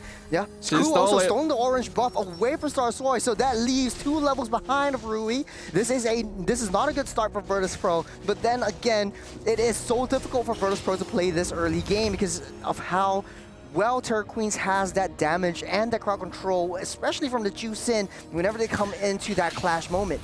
You can tell that the draft was played kind of defensive. Cow in trouble again. Ku on top. Oh, that is a lot of damage. Fistfrag comes in, but here comes Rui. Killing spree to the Ling. And now chasing down the purple buff, contesting it away. 3 level difference on the Ling. Looks like Starsoy was still able to secure their purple buff though. Hey, Silver Lining. Needs to take the purple buff away. Try to claw yourself up on top again as Virtus Pro actually back on that defense. Terra Queens 4 kills to 0, and this shows the amount of aggression that Terra Queens wants to put onto Virtus Pro. They need to be able to draw some more time though. Virtus Pro might be able to play it more safe. Wait till 1-1 or Liv gets online. Wait till Cal gets a little bit of an angle, finds a nice little flank for any team fights. But Rui's already 301. There's a lot of damage from that Ling on the top side though. Rui wants to pick off Sa. Gonna use the anti-grav thrusters, get away through the back of the purple buff pit. But Terra Queens living up to their name, terrorizing the map, not allowing Virtus to even play on their own half of the jungle. That's it. I think Virtus Pro early game is in shambles. Look towards that mid game. How do you want to play this? Liv trapped in the middle though, on by 3. Looks like Terra Queens not going to commit to this. They don't really need to. They just zone out. They gain control. Turtle is coming up. There's not a lot of fight that Virtus Pro can do is 3K gold lead up on top for Terra Queens. And giving away this turtle might be the best option here, as Virtus Pro don't want to throw bodies. They want to be able to play objective. They want to be able to push and wait till that late game until most of them get to their power spike. Starsoy can't even sustain over the damage coming in from Ku, so that's going to be a huge problem from that. How do you want to play it though? Again, oh my goodness, Ku. Nearly 1v1ing the jungler as the roam. They're the same level, by the way. That's how far behind Starsoy has been put. 5 minutes into the game, we are looking at a 4K net worth lead. By the way, Sa went for a Sky Piercer first item. I'm not sure I agree with that, considering the state Virtus Pro is in. But hey, you made your bed, now you gotta rest in it. yeah, you have that early game rotations, but Terra Queens reading it so well. They're matching that rotations and sending Sikoshi down to deal with the waves, and now the top side T1 is already broken down. This gives a lot of opportunity for Rui to place cross-map plays for the side of Virtus Pro. There's not anyone that you can actually feasibly send at this point to maintain that wave prio. So Virtus Pro sitting ducks for now until maybe the first Lord comes up. But silver lining is that they're very patient. They're playing defensive. They don't want to throw their bodies in the mid side though. Daisy trying to look for the fight. Infernal Pursuit doing good damage to flicker backwards defensively. Daisy just, no, doesn't get away. Luna Lin has the Sky Piercer. Lantern finishes off the Phobius, and the terror continues in the mid lane as now Starsoy in a little bit of trouble, has to use the ult to get away. They're trying to re-engage, but the curtain call latches two together. Starsoy can only eat damage to keep his team alive. Not a lot of damage so far. There's a problem with the 1-1 pick. You don't deal a lot of damage in the early game. You need to wait till your Trinity build, and this is proving to be a little bit tougher. And for Ku to match that level that Starsoy is at is not where you want to see yourself. It absolutely isn't. The Uranus jungle should be able to hold things well, but Terra Queens have done such a good job of controlling the map. Purify forced out on Sa again. Kao goes for the flicker and is not able to lock down the Zeus in. Yeah. Virtus Pro actually sending all their resources to protecting all the crucial buffs that Starsoy actually needs to come online. There is sort of like a crucial moment. Look at the bottom side as well, where Sikoshi is busy handling that Liv T2. is in trouble. Oh my goodness, the Sky Piercer! How many stacks does Luna Lin have? Liv just exploded! And now Kao is gonna be chased down, gonna follow her into the grave. Double kill for Luna Lin. And by the way, Sikoshi got a free tier 2 down bottom this entire time. It's in shambles. Right now, 7,000 gold lead. Rui's always in question. Is able to burst down Starsoy. Rui is just diving. Tier 2, diving inhibitor. Wants to kill Sa. Able to escape just barely. Rui now in some trouble. Doesn't have energy. But the rest of the Terra Queens are here. Ku heals her up with the Revitalize. And the mid tier 2 is being slowly whittled down. Virtus Pro not able to do anything about it. Even in the defensive position, Virtus Pro might not be able to succumb to the aggression that comes from Terra Queens. They don't really have a lot of high ground defense. The only one that can effectively clear waves might be the Kimmy. The 1-1 still not online as of now. They have to build more defensively to try to buy themselves some more time, but Terra Queens not giving them the luxury of time. Still 0 kills from Virtus Pro. They don't have that damage to take anyone down, and they don't have that defense to soak in as much damage. This composition doesn't allow Virtus to be the one making the initiations. They've lost out lane priority in almost every half of the map. And with them so far behind in EXP and gold, it's very difficult for them to even contest the Hilda, let alone the rest of the Terror Queens. We are 9 minutes in. The gold difference is already 9,000. We are reaching the point of no return. That's a fat stack and a half, if I could say so myself, as they're trying to get a little bit more silver lining, deal a little bit more damage, try to test the waters a little bit, but this is where things get a little bit more tricky for Virtus Pro. If Terra Queens is able to take that Lord away, and take down all of the T3s, that leaves Virtus Pro wide and open. They don't really have a lot of defense. Starsoy gets picked up, just barely gets away. Tempest Blades also going to be used. Traction Pulse completely whiffs it as Luna Lin uses the ult to dash out to safety. Virtus Pro are able to keep their towers alive and everyone still standing, but Terra Queens have complete control of the map and the Lord. Complete control is an understatement. This is more of a dominant performance from Terra Queens than it is Virtus Pro. They're just in here for the ride, and they honestly though, Sadafa, I think Virtus Pro should just look towards that next game. Terra Queens already taken down that first Lord. They found Liv, and look, Luna Lin's already on the opposite side. Crossbow of Tang is available, but Liv knows that there's no point going for it. Tempest of Blades, Rui just stabs Liv to death. Mega kill. Now without the marksman, it will be that much more harder. You still have 10 more seconds until the Lord spawns up for the side of Terra Queens, so this gives Liv some time to get online and get that respawn. But again, you don't want to make these kinds of risky plays. You built or you have a Ube composition, play towards your teamfight composition, and Terra Queens are just breaking them apart one after another. What a risky play by Liv. It's risky, but it's kind of something they have to try and do. It just didn't pay off for them, and now the lead is growing even further. Lord pushing down mid lane for the Terra Queens. 10.5 minutes in is dominant. Fistcrack comes in, only locks down Sikochi, and he just dashes away. Queens all the damage. It's unstoppable for Lunalin as they execute them one by one. The bowling pins fall right before the eyes of the Terra Queens. Triple kill to Lunalin, and the crystal is wide open as the Terra Queens prove their confidence is not unfounded and take the victory in game number 1. This wasn't just Terra Queens as a team. This was basically a ballistic missile, homing missile, and targeting the face of Virtus Pro. There was basically nothing they could do. Even with the fist crack at the last moment, it wasn't enough damage. And if you have a Ryu Ranus, what you want to do is soak in that damage. You want to take that damage. But you take a couple hits, you can't even... You just can't. Sadafa, man, this has been such a... The emotions running high. You can see there's a lot of passion in the game right now. Terra Queens feeling very, very happy and comfortable about what they've achieved here. But Virtus Pro feeling the impact of the damage that has been done. The series is not over, but this might affect their performance going into the next game. I'll say, get the resets going on. I think there is definitely a lot of emotions running high, especially for Virtus Pro. But it's still the first game. There's always ways to come back in. But we talked way too much. Let's bring Leo into the fray and talk about the highlights that we see here. Gentlemen, I think you talked the right amount. But I would love to. Thank you so much for looping me back into the conversation.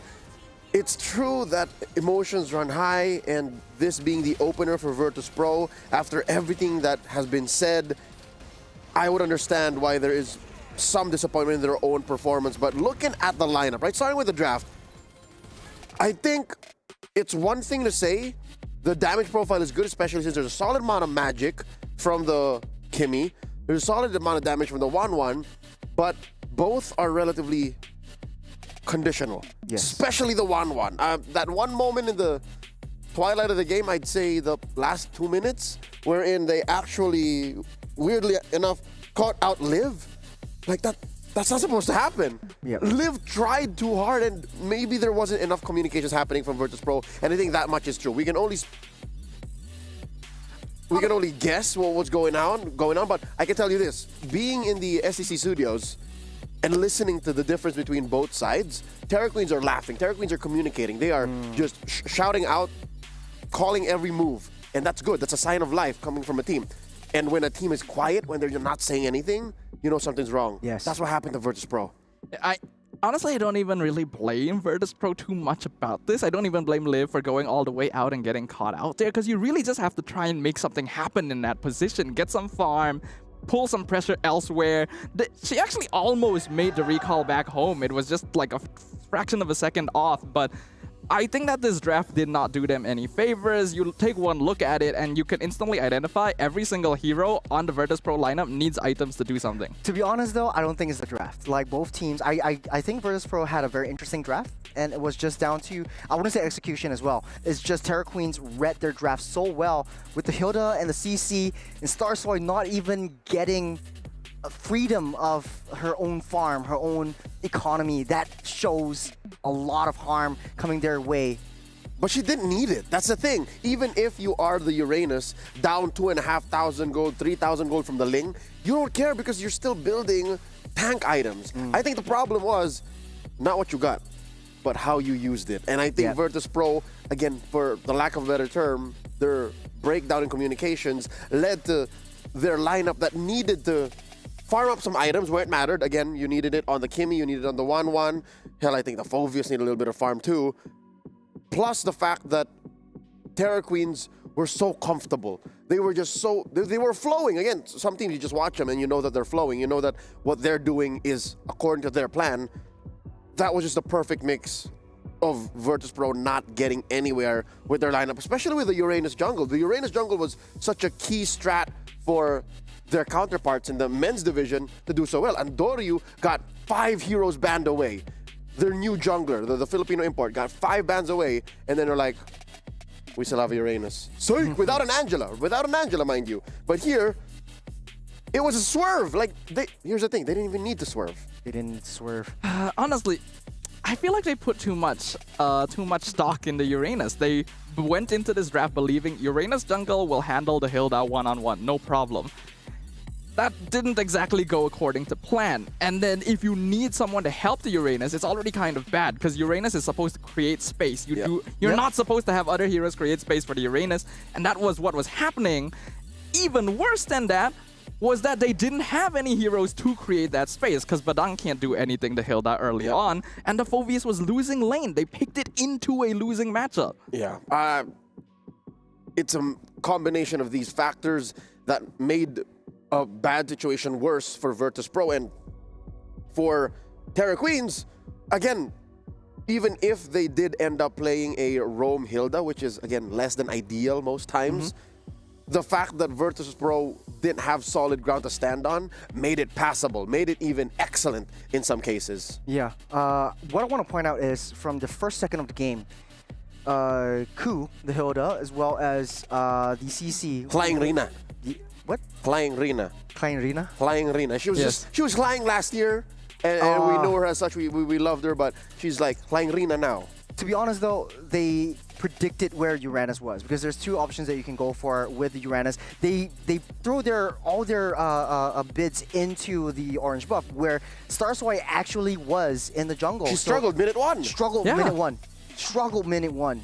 You see Ku immediately making a beeline for the orange buff, trying to roll that dice, and they actually hit the nail right on the spot. 1 of 50-50. Yes. I mean, the thing about Hilda, though, is that you don't really have to predict where your opponent is because you're following them the entire time. Yeah, no, but the opener is that's true. What impressed Churros, like, what if they did not do that? What if they did not do that? And they're just wasting their time. At least the CC was proxying a wave and pushing Phoveus away because in the early game, CC has a lot of purple buff, but then it's much faster if it's in the orange buff. I think Starsoy just read it a little bit wrong for how they want to play this. So what you're saying basically is that if Starsoy had started on purple instead, it might be a different story. It might be a different game. Yeah. Or the other way around, if Flying Rina and Ku went to the purple and read the rotation there. Yes. So it was again, it was a destiny. It was serendipity for these 2 stars aligned. Yeah, these 2 major decisions in the early game, the opener of this game 1, to lead to this. But again, that could have been just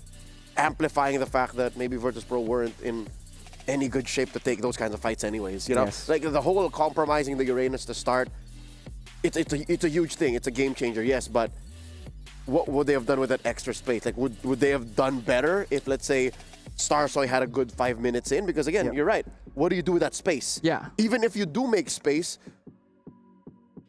Terra Queens picked up the perfect hero to use that space. Yeah. The Ling, like, if you do get space, then the Ling just goes away.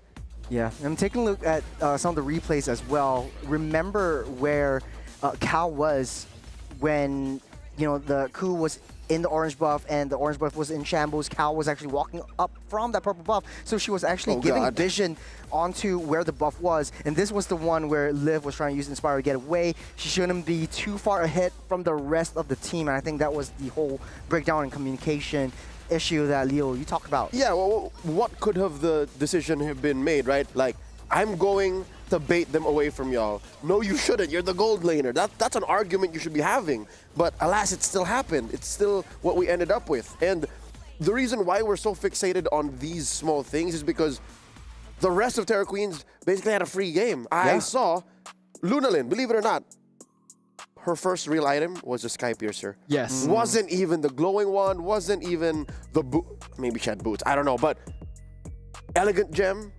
like that cooldown book, and then Sky Piercer. That's how well they knew early on that they were going to dominate and win. Yeah. I think I have to also commentate on the item build on the opposite side, right? Sa on the Kimmy went Sky Piercer first item, even though they were in such a bad position. Yep. And then the second item was concentrated energy. That's ballin' before you got rent covered. It's like, right. why? Why is that the play? You need to be building damage. You even went weakness Still, finder. I Right? You're understand not where- meant for utility. I understand where she's coming from, though. Like, I mean, if Skypiercer is part of your build arsenal, you want to build it earlier on because you only have like 1,500 gold that you need to actually activate that Skypiercer. So, I mean, damned if you do, damned if you don't. Just get it and try to build other things. If it doesn't work out in the late game, then you sell it off. So I think, yeah, it kind of worked out better for the Jusin instead of the Kimmy. And to be honest, though, I think how Jusin likes to play, and I forgot this all the way back in previous 2 seasons ago, where Jusin first came out and she was being used as an aggressor. She was being used as a vision play, but now she's being used as a vision control, and of course a sort of like a crowd control setup and a hunter.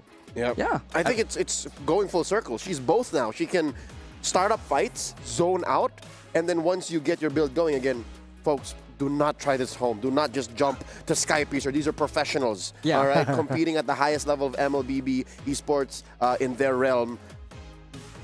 If you have these 2 items, the Glowing Wand and the Skypiercer, and you are way ahead, like you know that your team is ahead and you've done your job to zone out, get some vision, control fights the way teams go in and out, then yes. But as it is, that's all just spilled milk. Virtus.pro have to put on their big girl pants and say it's go time once again as we go into game number 2. Virtus.pro on the play, Terra Queens, match point. Got to answer back with a double. Churros and Stafa got to take care of business. All right, we'll catch back up with Leo in a little bit, ladies and gentlemen, because now is the true testing ground. It is no longer just a game to see whether Virtus.pro can upgrade their gameplay. It is about whether or not they can regulate the emotional state to come back and take game number 2 to keep themselves in the series. To be honest, though, right now, I think it's the same first pick, second pick kind of lineup. Terra Queens really like that second pick, so it's a little bit more adjustable for them. They are respecting the Hilda, and that is something that I like, but definitely Terra Queens has something up their sleeves. At least you take Hilda out of the equation, you know that your jungle is safe, and Star Sword can play a little bit more passively on that front. There seems to be a little bit of technical issues, but man, I think, what do you think would be the best case scenario, especially for Virtus.pro if they want to have take a game off of Terra Queens? I do think you need to be a bit more balanced in the draft overall. Yes, there were ways they could have played around that hero composition, but it's difficult, right? You need items. You ideally don't want to be disrupted too heavily by the Hilda early on. And if that doesn't work out, then you just end up as a fish in the water, right? So having a composition that's a little bit more balanced, I think especially they need to have some sort of early game pressure. You gotta be able to draft to make sure that your lane is at least even. You cannot draft, especially EXP lane, you cannot draft into a losing lane. When the Phoveus couldn't do anything against the CC, it already made things way more difficult. Yeah. Then again, I do have another question to ask you. Is there another hero that could fill the shoes of what Hilda could do, if that is the game plan for Terra Queens? I remember it used to be like either the Hilda or either the Jawhead or Khalid. Yeah. That was the main aggressor heroes. Does this work around the composition that Terra Queens might want to pick up? I think it's possible. With Hilda already gone, you could definitely still go. Oh, well. Yeah, there's a Khalid getting banned out. Okay, I'm a little concerned about that. Getting rid of the Hilda, all right, makes sense. But I feel like if you are banning Hilda and Khalid, you are leaving yourself very vulnerable to some of the meta picks in the meta right now. And if you are this unconfident about dealing with picks like this, like you could call them cheese picks, then other teams know that that is a weapon that can be used against you. I think there is still quite a bit of options. Terra Queens might not ban out the Uranus right here because they know the power of the Uranus and how to deal with that. So that was just basically their testing ground into how they want to play around a Uranus build. Typically it used to be Prior, but right now Terra Queens don't give a flying fish of what Virtus.pro wants to pick up if it was that Uranus pick. Now, do you want to force Star Sword in an assassin role this time around? I think that would be a much better option right here. But then again, knowing how Terra Queens likes to be more aggressive, that could be the Achilles heel that breaks Virtus.pro down. I think you still want to stick to comfort somewhat. You don't want to put yourself too out there. but having a more universal hero as a first pick would probably be best. They went 1-1 as their first pick in the previous game, which put them in a really vulnerable spot. They're gonna go for the Farsa this time around, which I think fits into a lot of compositions. Yeah. But you have to be a little bit afraid when you pick this hero so early, because instantly Terra Queens knows we just draft Gatot. CC, we draft backline counters. Yeah, it could be the Gatot right here. The Badang will be their hero of choice, but it could go into the Gatot as well. It might not be shoved away from the table again. This time around will be the Joy though. Ooh. So in the first game, Virtus.pro actually hyper-focused on respecting Rui's heroes and taking out all of the assassins. Now, what can do with that Joy in Virtus.pro's eyes? There seems to be all the assassins wide open. Starstory might pick up a Ling, or it used to be the Suyo going head-to-head with the Joy as well. They might try to pull that out of the way if everything else goes south. Joy is already pretty scary. It's a very good answer towards the Farsa, and you just need to have crowd control on your side to deal with it. Ruby, one of my preferences, is definitely out there. Possible. The classic counters to Joy would be things like Belleric or Tigreal, but we haven't seen a lot of that recently. They're gonna go for the safer option. That's gonna be the Gatot, as well as the 1-1. Definitely has the mobility to outpace a Joy once you have the items. I don't know why they wanted to play around the 1-1 twice in the game. And up against the Irithel, no less. I think Irithel would have been a much better option. I have to agree with Leo. We talked about this before, that Irithel does have a little bit more flexibility to play around. And you don't need to wait till you have a Trinity build in order to deal that much damage. From level 1, you have, once you throw out your combos, you can burst your opponent, lane opponent down and basically push them away from any of that gold. So it still has that dominance factor in the lane. 1-1 still needs a bit of time, but right now there is a little bit more of a rotation speed coming in from the Farsa and the Gatot, so that might change things, but it's all down to execution, Sadafa. Yeah, Virtus.pro needs to make sure that they ban out heroes that would deny mid lane prio to a Farsa Gatot duo, because that would enable the Joy to farm very safely and give Terra Queens access to their jungle. I really like the Fredrin ban from Terra Queens, because typically when you play 1-1, it's for one of two conditions. You either have a lot of CC on your side to set things up for the crossbow tank, or your opponent has a slower, bulkier front line that's easier to get the stacks on. Fredrin fulfills this role on both teams, so Terra Queens just takes it out of the table. Tian has also been taken out by Virtus.pro over the side of Terra Queen, so you don't want to have that range-to-range matchup for that Farsa, giving Sa an easier time in the mid side. For now, though, Matilda getting taken out by Terra Queens as well. I think they want to try to take out all of the Enchanter heroes. I think for Terra Queens, they need an EXP lane as well as either a roam or a mid. EXP or roam or mid. I do think that Badang is typically more comfortable in roam nowadays, especially, so it is probably EXP mid. You would want to go mid here first for Terra Queens, since you already know their mid lane matchup. That is the Farsa. Virtus.pro get rid of the CC. I would say CC is a very good ban. In the previous game, that CC was just running circles around Virtus.pro. Now you take that out of the equation, and you're not dealing with the same heroes that you are before. I think if the Badang is put in the roam position and Terra Queens basically play to their own modus operandi and just going headfirst into the jungle, if they make the right call and they suss out where Starstory is, it might be a little bit different for Terra Queens in how they want to react to this, because Badang generally doesn't have a lot of damage in the early game. What would be good here for Terra Queens in their mid lane?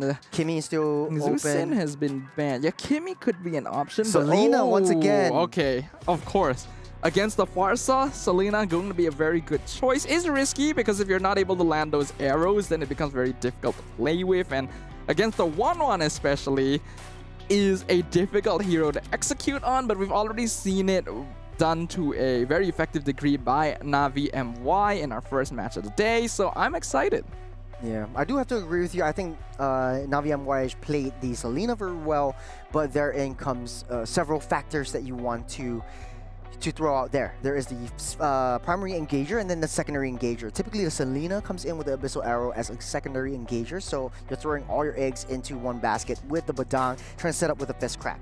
So I think that would be the condition that Terra Queen wants to play around. And speaking of your checklist, I think it kind of ticks all the boxes, right? You have a little bit more vision play, but then again, Virtus Pro responds with the Yi Sun-shin Phoveus pickup. I do like the Yi Sun-shin to understand a little bit more vision play, but then now it becomes a little bit more vulnerable because you're an assassin marksman in the jungle.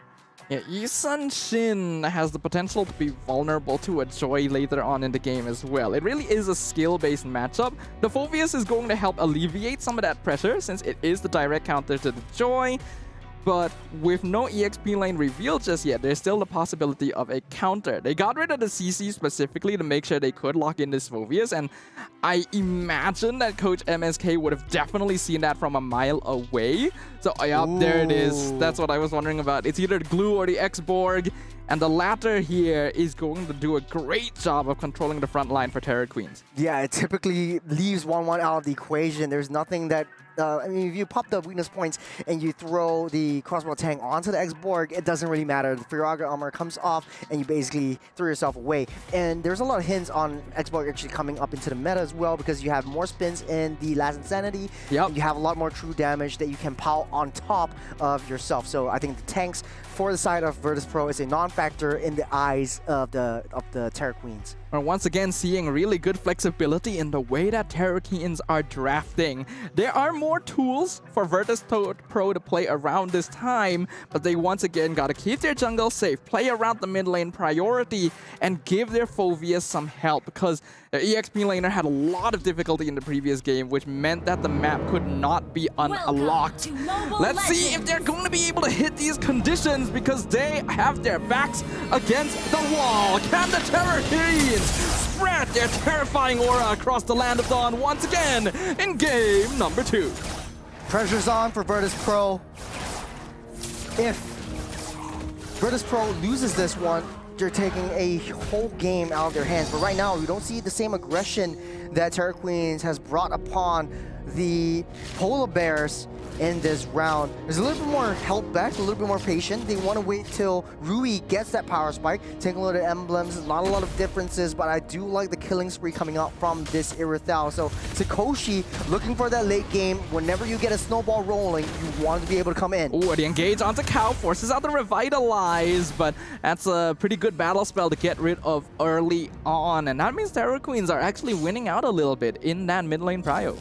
But still, Virtus Pro having a much better start. You don't really have the aggression that the Hilda, that the CC brings on top of the Yi Sun-shin. And what you need as an assassin is basically a little bit more space, a little bit more time to farm up and get your power spikes. And Yi Sun-shin is known to be one of the, if not the fastest junglers. We have the world record level 15 in less than 8 minutes on an Yi Sun-shin. So if Starstory plays her cards right, it might be a really easy time for Virtus Pro. That's why he comes in. Mountain Shocker dropped on Huang. Gonna be able to burn away the Firaga armor, force him back to base, but Abyssal Arrow comes in from the mid lane. Daisy gonna be caught out. The Flicker doesn't dodge as Lunalin picks up first blood.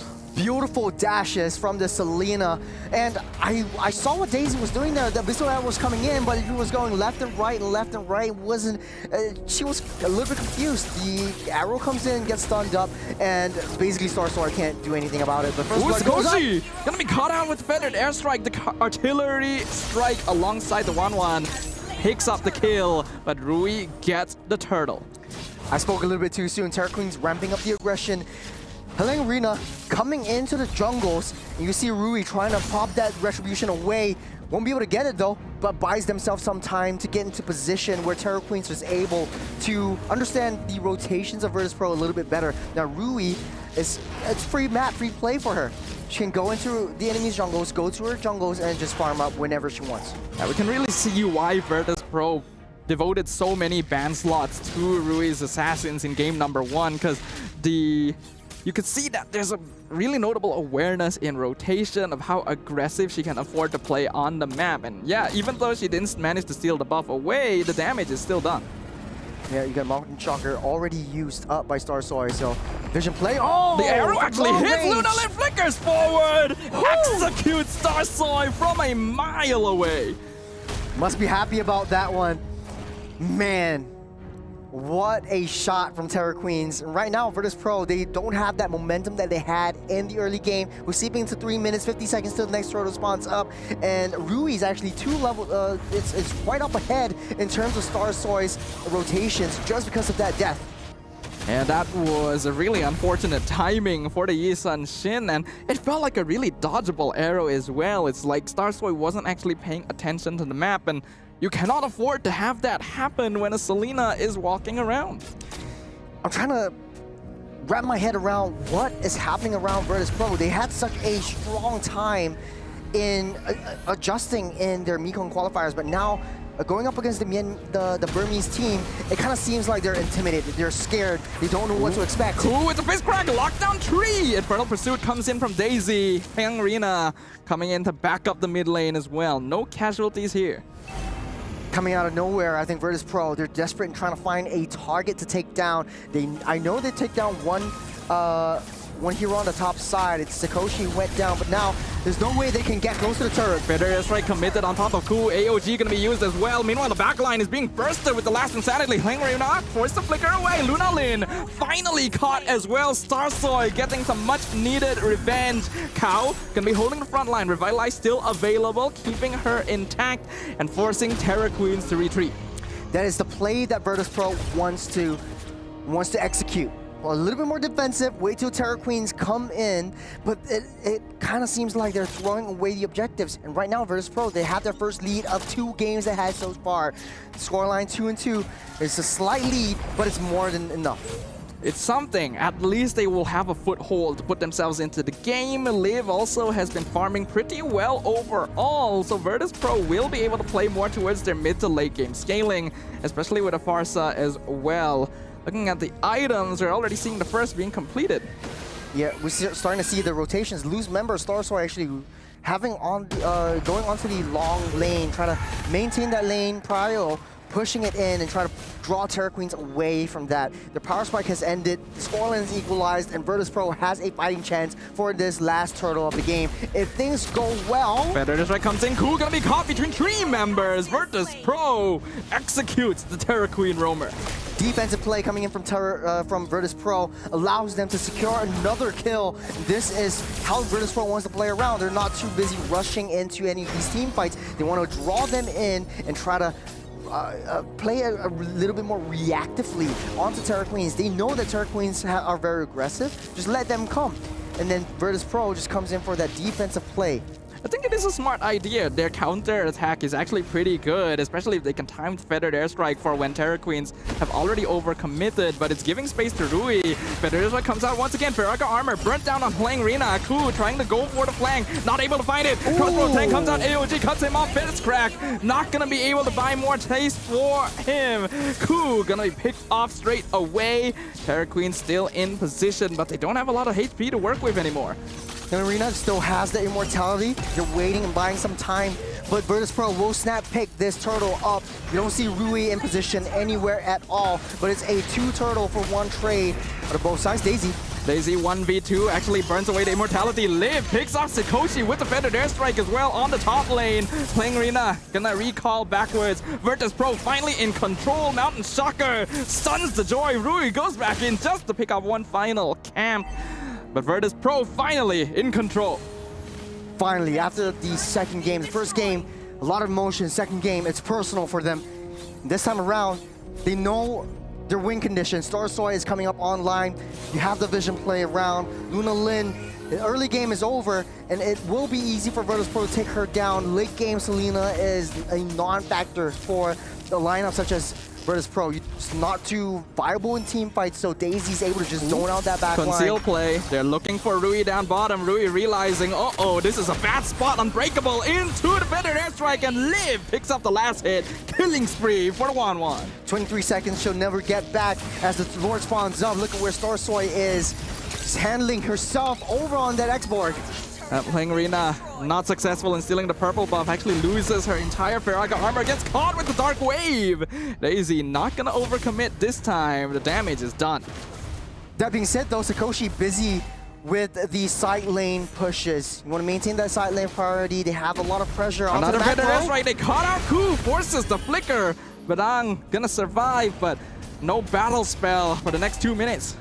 8 minutes on the clock, 30 seconds in, the Lord spawns up. Virtus Pro moving as a unit. Terra Queens splitting all of themselves up.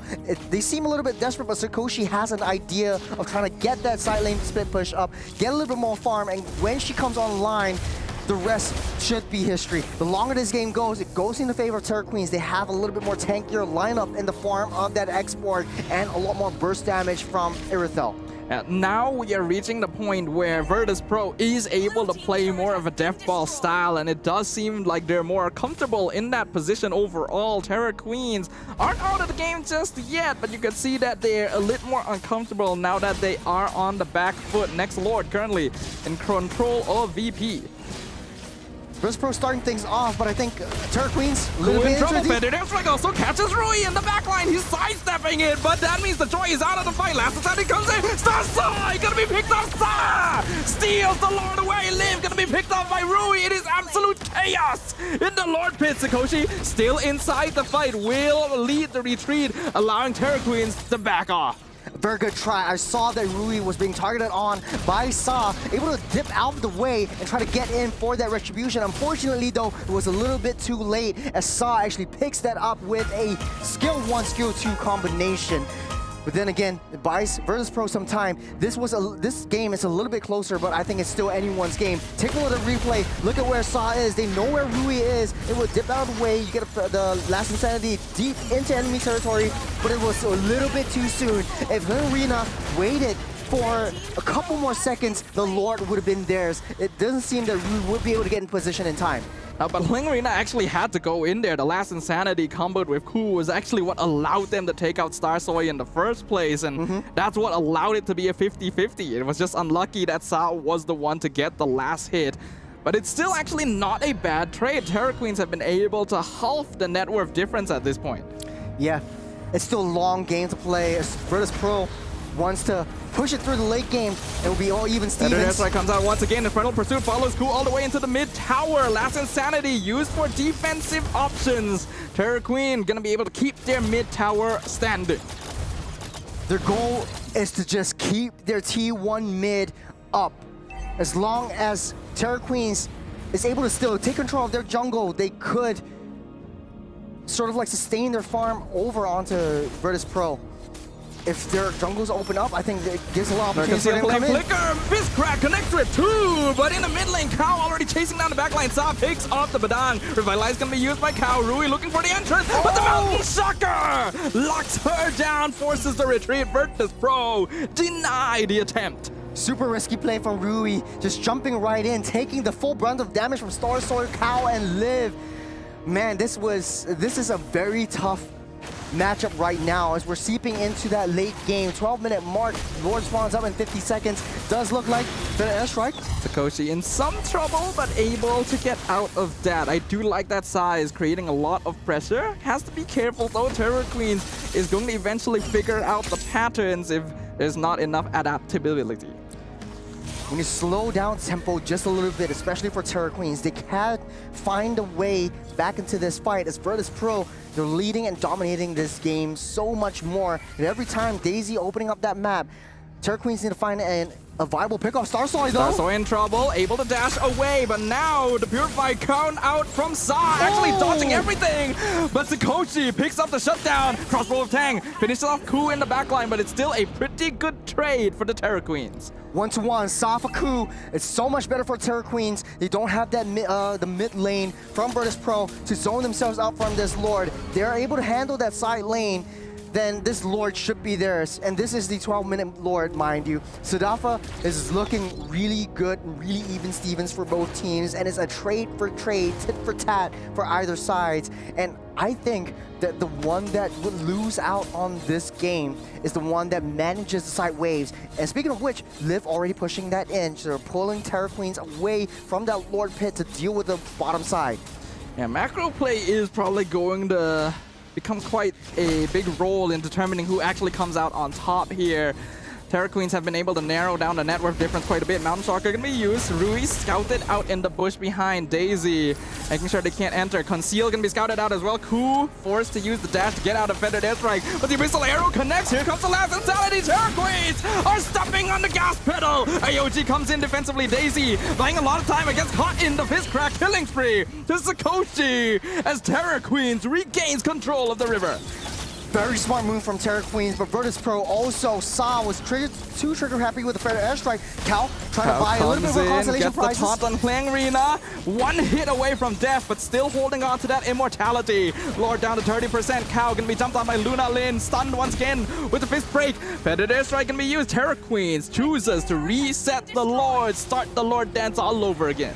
Again, even with a low cooldown, Terra Queens, they understand the window of opportunity where Sa uses the feather airstrike. Ku misses the fist crack. Starsoy gets away. Last Insanity comes out, but Ku goes down. Immortality burnt on Playing Arena. And now being chased down. Xborg will survive. But Virtus Pro now the leaders of the dance. This is a very different crew that we're seeing in this game. Again, he tried to go in for the steal at the last minute, but caught, stunned, taunted, literally everything under the sun thrown at her. And the joy falls. Ku is just sacrificing her own body. She was down low. She knows that Sa still has the feather airstrike. Taking a look at itemizations, it does look like Wan and Aretha are online. The good thing about Wan is that you don't even need to buy boots. That might be a defensive item like an immortality just to keep her alive just for now. And the zone potential from that Farsa is actually too much for Terra Queens to handle. Now, Luna Lin or the Selena doesn't have that value coming in. Mountain Shocker burns out the Faraga armor. Liv, you can see the 1-1 already becoming a problem, level 15, and probably close to max build at this point. A Malefic Roar now completed for Starsoy as well. Terra Queens simply do not have enough consistent damage. Macro game, bottom side pushed up. Terra Queens can't find himself to split. He got a nice abyssal arrow onto Daisy though. Virtus Pro just slowly waiting. At the very least, they could take out that T3 top side. But they could be looking for an endgame where Predator Airstrike comes up. Purify can be used. Sakoshi survives all of it. Predator Airstrike already used as well. Inferno plus 2 buying a lot of time on Shocker, lands in backline. But Sakoshi picks up the mega kill and chases Virtus Pro out of their base. Smart move by Sa though, using fair airstrike. Oh, abyssal arrow. Lash onto Cal. Revitalize comes out. Cal stuck behind the wall. Gonna be able to dash over it just in time. No more casualties here. It's a bit of slow tempo. But that was a smart move by Sa using fair airstrike. You have that Purify on as well. The flicker fist crack finds Sa! Farsa will go down to the hands of the Badang.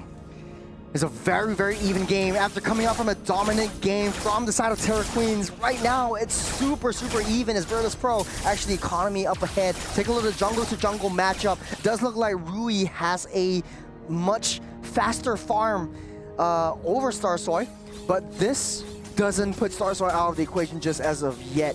In the late game though, Rui is very sacrificial. That's why we talked about Joy not being in the meta as much. When you throw yourself in the mix, you're getting shot down by either Sa, either Starsoy, or Liv, and basically you're a sitting duck.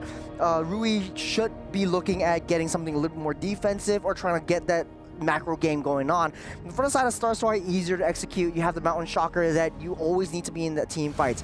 But now the question is, in Virtus Pro, who do you send out to the sideways? Right now they're playing as a unit, they're stronger as 5, but is there anything that they could do to manage that sideways split push that tears Terra Queens apart? Well, I think they do have the heroes that can do so. It's not quite as easy because they're... Oh, hold on, Luna Lin, why are you there? Barely gets out with the... I'm actually surprised that she's alive, but Virtus Pro now have easy control over the Lord. Yeah, you also have the long lane getting pushed in as well. Arena starting things off, trying to give a little bit more vision. Playing Arena going to be engaged on once again by Daisy. Here comes Rui from the side lane. AOG used, misses, but helps hold the front line. The two-man taunt into the Lord knockout. Combs picks up mega kill to Liv. Last Insanity not doing enough damage. Luna Lin secures the Lord. But what did it cost? A double kill going over to Liv. It buys them some time, but they have to deal with the side waves. This is what I'm telling you. Virtus Pro has it in them. They're pushing the top wave, the bottom waves. And now Terra Queens, they have to wait till Ku and Sakoshi comes up. Without the Irithel, they don't really have that burst damage. So it's basically a Lord for them to buy time for the next Lord to spawn up. And it's the 18-minute Lord. The enhanced Lord will be in question. Starsoy gonna start working on that mid tower with only 3 members alive. Terra Queens not gonna be able to stop him from getting Rui trying to go for it, but it comes in Winter Crown. Rui punished for trying the 1v1. Yeah, right now, Virtus Pro, a huge 180 turn of emotions. In the first game, a lot of stress, a lot of pressure, and right now they're just having fun. Nice little outplay from Starsoy on a kind of a 1v1 against Rui. But right now, the later this game goes, Starsoy does have the upper hand. You have that vision play, the vision control, you have the zoning potential from Sa that tries to push everyone out of the way from Terra Queens. You know what I'm saying? Yeah, we're seeing the quick 1-2 coming in here from Virtus Pro. They have definitely managed to adjust themselves back into this game. It's almost as if a little emotional breakdown we saw earlier never happened, and that's exactly what we're hoping for from these professional female teams. Terra Queens now running into an issue. Their comp highly dependent on finding the right time. Now, as 90 seconds till the next Lord spawns up, this is the third Lord of the game, mind you. Virtus Pro slowing down the tempo, and so should we. The fourth Lord of the game. This is going to look really scary, especially for Terra Queens. Do they give it up? Do they throw Rui into the mix? Because this Joy is super sacrificial, and that's why I think it is super difficult for Joy to actually come back into the meta. Yes, you can deal with the side lanes, but Virtus Pro has the Mountain Shocker that Starsoy can use at their own disposal. If you try to go for that side waves, you get sought out by Virtus Pro, and Terra Queens are unable to find a way out of any tight situations. Now, it's definitely still possible for Rui to make something happen here. It really just comes down to patience. She needs to wait. There's a sensation of wanting to jump the gun, of wanting to get those kills, but Abyssal Arrow connects. Sa gonna eat a lot of damage, actually manages to fly away, but the Wings by Wings still has immortality intact too. Purify already popped up, so that's a crucial battle spell out and about for that Farsa. Now, 20 seconds until the Enhanced Lord spawns up. We have everyone from Terra Queens already in position. Crew already giving a little bit more vision on reconnaissance duty down to mid-brush. As Virtus Pro, they're playing on the opposite side of that map because they know that the tower is in shambles. If they're able to take down that T3 up top side, Terra Queens has to watch their 6. Or their 12 for that matter. Oh, here comes the Federal Airstrike once again. Ku goes in, Fist Crack connects with Saba. Daisy is buying so much time in space. Last Sandy comes in, bursts down the immortality with the electrifying beats. Rui gonna be caught in front though, but Daisy finally falls. The big purple man finally taken down after such a long time. Abyssal Arrow actually connects with Starsoy again, but Terra Queens knows better than to overcommit. Yeah, the minion was there. That's 40 seconds. Daisy is offline. And Terra Queens, they need to be able to find a way to block out Virtus Pro from getting in too close. There's Rhythm of Joy onto Sa. Feathered Airstrike forced out. Rui eats a lot of damage, but will survive and dash away to fight another day. Mountain Shocker, though, gonna scout out the entirety of Terra Queens. Rui at half health is going to be a They're going for the tricky concealed play. situation. Ku goes in with the Fist Crack. Connected one. AOG used defensively. Catches out Ku with the knockup. Last Insanity does a lot of damage. Winter Crown keeping Langrina alive. Electrifying Beats comes in. Starsoy is gone. Another will fall. Double kill to Sakoshi as Terra Queens bites back with a vengeance. Rui still has that. It's still online with 3 members down for Virtus Pro. That was such a good pickup. Arena starting things off 0-11 for this export, and giving a lot of space for Sakoshi to just gun everyone down. Another stun coming in. Liv taking a lot of damage. Daisy in some trouble. Last Sandy comes out once again. Oh, look at the backline. Electrifying Beats from Rui. Liv in trouble, but the crossbow tank comes out. The dash away, though. Rui survives all of it. Too close for comfort. What a close sacrificial play from Rui. Man, oh man, this is starting to look... both these two teams playing on instinct right now. Rui trying to find flanks. She knows that she's sacrificial, but right now, since the Lord is being picked up, slowly marching up on that top side, they might be able to crack down that mid lane. Look at the burst coming in for Sakoshi as well. Liv can't survive from that Irithel burst. The positioning really mattered. Oh, Feather Dare Strike might have been used too soon here. Ku goes in, gets caught between 5 members with Mountain Shocker though. And that means they go down. Abyssal Arrow connects, but it's Cow. Cow will be fine. Is the Revitalize coming in as well? Star Sword! Rui, okay, learn her immortality. lesson. She knows she cannot afford to take those. She doesn't know the position of the rest of VP.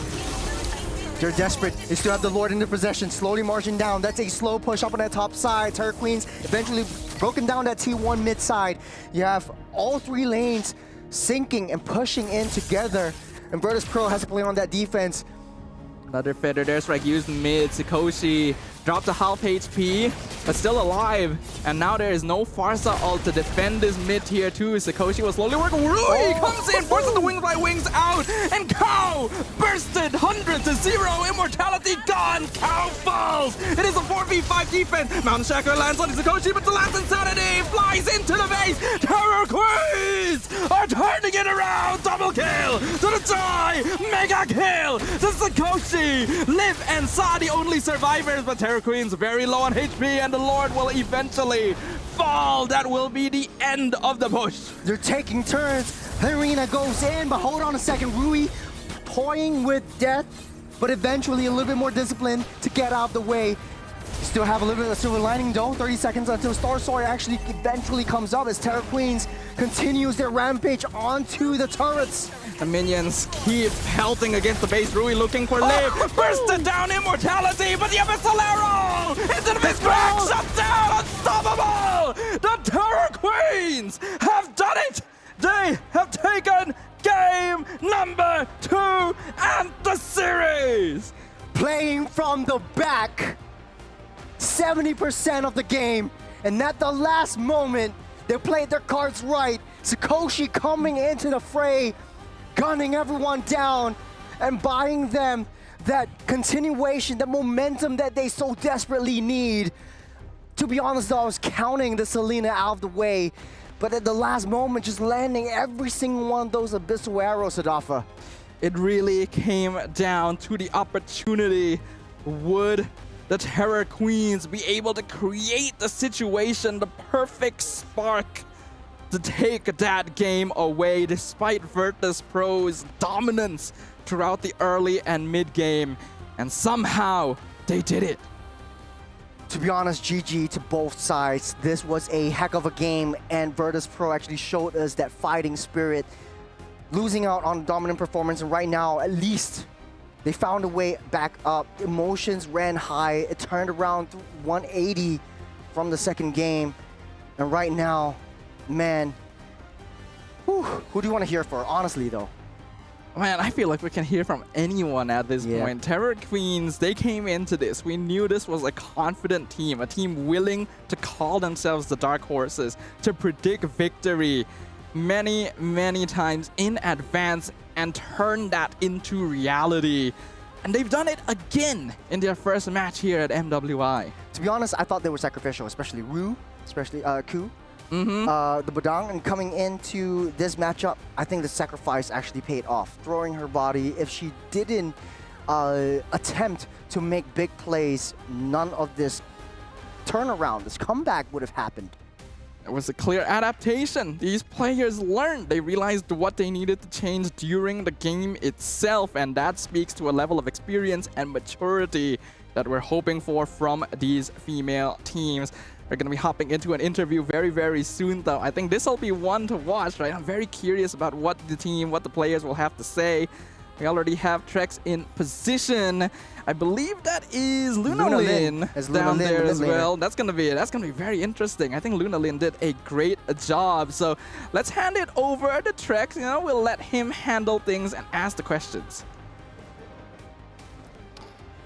All right, another 2-0 Terra Queens come in strong. With me today we have Lunalin. You played an amazing 2 games. Now, after the first game, you guys completely dominated. Second game was a little bit closer. What do you think the difference was? And I think my teammate is just a little bit through in early game because they think like first game is so really easy game. So maybe the second game, they just throw a bit and it's like, oh, we can lose, yeah, like that. And then they really seriously in late game. Nice, nice. Now, it seems like the other team took that first game a little bit hard. We saw some emotions running deep. Do you have any words to the other team for their future games? And I want to say good luck for them because there is a three player from like Golena and Roma is my old teammate also. Like old teammate also. So I want to say to them, good luck. All right, and last question. In game number 2, you guys were falling a bit behind. Yes. And I think it was second Lord or third Lord.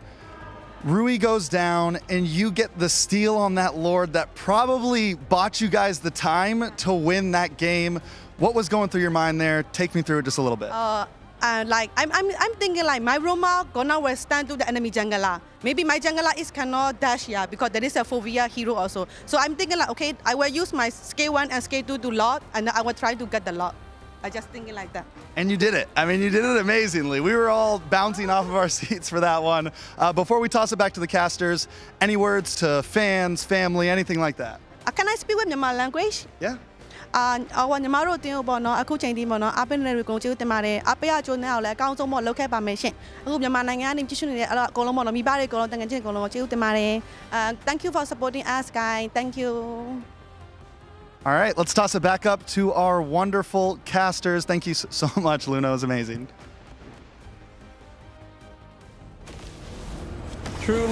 Truly incredible performance and a great interview as well. That speaks to the experience and the thought processes of this very important player. Churros, that was quite a game, right? To be honest, that one Lord take that Trex was talking about and asking about, of all of the heroes, Selena stole that one out. And I can't believe that, and I'm sure Leo can't believe that either. Let's pull him back in to see his perspective on the game on the sidelines. I can believe it. Oddly enough. No, but really, I did not spend a second on my behind. This game kept me on my feet. I was giddy, I was jumping, I was hipping and hollering. And I don't know if any of that came through the mics because I literally was inches away from Sadafa's face. But ladies and gentlemen, what a sweep by the Terra Queens. Again, I think Trex got the right interview. I think by hearing from Luna Lin, we got a lot of the early game. We got a lot of what happened in those tight moments underneath the Lord. And we understand exactly what kind of experience Luna Lin brings to this squad, given that she has spent some time in Indonesia playing as well. Yeah, I think the name of this series is Evolution, right? We got to witness the growth from both of these teams, actually. Virtus Pro, we got to give them props. Their game 1 went really badly, all things considered. But in game 2, they really picked themselves up, played comfort, dominated throughout the early to mid game. Whereas on the side of the Terra Queens, even though by Luna Lin's words herself, she felt like her teammates were throwing a little bit in the early game, it didn't matter. The goal is still that victory. You lock in, you do whatever is necessary, and even if your composition is not quite as consistent, you create those opportunities for yourself. I do have something to say. A lot of people think that esports, it's just a game, but it's not. A lot of pressure, a lot of emotions that you have to control, especially coming in from Virtus Pro. First game, dominating performance from Terra Queens. All right, that's fine. They were able to, just contain their emotions and really play their hearts out for the second game, giving us a really close moment like that. And taking a look at all the ways that they're playing around, Leo, man, this was, I know I was jumping, I almost boxing the TV and folks, the screens. In case you didn't know, like there's no cameras around here when the game's going on, but yeah, Churros was physically boxing the air as he was calling the match. Pretty much. On my screen, by the way, you have your own screen over there, and you have to come over here and I just want to be closer to you, screen. Sadafa. I think this was a really close game, just like that. And every single second was just nail-biting for me. Yeah, no, it's clear that Virtus Pro had an amazing reset. The reset of all resets. The team that played in Game 1 was very different from the team that played in Game 2, and they were in control of this slobber knocker of a game for about 70–80%, and that 20% is what makes the difference. Look at this, 21 and a half minutes in, and the Terra Queens are still looking for ways to clap back. Mind you, they don't even have a mid lane inhibitor, and they were still aggressively pushing in. This is a team that understands and knows when they're the beatdown. You can tell, right? This is the team that gave the statement that said they would be the dark horses, that said they would go undefeated. That confidence is not unfounded. They have the gusto, the passion, and the skill to be able to represent those words in the land of Dawn itself. And that is amazing to see. I think both these teams have so much more potential than we initially gave them credit for. They made a believer out of me. Ladies and gentlemen, what a treat it is to have witnessed this long-standing rivalry go this way. Again, a brand new confidence in the Terra Queens after changing their banner, grabbing a couple new friends along the way. But that is that, a sweep. Taking down Virtus Pro. We wish them the best, hoping that they come back stronger in Group C. Coming up next after this quick break, we do see MENA's finest go up against the Mongolian squad. It's Team Falcons versus WOW GG coming your way after this short break on behalf of Sadafa and Churros. My name is Leo, at your service. We'll be right back.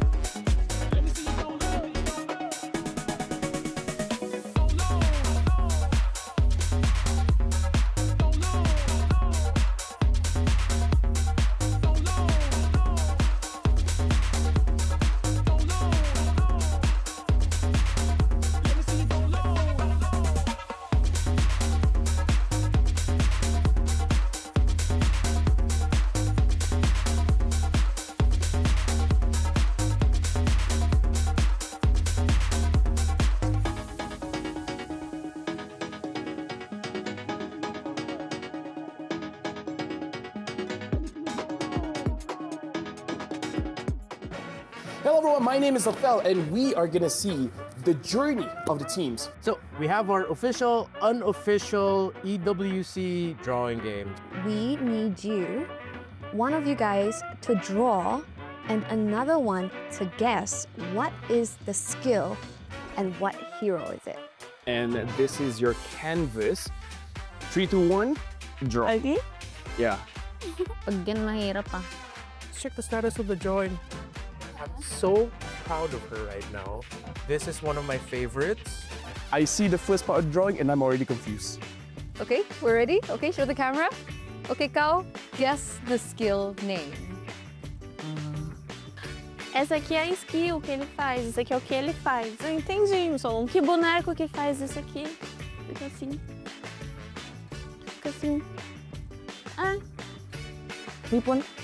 Like knife? That's supposed to be a sword, but I understand why you say it's a knife. Is it Hisashin? Wrong, it's not Hisushin. Sing, sing, sing, sing, sing, sing, sing, sing. Let me give you a clue. The skill looks nothing like this, so good luck. What skill that is? To help you out a little bit more, I'll add sound effects. Okay. I think you'll get it. Sing. I can't think of anything. Maybe you can do the movements to let Dai guess it. For context, this is the hero. Okay. Okay. Ling. Yes! This is Eris's first skill, but you drew it horribly. You drew it horribly. Vexana. No. No. Harley. No. No. No. Heavy spin. There, see, got it. All right. Zishan. There you go. Now we've established that you are good at MLBB, Very good. but you're not good at drawing. And we'll catch you guys later.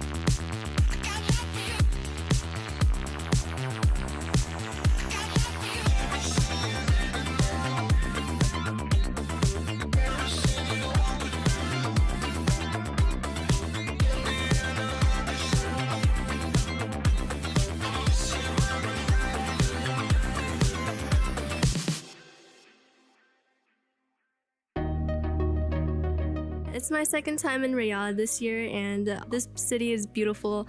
I see a lot of tall towers and very, very clean streets here. Last year I had a lot of fun. The experience for me was all learning. I prioritize just growing out of the experience, and this year is to execute it through winning. CX Panda looking for the kill, looking for the takeout. Ashley able to secure it. Nicolette looking for one as well. Yue goes. I'm very glad to be back in EWC and to be able to compete again. I feel like this is a great opportunity for me to make something out of my journey in Mobile Legends, because I've been playing Mobile Legends for quite a while now, and I really, really want to win the trophy for North America. My first impression was everything was new. Like, I was surprised to see everything, to see how the things operated around EWC. This year I am not as surprised. I'm more calmed about it, and the process of going through everything is much smoother. If somebody looks up to me and makes me their role model, then I'll be very, very much inspired, and I want to achieve more greatness for them to look up to and go out and seek and embrace the journey. Gaming gladiators are committed, driven, and ambitious. I want gaming gladiators to be remembered as champions and winners for 2025 MWI.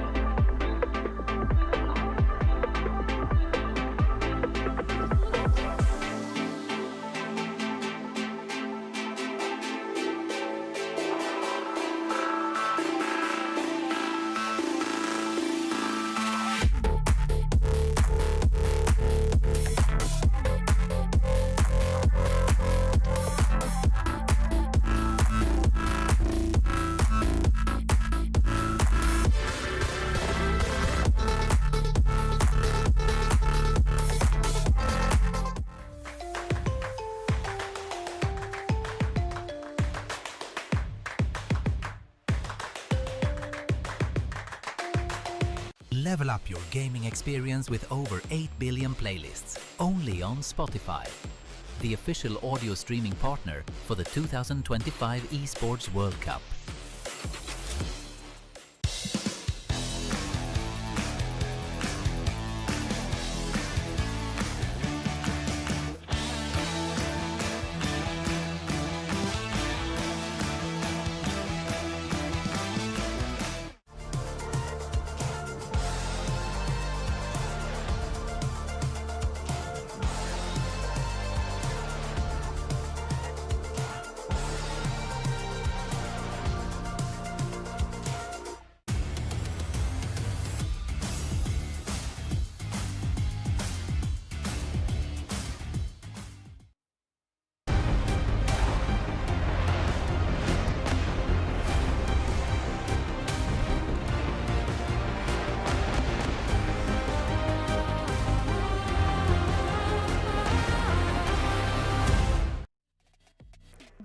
The action continues here live, coming at you from Riyadh, Saudi Arabia at the Esports World Cup. You're watching the Women's Invitational for Mobile Legends Bang Bang 2025 at your service. My name is Leo, here with Stafa, and this time Trex calling this matchup. We got another best of 3 coming your way, this time featuring Team Falcons Mena Vega from, well, they're representing Africa this time. They qualified through there. Get it right. Going up against WOW GG of Mongolia. Gentlemen. I think this is going to be an interesting one. We've already gotten to see a taste of what MWI is preparing for us this year. A lot of these teams have specially prepared themselves after last year's performance to do even better now that women's MLBB is gaining more traction across the globe. Yeah, I mean, I feel like the past couple games have gotten better and better, and if we continue to track that, it's going to be great. We're approaching Limitless, folks. Let's get to know Team Falcons here.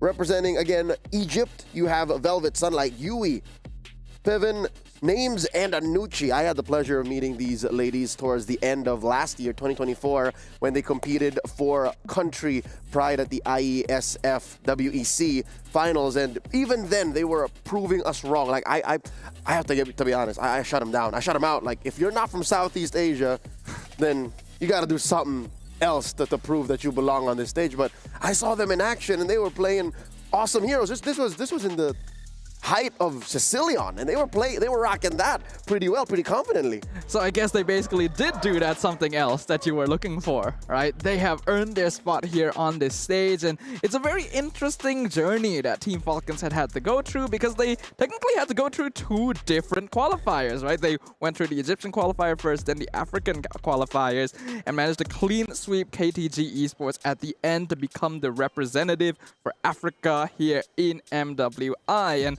no, we asked them before this as well. This team actually said it was easy for them to dominate their entire region.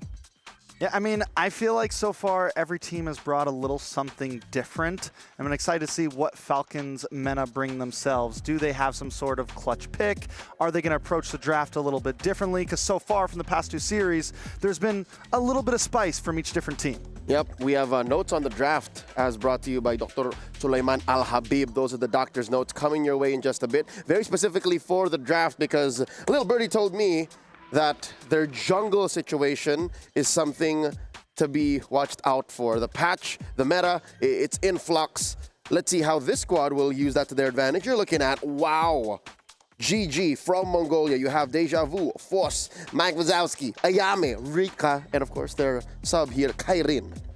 I'm going to say right now, I love the team name. Wow, GG is such a fun team name to play with. And Could have sworn there was an exclamation point. Right? And I'm hoping that we get to see a similar sort of gameplay as well. This is history in the making for WOW GG Esports and for Mongolia as a whole, because this is the first time that the country has had its own representative in MWI. Listen, my eyes are on Mike Wazowski. With a name like that, you gotta, your eye, exactly. You gotta be a beast. You gotta be a monster. You gotta live up to the name. And earlier, we saw other mid laners dominating and being those controlling players. So I'd love to see how she performs today in the land of Dawn. If you're all about Mike, I'm all about force because she is a self-declared, get this, killing machine. So this is what I was alluding to in the doctor's notes. So she's happy that assassins are all the rage right now. Ling, Lancelot, Yusun Shin, one might argue. But on the other end, you have Sunlight. Sunlight is a self-proclaimed utility jungler. She's cut from the same thread as cut from the same thread as Wise, M3 World Champion. So you know that if you're in a meta where Baksha and Fredrin are a thing, then there's got to be something. Reports say she also rocks a Julian.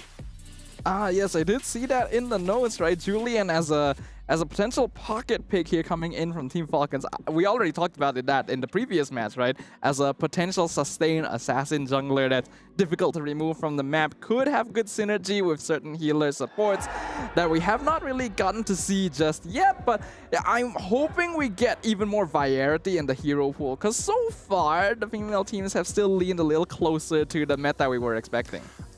I don't know about the Julian just yet. I think we're still maybe a little early for that. I think in these terms of best of threes, where we're not seeing super target bans exactly, where it's not like all junglers on the ban field, it's still a little early. I think these teams are going to keep it simple. Maybe we throw a little spice here and there, but I think whichever teams make it to these best of fives later on, that's when we're going to start seeing some of those more niche picks come out. And those are going to be coming through in the semifinals. Quarterfinals, once you do make it out from the groups to the knockouts, will still be a best of three to start.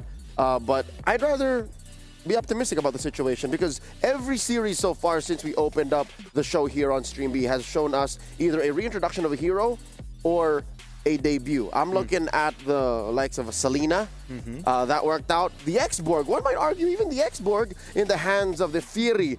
Lyrina was untouched. She was immortal. Like she didn't, I'd like to think she didn't die once. If she did die, it was just in the heat of that final push.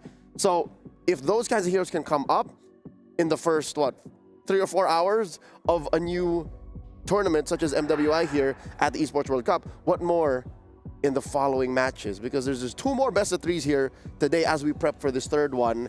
I'm looking at Team Falcons to bring the spice because knowing WowGG, knowing the Mongolian metagame, right? We saw a little bit of that coming from the wildcards on the behalf of the Mongols. This is Coach Bebex who's leading the charge here, formerly IHC, so he's known what it's like to carry the banner of Mongolia on the world stage. He's also employing the help of Nonaxin, the jungler of Mongols Pink, the team that WowGG felled in the finals 4-2. So there's got to be some level of diversity, there's some variety that could come in wherein, okay, I know what you're like to fight against. You could use this, you could introduce this. I'm guessing that's the dynamic. I'm hoping to see that. Yeah, it's an interesting dynamic. It's an interesting chemistry when you see lots of different people come together to make a whole cake, right? And we all love a good cake. Hopefully we get baked a really nice cake right here. Trex loves some cake. In terms of gameplay, you love cake? I love cake as well. We all love cake. And that is what we're hoping for, right? In the land of Dawn, just a really delicious dessert of a game. You know, before you come in, Leo, I have a quick point. You know, you mentioned all hands on deck for the Mongolian team, and from coaches to players from other teams. And I feel like when we look at the MENA team as well, the African team, whatever you want to call them, from what we heard from the lore, from the backstory, it was also all hands on deck for them, from casters helping them get sponsorships, from people behind the scenes. There is a lot of support and love behind both of these teams, and that is something that really excites me. It's not just about the games, it's about the community behind both of them. You're right. From a community standpoint, these players would not be where they are without the help of passionate and very generous individuals willing to pay it forward so that the MENA MLBB women's scene would grow. And here we are now in the middle of Riyadh, Saudi Arabia, hosting an MLBB women's tournament. What more could we ask for? Not to mention the individual stories of some of these ladies who had to fight tooth and nail and prove to their family that to play in a tournament like this, to live this life, to pursue that bread is worth it. Yeah. So far, MWI 2025 has already demonstrated that it is the amalgamation of all that effort, of all that passion, and all the growth that we have witnessed from these players, from just trying out, becoming a pro, now playing on international stage, some of these players for the second year in a row. It is really impressive, the achievements that they have accomplished, and just how much we've seen even the teams from earlier today improve so far. A fact that is actually shared by both the teams that are about to face off here as well, right? When we look at Team Falcons, for example, last year in MWI, they ended in 9th to 12th place. Not really the best performance, but then after that, IESF came in, surprised the entire world by getting 3rd place finish. In the same way for WoW GG from Mongolia, as you mentioned, they took down the favorites, the Mongols Pink, which previously was the country's representative, They were and queens. ending their streak across the entire region. Yeah. I agree. I totally agree. I think it's gonna. Are you still? Are you I'm still here? Are you still strung up on what happened to open the day? Yes. Yeah. My mind was still thinking about. You're still shell-shocked. Still shell-shocked. All right, real I have quick. some words for Churro later, but we'll see him on the desk later. All right, real quick, as an update before we jump into the draft here to start Game 1 properness best of 3 between Team Falcons and WoW GG. We opened up with a sweep by Navi MY up against Gaimin Gladiators from NA, and then we went to another sweep, but that was a little more hard-earned by the Terra Queens, the self-proclaimed dark horses of MWI 2025, as they took down Virtus Pro from Vietnam. So now here we are, another region, well, 2 regions to be reintroduced, and to show what they've got here, to prove that they earn it to make it out of Group A. So this is a Group A matchup. Ooh, okay. Jumping back a little bit. For those of you who don't know, there are actually 4 groups happening with 16 total teams across the MWI, 2 different streams happening at the same time. So if you guys are not catching all of the games, here's a reminder for you guys that 2 games are actually happening at the same time. You do not want to miss any of the action because these ladies are here to play. We don't blame you though if you choose to stay with Stream B. Yeah, we'll B just for update best. you. We'll just update you on what's happening. Stream A, currently, the defending champions Navi PH swept CFU Gaming. So TLG also lost. It's been an insane Stream A over there. I'm not gonna lie. I was watching you guys from the monitor and me in the other stream on my phone, trying to catch both games at the same time earlier. It was intense. You were cross-eyed trying to. Yeah. But that does mean all series so far across both streams have been sweeps. Ooh, When does it stop? When does it stop? That's the question. Right When here. does it stop? Trex is here now. It's gonna stop now. You've been hot take. You've been interviewed. We're getting 3 matches right here. Is that your or the effect? next one? One or the other, because you're here for both. Yeah. All right. It's time for us to try and get some predictions in. Is that what you're saying? 3 games, but for who? Are you asking me for my prediction? Yes, sir. You're asking me for That's my where prediction. we are now.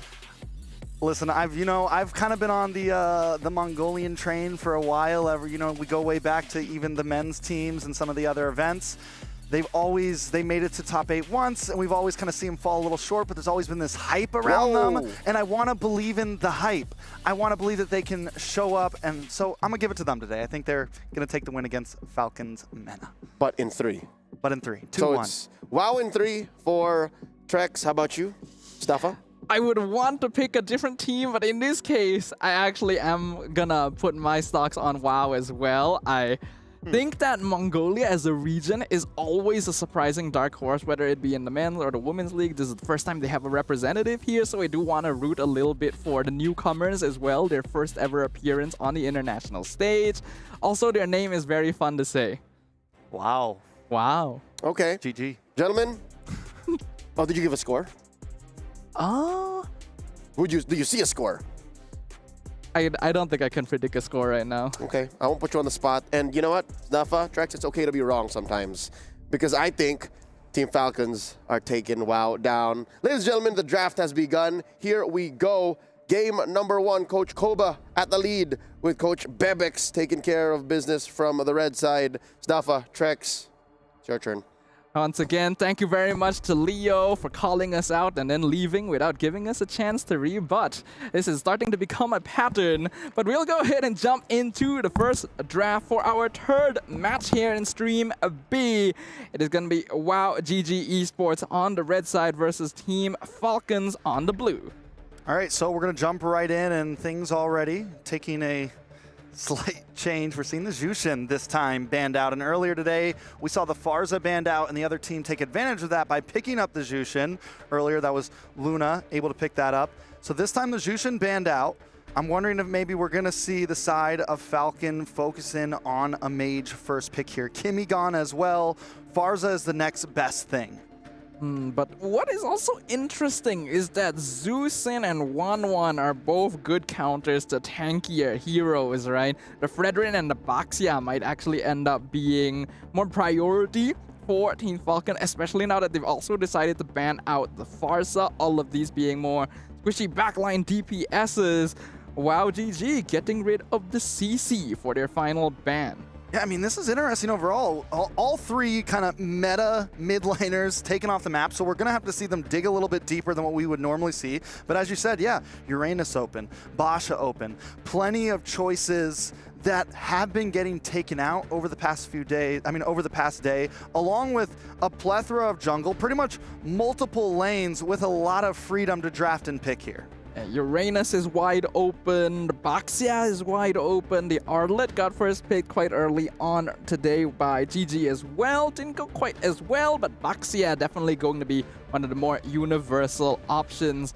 Already provides a direct counter to the Uranus as well, so that's why Team Falcons are okay with leaving that open for WoW GG. So they pick up the Matilda to respond.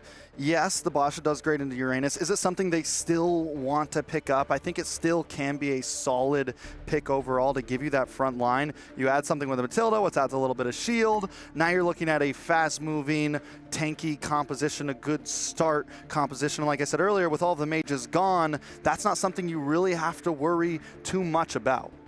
Yeah, I think so as well. The Matilda is often used as a combination with Fredrin nowadays, but looks like they go for the Lapu first instead, and I think this makes a lot of sense.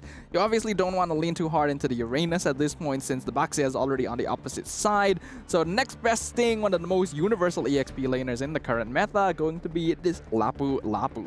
I mean, I've been excited for the Lapu. The moment I heard Lapu was back, it brings joy to me. Same, man. I mean, I agree. We finally have an EXP laner. We finally have a dive EXP laner back. We have someone that can just cause mayhem and damage, and I'm glad it's here. But in terms of that, how do we deal with that Lapu on the side of Falcon? Lapu doesn't have a lot of counters, actually, when you think about it. CC, one of the more obvious ones, but already banned out by WoW GG in advance. Otherwise, you'd have to go for more bulky side laners like the Uranus to just hold him in place, or try to win out the dive trade with something like a glue. It does seem like the former is the option for Team Falcons. They go for the Uranus since they already have the Baxia on their side as well. This gives them a very solid front line to play around. And then also the Zetian, which is instantly responded to with a Valentina. Yeah, we were talking about the Valentina last night and how we barely see it anymore. But again, with all of these mages banned out, these start to be your only options left. Now, don't know not too many options for ults right now. I guess you could take the Zetian ult and be able to maybe get a world, a little bit of hit all over the place, but still things up in the air for both. We need marksmen on both sides. We need junglers on both sides. Basha actually has been a jungle pick more often than not, but there's still the possibility for that flex. I think Baxia jungle is still one of the better options, but it is definitely possible for him to be roam. As for the Valentina pick, I do feel like it's a bit strange, because if you did watch the hero spotlight for Zetian, Moonton themselves said that Valentina is a counter to Zetian since you can steal the ultimate, but when you really look into the nitty-gritty of it, it means you share the cooldown. And it is one of the longest cooldown ultimates in the whole game. It means that Valentina just basically has nothing else for that entire duration. I mean, if that's the only ult you want, though, then I guess it's okay. Taking a look at the Valentina, at the Matilda, at the Lapu, it's a quick-moving composition from the side of WoW GG. You've got quick rotations. You've got dashes back and forth in these team fights. It's a dynamic setup so far from their side. Getting rid of the Moskov and Iritel now for WoW GG, focusing specifically onto the goal lane matchup. Getting rid of these two makes me believe that they might be leaning into something like the Harif or Granger, but there are still better options that I hope they go for instead. What is interesting though is the Barat's ban from Team Falcons. Yeah, I mean, the Barats, if they follow it up with a Fredrin, I guess it starts to make sense. Like, they're getting rid of that possible bulky roamer that WoW GG might want to bring in, but they take out the carry instead. So now we're also limiting down onto marksman. All we have left is what, the Granger, the Harith. We haven't seen the Bruno yet, but we've heard that it could be good overall. But yeah, I mean, mid lane, marksman, seems like both of these teams have their eyes on the damage dealers in terms of bans. Might be good for WoW GG to grab their gold laner in advance, but there is of course the risk of losing out the lane matchup if you grab it too early. I think Bruno is a pretty safe option since there's not a lot of early game marksmen that's going to be able to deal with it in return at this stage, and I do think that WoW GG is going to need some pretty solid damage. With a Matilda roam, you are not going to be quite as bulky compared to a Baxia Uranus, and you need a gold laner that's capable of taking care of themselves, but I go for the Granger instead. Yeah, so Granger Valentina, a decent amount of damage. I do think they still could slot in a more utility-based jungler. On the side of Falcons, though, what I'm seeing lacking right now is totally crowd control. Yeah, they have the Zetian ult, but that's only every, as you said earlier, every 60 seconds or so, 62 seconds or so. Longer, isn't it? And I think at level 15, it's like 62 seconds. Okay. So end game, it's at around 62 seconds. But I mean, after that, with the Uranus, it's a great pick, but something it lacks is crowd control. Something it lacks is a way to lock down this Valentina, lock down this Matilda, stop the Lapu Lapu long enough that you can actually take him out. Yeah, right now, Team Falcons draft is facing a similar... Oh... Who needs crowd control when you just heal? There he is. There's the guy. There's the guy I don't like. And a Melissa pick on top of that. It's spicy. I lied. I was hoping it would take a bit longer for this guy to show up. Estes. That's your boy. Don't you dare. Don't you dare accuse me of such a thing. I do not fraternize with this man. I didn't say you had to fraternize with him. I just said you had to be his guy. I feel What's like going to be our last pick on the side of WoW GG? What's the last pick on WoW GG? Xborg looks like. I mean, Xborg's actually good pretty answer. good. Beautiful answer. Xborg is really good here, actually. Great against both the Baxi and the Uranus, and actually very solid with that last Insanity, since most Falcons will be grouped up for the Moon Goddess. And now you have another ult as well for the Valentina. So, I mean, you could take the Essie's ult, you could get heal for your team. True. The thing about their team, though, is how close up are they all going to be? It feels like a dive comp. Feels like Xborg and Lapu want to dive in. But hold on, who's the jungler on the side of WoW GG? Is it the Granger Xborg, or right? Xborg? It's probably Xborg. Yeah. It's got to be Xborg, right? Xborg makes a lot of sense, since regardless of whether this ends up being a Baxia or Uranus jungle, he has a good matchup. I like it. I think it's going to be spicy. Which draft do you like more? The one that doesn't have Estes on it. Okay, so we're going for WoW GG. We both did vote for that. I promise it's not going to be a bias cast here, but let's jump in to the land of Dawn. It's game number 1. WoW GG up against Falcons Vega Mena. All right, looks like it is going to be a Baxia jungle Uranus EXP lane. So Velvet's goal here is just going to try and lock Deja Vu in lane as long as possible to provide them more space to rotate around on the map. Looking at the emblem setup as well, we got Impure Rage on both Foes and Rika, and then the Brave Smite on Mike Wazowski. So aiming for overall staying power. So, I mean, Leo was right. We get to see some more debut picks in another series. And not only do we see some debut picks, we also see the Xborg in the jungle, which is a debut position on the last series debut pick.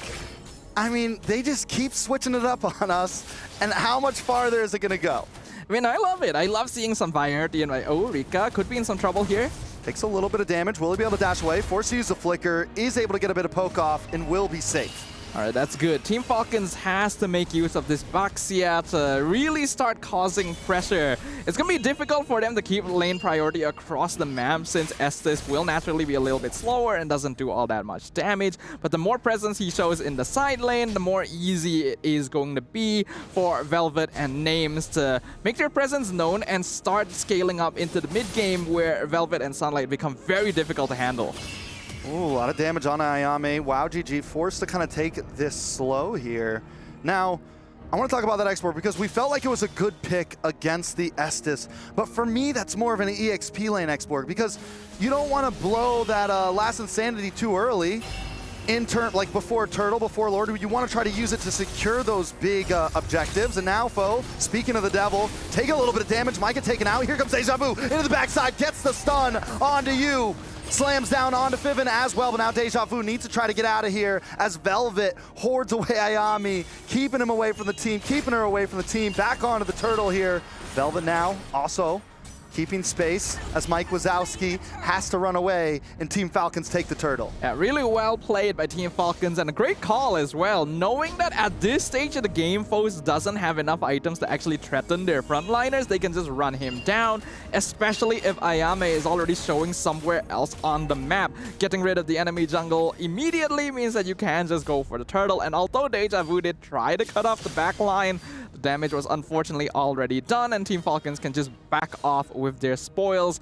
First Turtle going to them, a 1k gold lead in 3 minutes. I mean, it's a big gold lead. A lot of times you'll see teams at least secure something in response to losing the Turtle. WoW GG, not able to really get much minion play, get much tower play, or even get a kill on the board.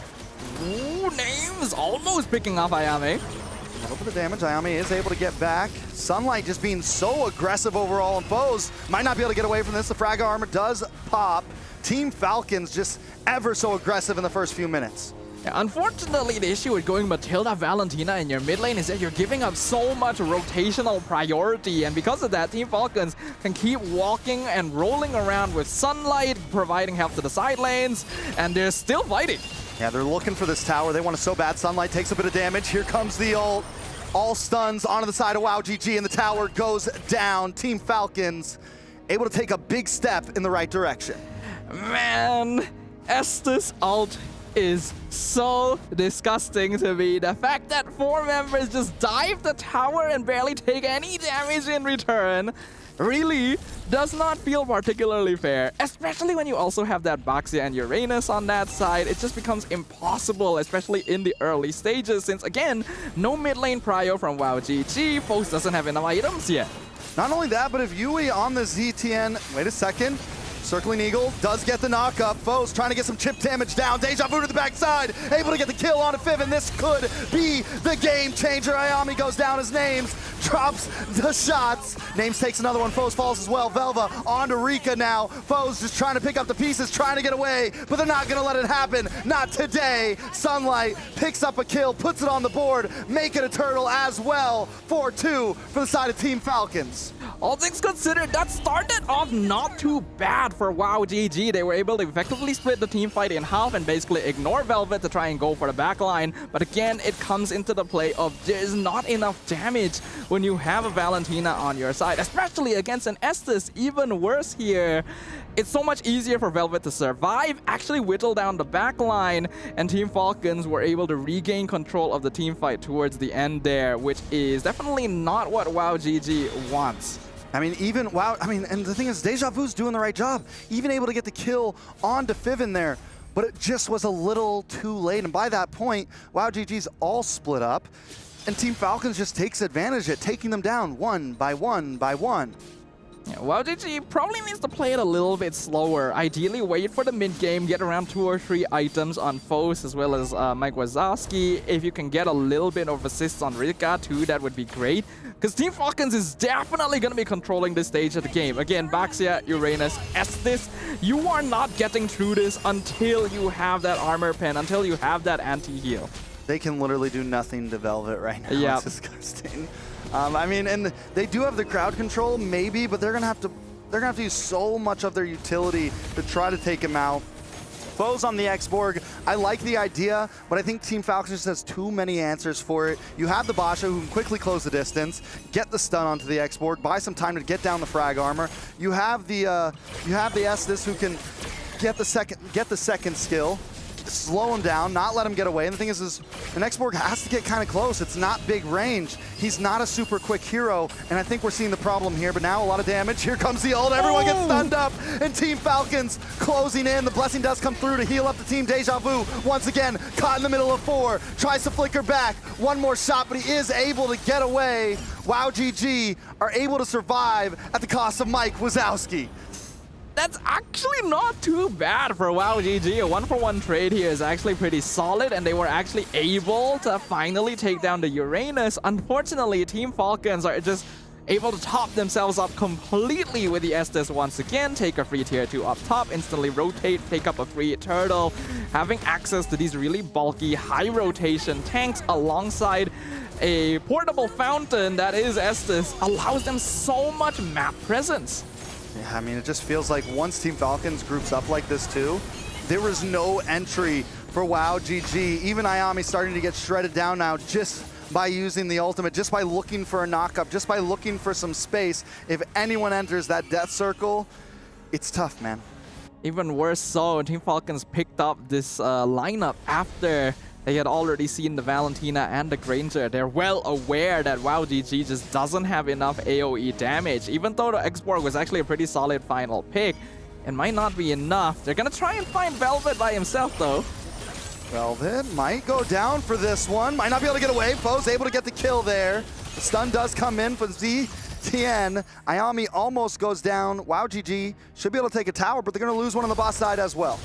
Yeah, it's not really an ideal trade. Velvet is no longer worth quite as much as she was at one point, since that is not actually her first death anymore, and a tier 2 tower is very valuable. Though it looks like Team Falcons aren't going to be able to rotate back in time. Rika sticking around to get a tier 2 up top. Sunlight, will they find them? Oh! Now he's alone. Mike Wazowski tries to get away. Foes does come in the nick of time. Mike Wazowski, she's able to dash back.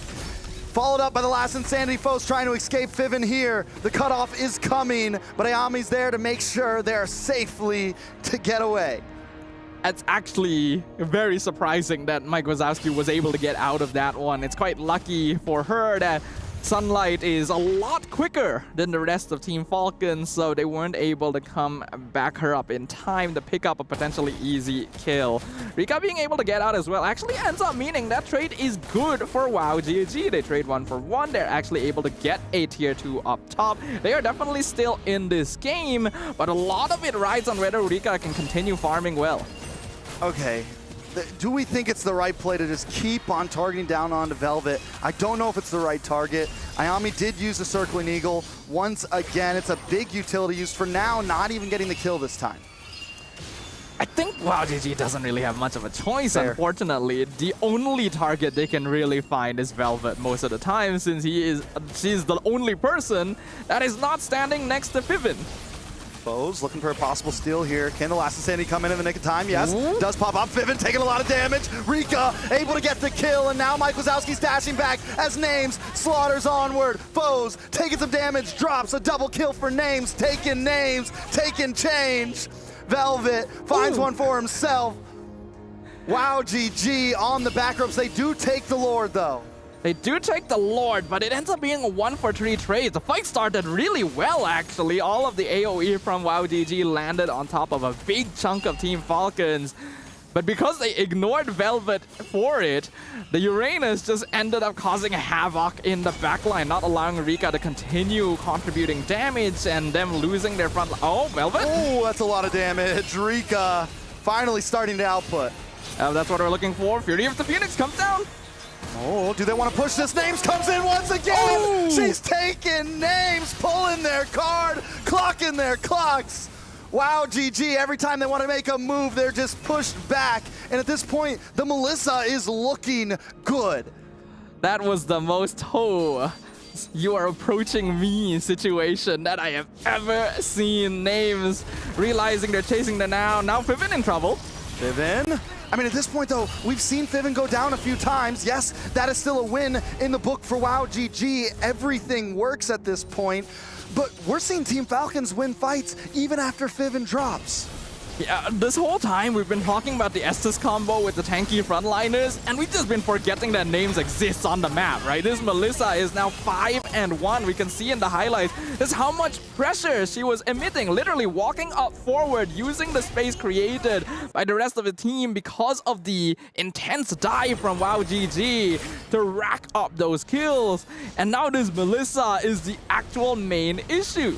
I mean, Melissa is a hero that on paper has looked good. Like, in theory, to me, has looked good against a lot of dive comps for a long time. You have the go away. You have something that's supposed to be able to help stop things like Lapu Lapu, help stop things like Matilda, help stop some of these dive heroes. It just never really ended up working out, I think, the way a lot of us wanted it to.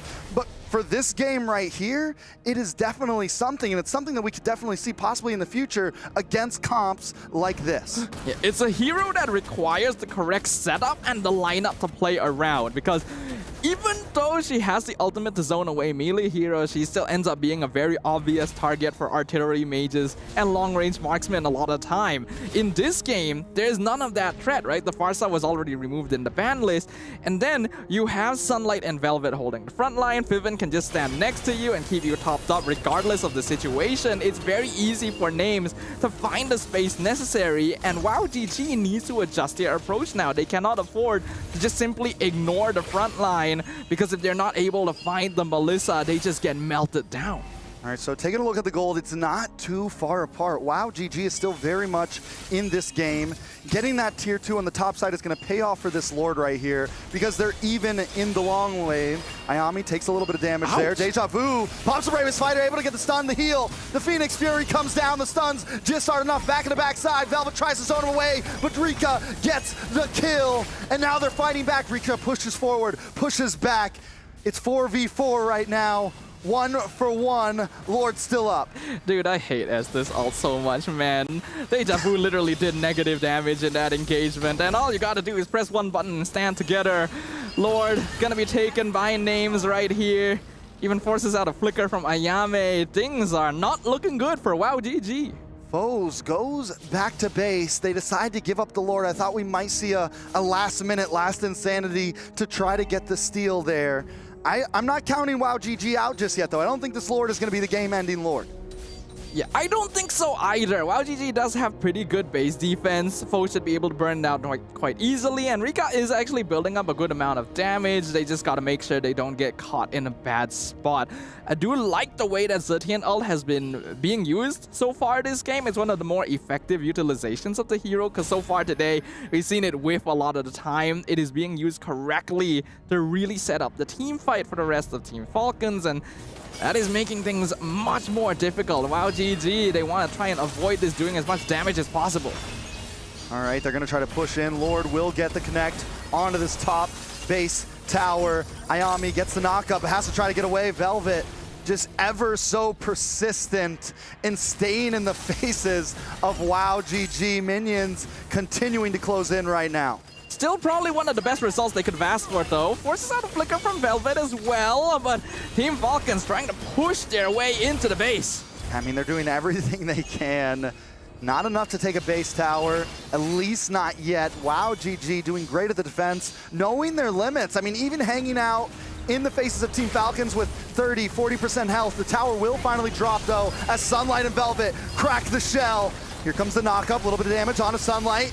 The stuns land down on both teams. Velvet low, Deja Vu finally taken out because he Bravest Fighter a little bit too deep. Foe gonna drop next. Names able to get the kill. Another tower falls as well. WowGG against the rope. It's 2 up against 5 members of Team Falcons. They're gonna close the distance. They're gonna take down the base, and they're gonna take game number 1. It is not even a fight here from the side of WowGG, despite their best efforts. Despite everything that they've thrown at the wall, they are fighting in their base, and it feels like they're the ones without their fountain. That is the situation we are looking at here as Team Falcons takes game number 1. Let us, Trex, what do you think about that? Falcons were relentless from start to finish. A lot of teams, I mean, in the beginning they were aggressive, and then even at the end they showed that relentlessness non-stop. They didn't want to let it go any farther. They knew Rika was starting to come online. A lot of teams might have backed off after that Lord there. They might have just, all right, we got 2 towers, we got a tower, we're gonna chill, we're gonna play it safe. No, they wanted to end the game right here, right now. And watching games like this once again pushes my vendetta against Your Estes favorite as a hero concept. No, don't you dare. Don't you dare imply such a thing. I love Estes. You know who else love Estes? Yeah? Leo. This hero single-handedly won the Philippines its second World Championship in a row. I'm talking M3, hashtag we want Estes. Yeah, Bring the code, that baby. contributes to me disliking the hero.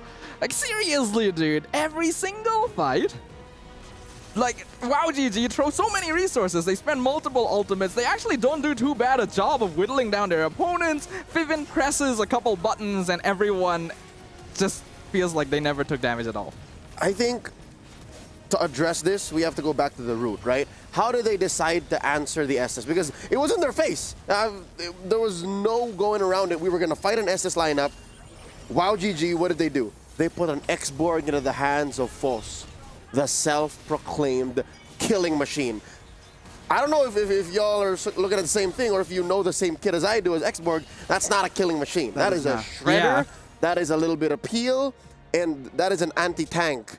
So already I think WoW GG, specifically their jungler, Foss was coming in with a deck half shuffled. Like it's not all in. They weren't fighting on fair ground. All this while, Team Falcon's Vega Mena, they were just, like they were so comfy on so many levels. Yeah, I will definitely concede that point. As much as I dislike the hero, I will definitely accept the fact that this was the right game to play Estes. They saw the Matilda, Granger, Valentina very early on, instantly. They know WoW GG is not going to have damage in the early game. In fact, they're not going to have damage for a very, very long time. You add on the fact that they were given access to both Baxia and Uranus, it's easy. It's so obvious that you go in for healer gameplay. I mean, I wouldn't say it's easy. You know, earlier you said they're just pressing the buttons. It's not about just pressing the buttons. It's about when you press the buttons. And I think Falcon Mena's timing was on point. Yeah, it's about when you hit that ult, right? It's about when you use the go away. It's not what you got. It's when you use it. It's when you use it. Yes, my teammates' health bars are not full. Let me press the button. I like more than just the way they use the Estes. I think there's a lot of genius in how they're willing to throw Velvet out there. And it takes a very specific kind of XP laner and communications for that to work. Because if you're down one member, if you're down one bit of peel, and then your gold laner in names is in trouble, which by the way happened a lot. Kudos to WoW GG for trying to make that happen because they did throw enough at names. It just wasn't enough. Like, it was too little too late. And I'm so happy that there's a successful debut once more into the environment of patch 1.9.90 hotfix. The Melissa. This is a win. Again, every series, one new hero gets introduced. Technically 2. That one was 2, Estes and Melissa. No, X-Borg. X-Borg. No, we saw X-Borg earlier. X-Borg Jungle. X-Borg Jungle. Okay. X-Borg Jungle. That's new. So, what does this mean for WoW GG? Going into game number 2, draft is almost upon us. They're just setting it up.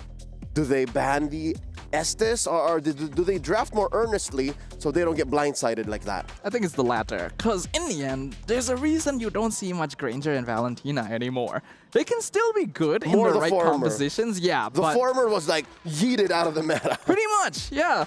Like, it's not like they're impossible to play around with, but there was no reason to pick them up so early.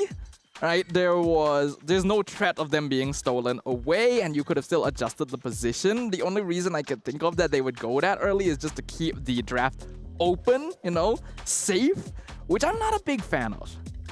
The X-Borg, I think they could have definitely drafted that different and possibly got a win there. I totally agree with you, Leo, that the X-Borg was a rough answer at the end there. They saw the Estes. It would have, I said it earlier, it would have been a good answer if it was in the EXP lane. It could have been a decent answer if it was elsewhere on the map.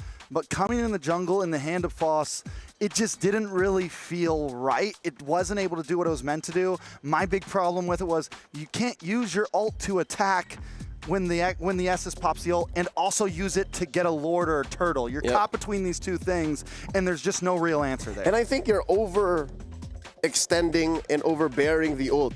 Because, yes, Last Insanity did get buffed essentially by adding more rotations and changing the way the damage is dealt, but again, that's not something you can control. It's not like a Puncture or a Tempest of Blades or Phantom Execution that you always have a calculated time to trigger. This is still down to RNG and how many stacks of the overburn you have as the Xbox. So maybe this is an idea from Coach Bebex, from their analyst Non-Action. Because again, this is how you answer most SS lineups, right? You know they're going to ube, burn them up.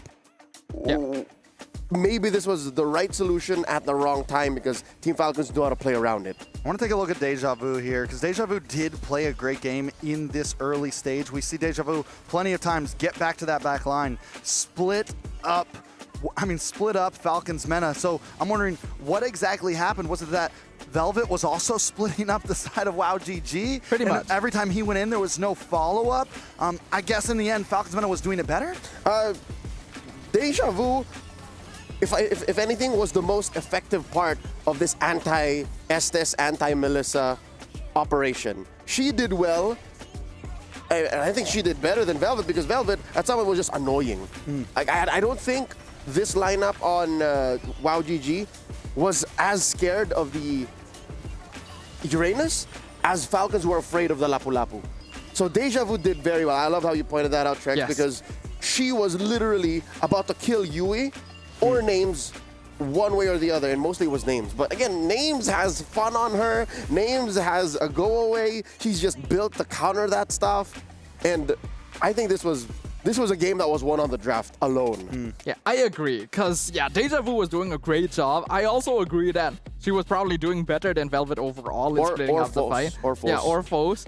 But yeah, the odds were really stacked against WoW GG here because of how they started that draft. I still think that Xborg is a good option. It's just that in this position, it was tacked on as like a final measure rather than actually built around correctly. It was just the emergency button at the end, which isn't exactly going to help you out. It's a band-aid for a bullet wound, as I like to say. Trex, this does still go down to your prediction. You did say we're going all the way.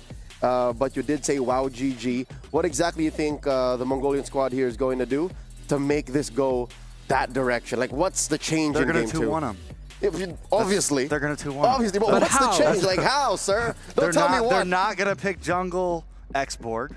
I hold strong. They were like, oh, wait. We already picked our EXP laner. And, they just had to... Coach, Xborg, what?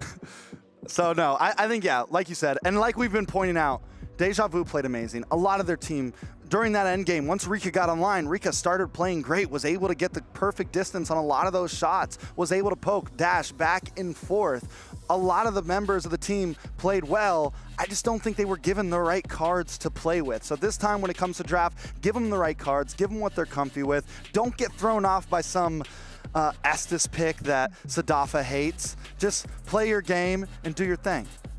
Pretty much, I agree, because despite the fact that they were facing a lineup that's really difficult to handle with their hero composition, I think WoW GG actually did pretty well. They were very good at engaging team fights, deciding when to actually take engagement. Rika was actually able to farm up quite well and actually become quite a threat towards the end game. But a poke hero like Granger is already stacked against the odds against sustain heroes and healing supports, right? So going into the next game, you gotta keep your tools a little bit more open, maybe try to lean towards the meta towards the early stages, and I think you gotta respect the Baxia as well on the red side. There's a reason teams usually ban the hero on the red side. It opened up too many things because instantly WoW GG couldn't pick the Uranus anymore, right? And it was just given back over. If WoW GG were to break my heart and take us all the way and even win the series, I think one way to do that is to get back to their identity. I think of all of them, Deja Vu still played a very Deja Vu game. Foss, I think Foss is a huge reason why they weren't as successful in game number 1. So put a Lancelot on this woman, put a Ling in her hands, a Hayabusa. I'll even say like a Yisun Shin, like if you can find a way to put a Yisun Shin into the hands of Force, then she can become the killing machine that she was born to be, that she knew she could be, then we're golden. And also, I mean, in terms of draft, they have a lot of space for bans. Those bans, we saw Farza get banned. We saw Zushin get banned. We saw Kimmy get banned. There's a lot of room for change-up, I feel like, that can still benefit both sides. You don't have to give too much by dropping one of those and switching it up to give yourself the Farza, to give yourself the Zushin, to give yourself some damage on your team. Or maybe even in a proactive manner, attack your opponents, give Sunlight a hard time, force her onto said assassins, because again, she's a self-proclaimed utility jungler. Not that there's anything wrong with that, it's just, what if she gets tested? What if her hero pool gets checked and only, you know, the Yisun Shin, the Ling, the Lancelot, only those are left out? What if that happens? We'll see if WowGG's got it in the bag to do just that. Coach Bebex chooses to go blue, while Koba goes ahead and says, we're going red, girls. Game number 2 with Team Falcons at match point. We are going to switch the scores around. Trex and Snafa, y'all take care of business now. All right, we'll try our best, Leo. We'll make you proud. Let's jump into the draft for game number 2, and there is going to be a side switch happening here. Uranus and Kalea banned out by WowGG, and the Baxia that we talked about earlier banned on the red side by Team Falcons. So we can see that they have proper respect for the hero. Yeah, I mean, there's already some targets coming in. There's already some change of targets happening. The Basha gone, but it's Falcons who actually ban it out. They're a little more on the scared side to let that through over to WowGG. And with the Uranus gone, we're forced to see some change happening. I think it is good to have some change. Really thinking about it as well, we've already come into this competition knowing that WowGG likes leaning more into assassin jungles and Team Falcons likes more utility jungle. I feel like what could have happened in game 1 was that WowGG could have left the Kimmy open potentially and gone for a triple marksman composition, since we already know that works really well against tankier heroes and would have definitely provided the damage that they were lacking to break through the Estus healing. WowGG though, gonna actually ban out the CC. Makes me think that they might lean into the Lapu early again. And when they were over on red side, they took out the, I'm mind blanking now. Yeah, same. Because it was they took out Arlet. They took out the Arlot, they took out mages. But at this point, first pick up, Lapu, I mean, yeah, could be solid overall. I think something not too crazy. The Farza's open.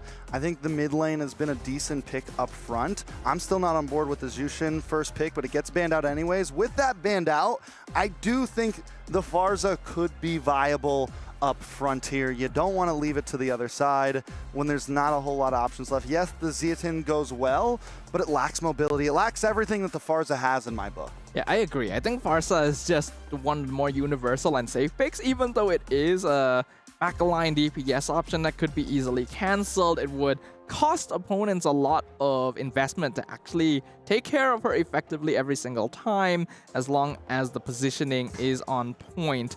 With the Zeus'in banned out as well, I feel like WowGG needs to consider the possibility that Falcons wants to go for another utility tank jungler comp.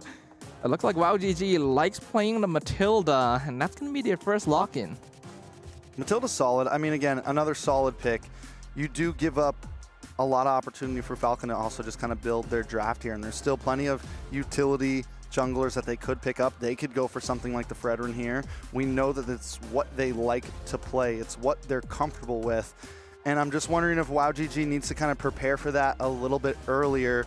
Now with the ZTN picked up from the side of Falcons, they could honestly just go for a very similar draft to last time. But last time did hinge quite heavily on the Baxia and Uranus just being impossible to kill. There's not a lot of heroes in the pool that are going to be able to match up to that level of bulkiness. Gatot does actually come pretty close though, so there is a chance Team Falcons is leaning in that direction. WowGG gonna go exactly as we predicted here. The Fredrin comes out to combo with the Matilda. So interestingly enough, still not putting foes on an assassin jungler. And they'll also lock in the Kimmy.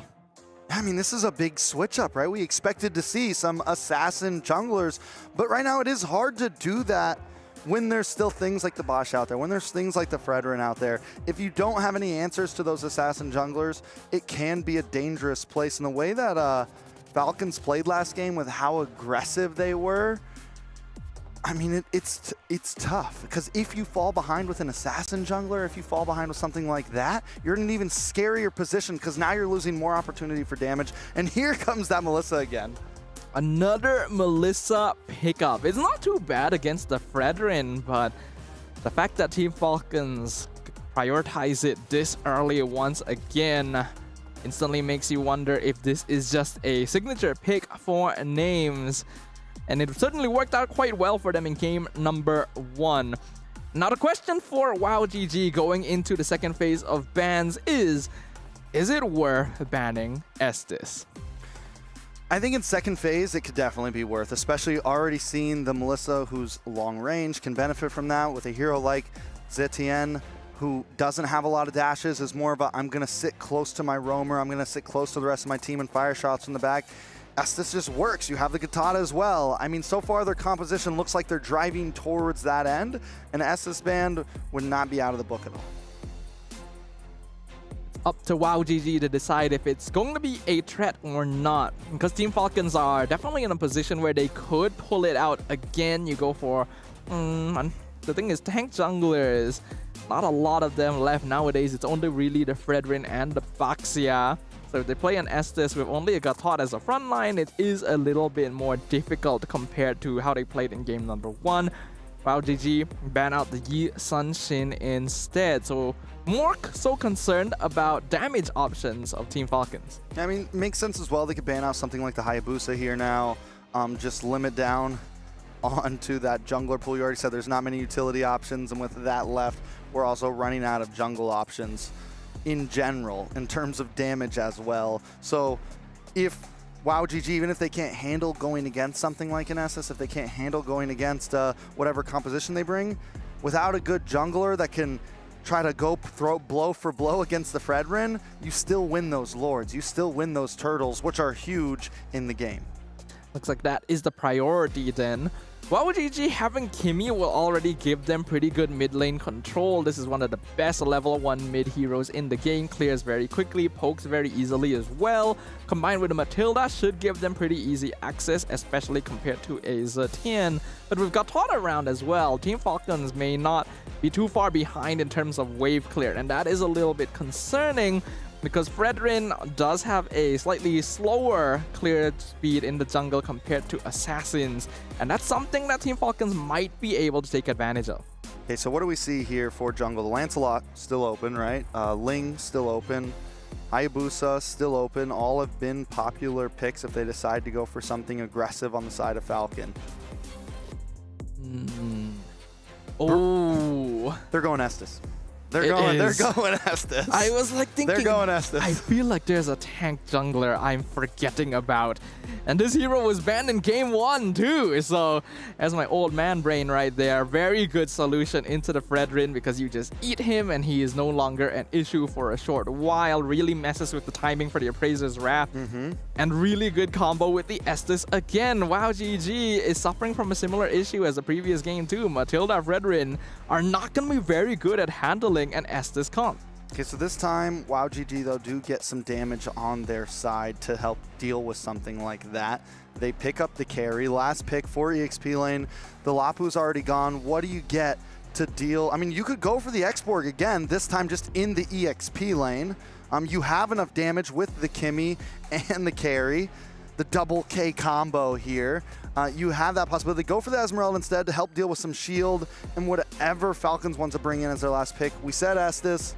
Is there anything else? Maybe Wrath? Maybe we finally see that Wrath pop up? Well, it's possible still that this Gatot is actually a roamer.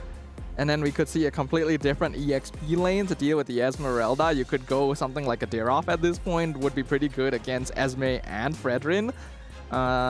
Glue also, if you just want to survive through pure sustain at this stage. But Team Falcons, they can still go Ube. They can still go Estes. Let's see which of the two options they will choose. I mean, I know it's what you want to see, Sadaf.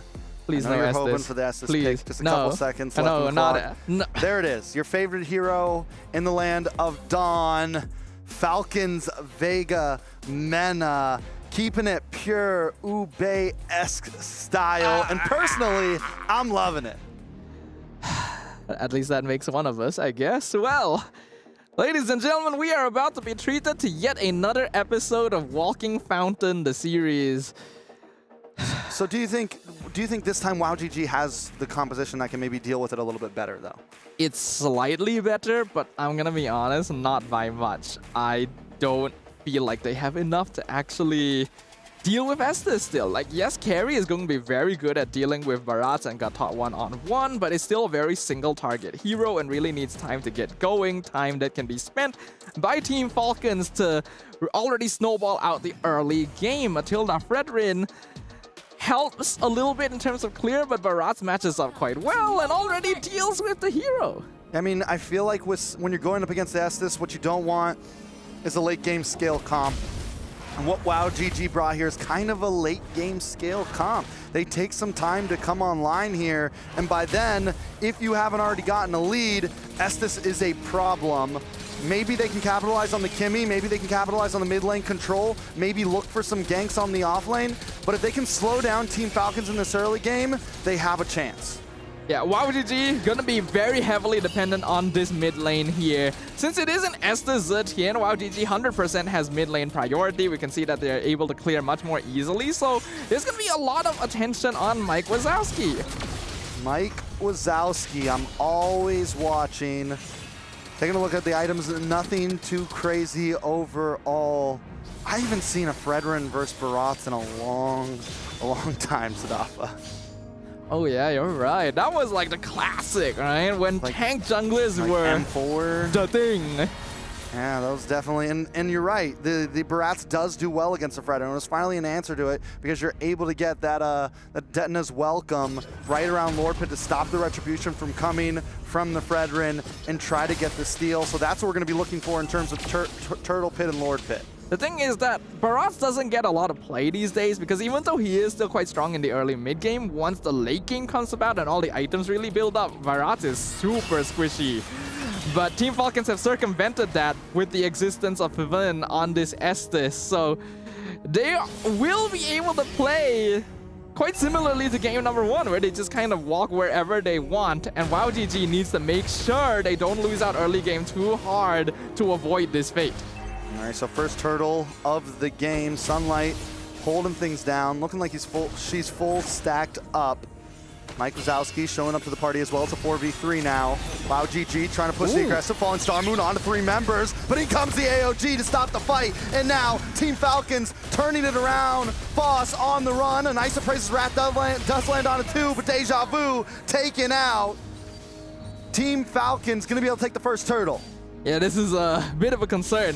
3-man Falling Star Moon was actually really good from Deja Vu, but Team Falcons just groups up, heals all together, and the Fury of the Phoenix AOG combination was actually really good as well. Perfectly timed to ensure that Velvet would get the 2-man knock-up and then recontrol the fight and force WoW GG back. We saw in the gold lane as well that Names is now 1 level up on Rika too, so Team Falcons has control of the early game.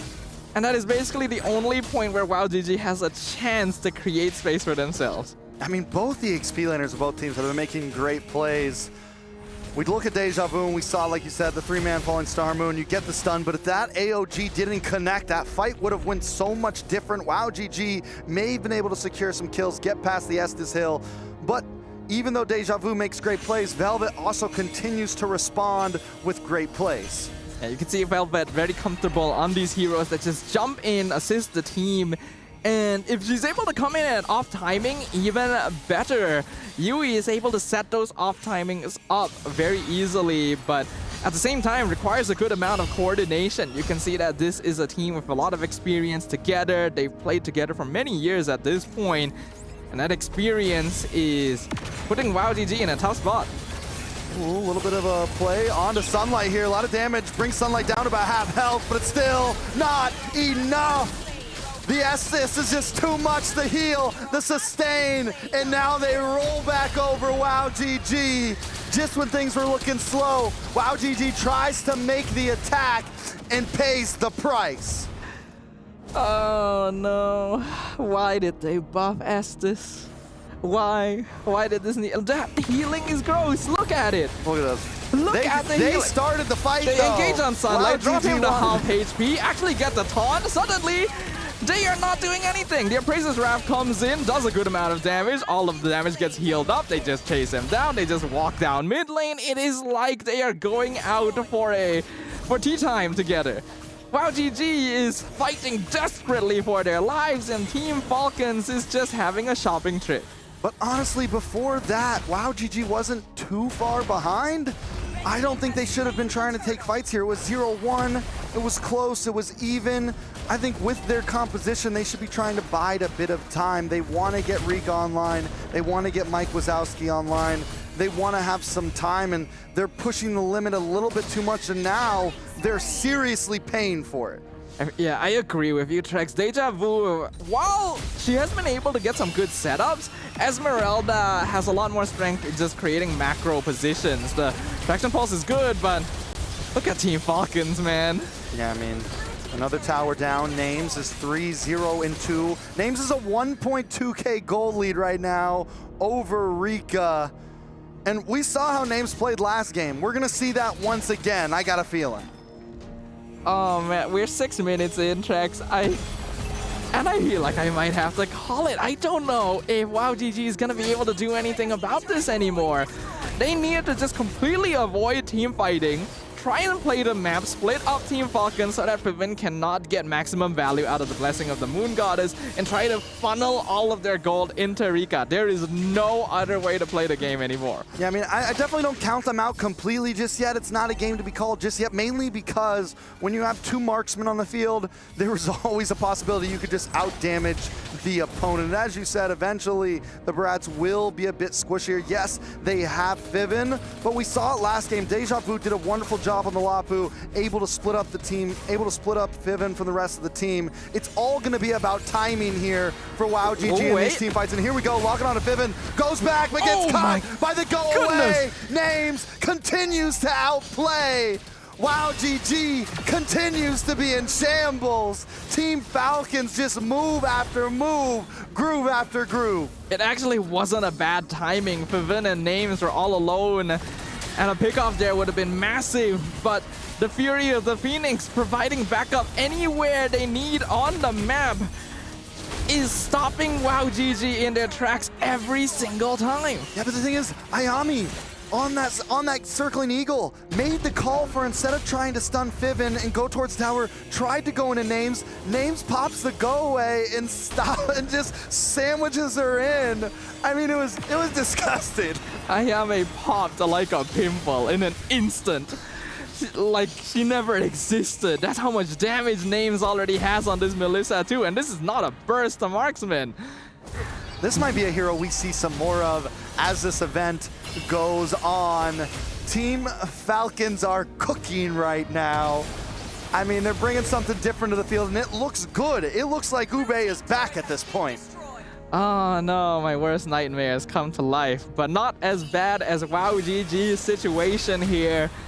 7 kills to 0, 8 minutes in, and we are already looking at a 6k net worth lead as well. Even if they try to cut... Oh, Rika! Oh, gonna be able to get away from this one. They're good. It's just a circle of heroes you gotta stay away from at this point. It's a bowling ball. It's a snowball. It's dangerous.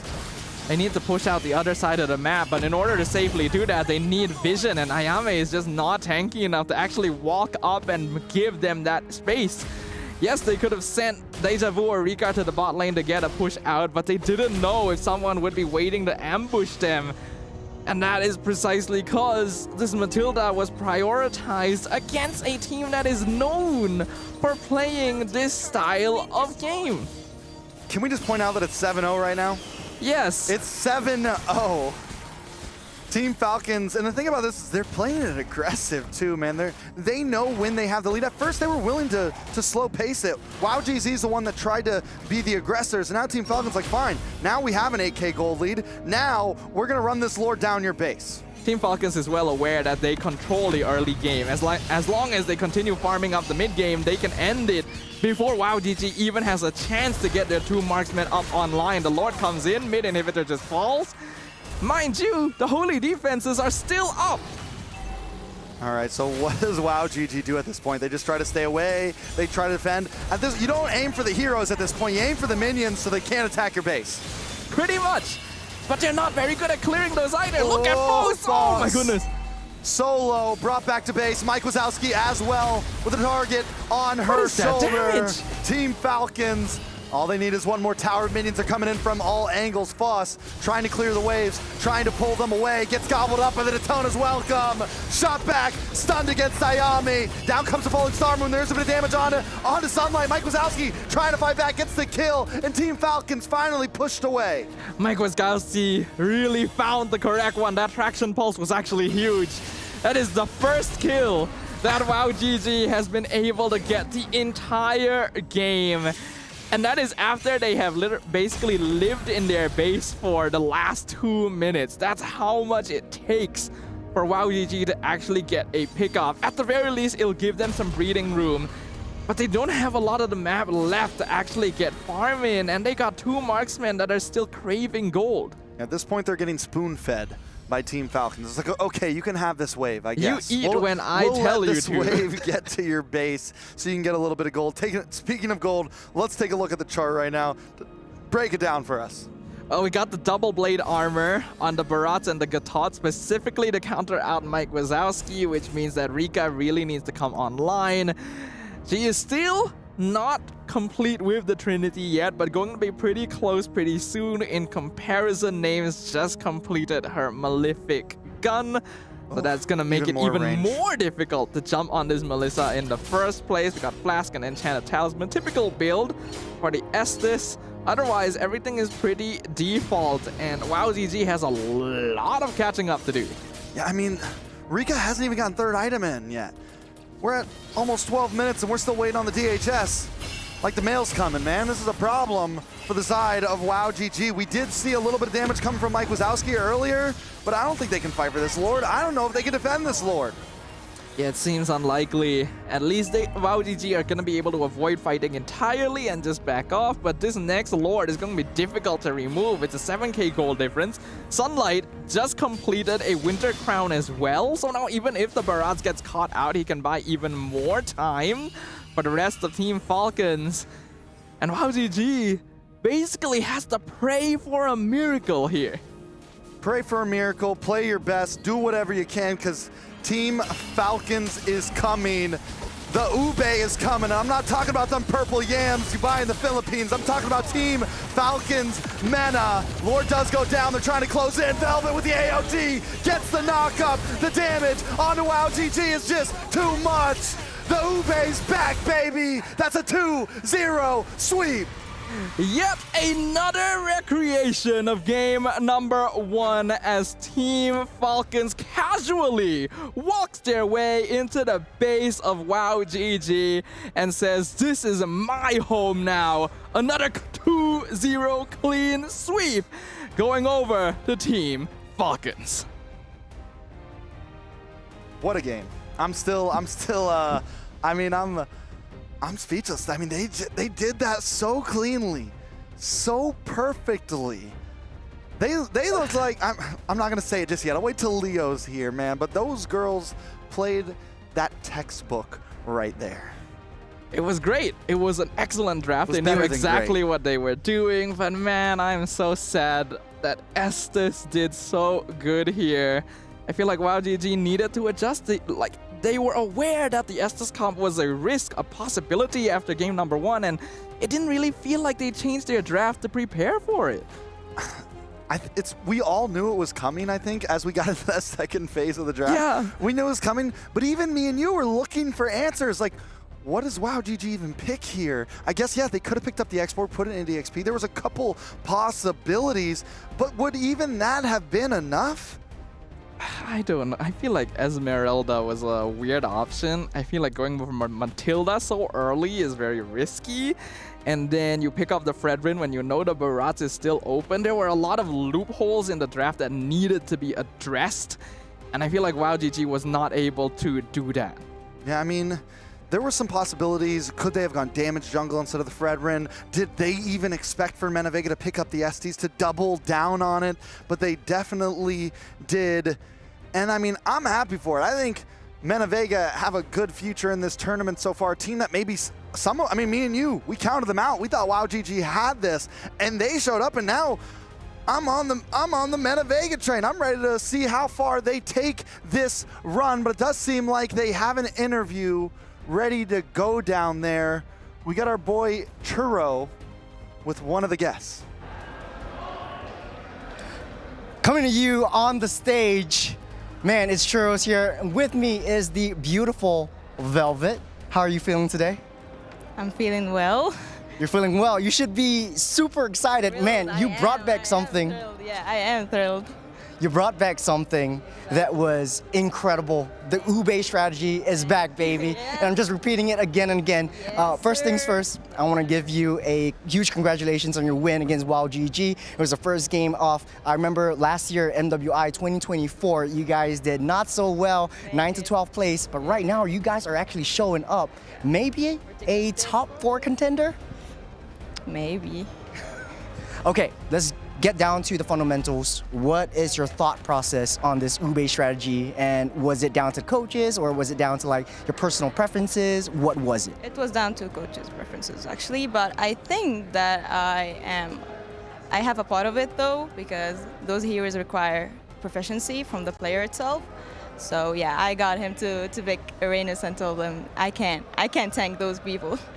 I gotta say, like, I was not expecting the Estes and the Melissa coming out, and we have to really talk about names coming in on the Melissa, and she was so vocal every single part of the way. It seems like she's a gold laner, but on the screen, she seems like she's the most vocal about it. What changed over that 1 year that you guys, did MWI 2024 and up to now? Well, the last MWI, as we all know, it wasn't very well, but then we had another thought and we had another goal for us to achieve throughout the year, and which is to make sure that we progress rapidly, because we need the progress, okay? And for names, she actually tried her best to do her role, so we were so proud of her. I am proud of not only names, but the entire Team Falcons team. Man, I got one more last question for you. Is there anything you want to say to all your fans in the MENA region? And you can use in your own language if you want to. It's okay, it's okay. I'm just glad that I have fans, not just in the MENA and all around the world, especially in Philippines and Indonesia. I'm very glad, I'm very happy that I have you guys by my side and always rooting for me, and that's quite I think for me, actually. Well, thank you very much for your interview, and that's all the time we have. But man, there's a lot to talk about, so let's break it down. Throwing over to the boys back on the desk. Over to you. We are men, not boys. Thanks, Churro, and thanks, Velvet. You can count me as one of those fans from all around the world who I can't believe I didn't see it first. It took a while until the very end of the tournament that she was talking about, IESF, WEC 2024, for them to really catch a break. And here, they ran through WoW. There's really no other way to describe it. They ran right through WoW GG. The base was a suggestion at that point because they had their own fountain following them the entire time. The Estes proved itself here. Still don't like the hero, but I feel like WoW GG needed to make some adjustments here. Stava, right?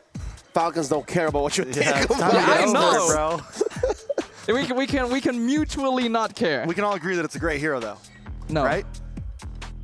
I mean, stats don't lie. Team Falcons MenaVega proved it was a great hero today, and I think we're going to see more of it from them, honestly. It could be something that carries them. It might become a must ban. I can't believe they didn't ban it. I can't believe second phase, they should have. Yeah, so weird, actually. A lot of the symptoms that showed in Game 1 were not addressed. So that worries me for the future of WoW GG here in MWIs, because when you get stomped on, again, for the lack of a better term, when you get stomped on in Game 1, you usually at least try to find all right, at least 2 major things that went wrong. If we can fix one of them, at least the game might go longer. Here, if anything, I think the symptoms worsened. There were some adjustments. They focused down on the Baxia and Uranus that we talked about in game number 1, which I like. That was a good adjustment. Just remove like these really difficult to kill heroes in the first place. But you have to be aware that MLBB is going to have a lot more of those heroes just waiting in the works. You gotta respect that. They went for the Fredrin. You already know Barat should be a counter to that. And then you see the Gatot, the potential Barat setup.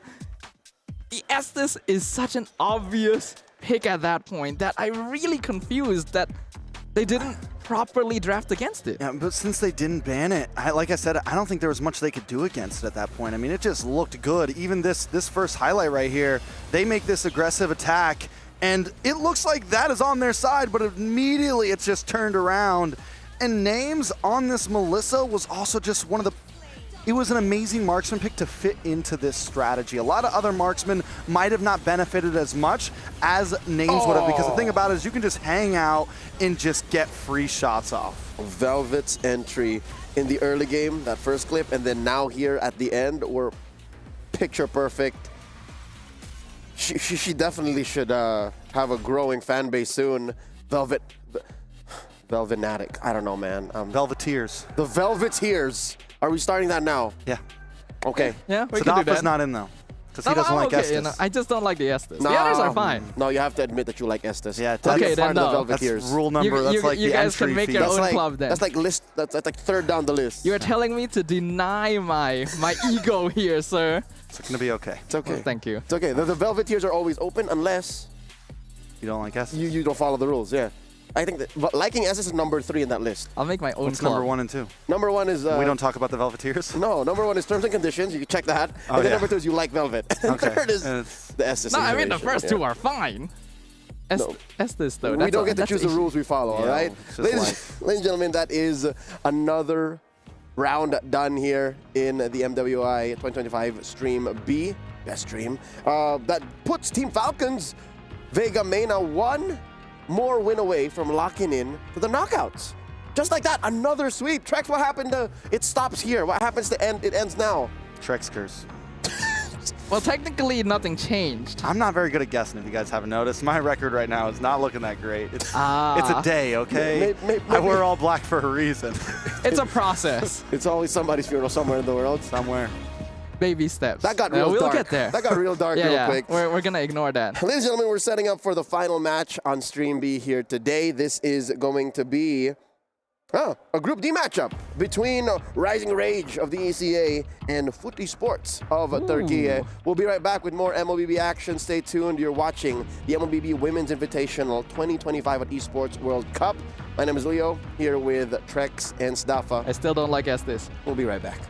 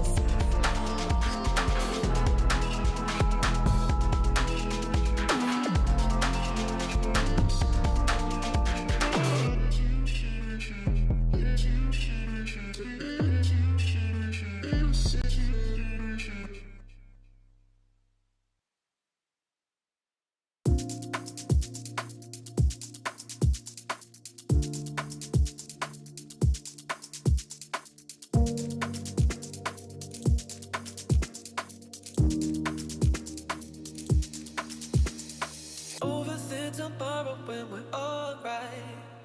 That's when we forget just who we are. Make us come together and it's alright. That's when you remember who you are.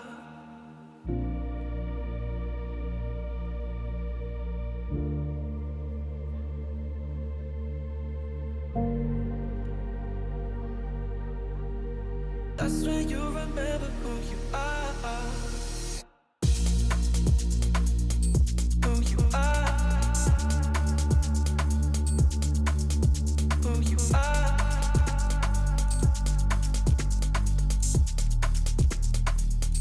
Who you are.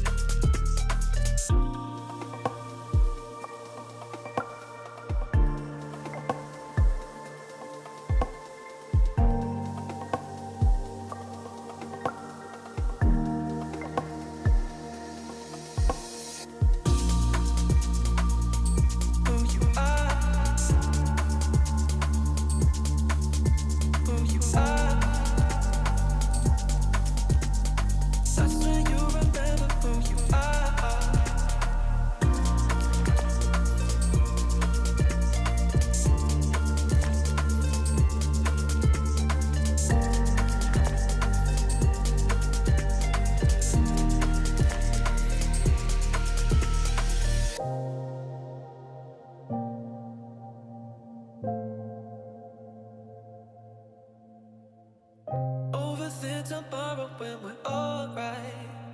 That's when we forget just who we are. Make us come together and it's alright. That's when you remember who you are. That's when you remember who you are. Who you are. Who you are. That's when you remember who you are.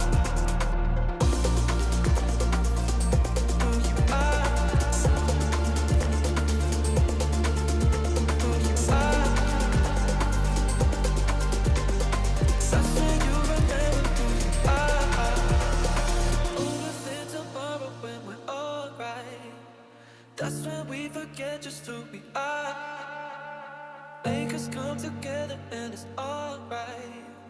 That's when you remember who you are.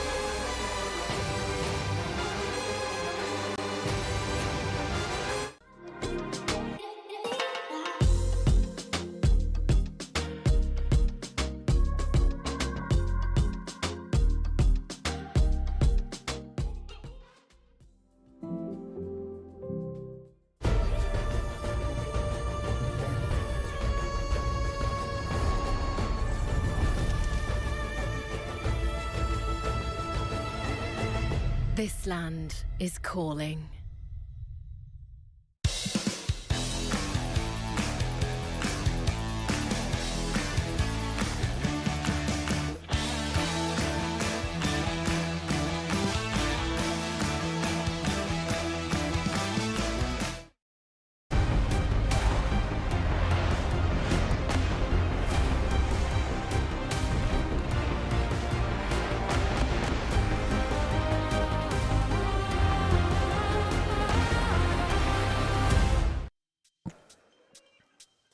You're watching Stream B of the MLBB Women's Invitational 2025 live from Riyadh, Saudi Arabia, here at the Esports World Cup. My name is Leo, at your service, your desk host for all of today and for the rest of the week. Joined here by Churo and Trex, calling the last match of the day. It's another best of three. This time between the ECA and Turkey, we got Rising Rage and Foot Esports.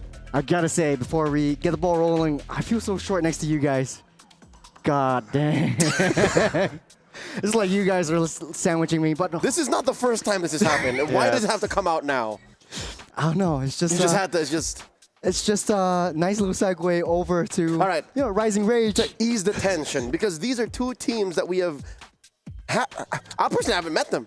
Yeah, newcomers, both newcomers. They are from developing regions when it comes to women's MLBB. Mind you, if you say ECA, women's MLBB, a team that we were introduced to last year, VSG, are no longer here. Remnants of that squad were spread out in their qualifiers and just couldn't make the cut. Instead, we now have Rising Rage, and they'll be facing off against Foot Esports, who has a solid MLBB esports ecosystem in Turkey. It's just that we haven't really met much of the women.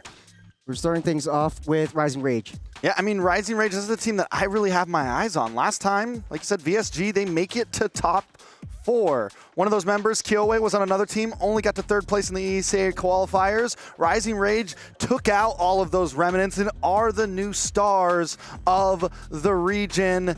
And if they hold up to EECA standards overall, they are a team to be feared. All right, sad as it is that we're missing out on big names like Kyowe, Synchro, Minun from last year's VSG, we have now Zaza, Evredian, Every, Asuna, Bondi, and Zefirka playing for sub. So these ladies, they're fresh faces, and I'm always up for new names. I'm up for new dreams to come true. This is Rising Rage. Speaking of new names, new dreams, we have new picks, new strategies that ECA can bring to the table.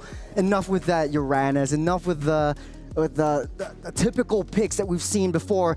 You know, Falcons brought back Ube. I'm excited to see what Rising Rage is able to bring to the table this time around. That's a high bar to try and beat. Team Falcons Vega Mena did re-debut, reintroduce, and with very much gusto and a lot of success, the Ube strat. I wonder what the ECA's reps here will do, given that they are playing out of the region that had the Brave draft for the men's league, the MCC. So definitely the envelope is really high, the expectations are really high. Trex, you said that it ends now. Last game, last series. I don't think it ever will. I think we'll keep seeing new series. I think we'll keep seeing new picks. I think series will keep getting swept. Although the second part I don't want to see. I want this maybe to go a distance.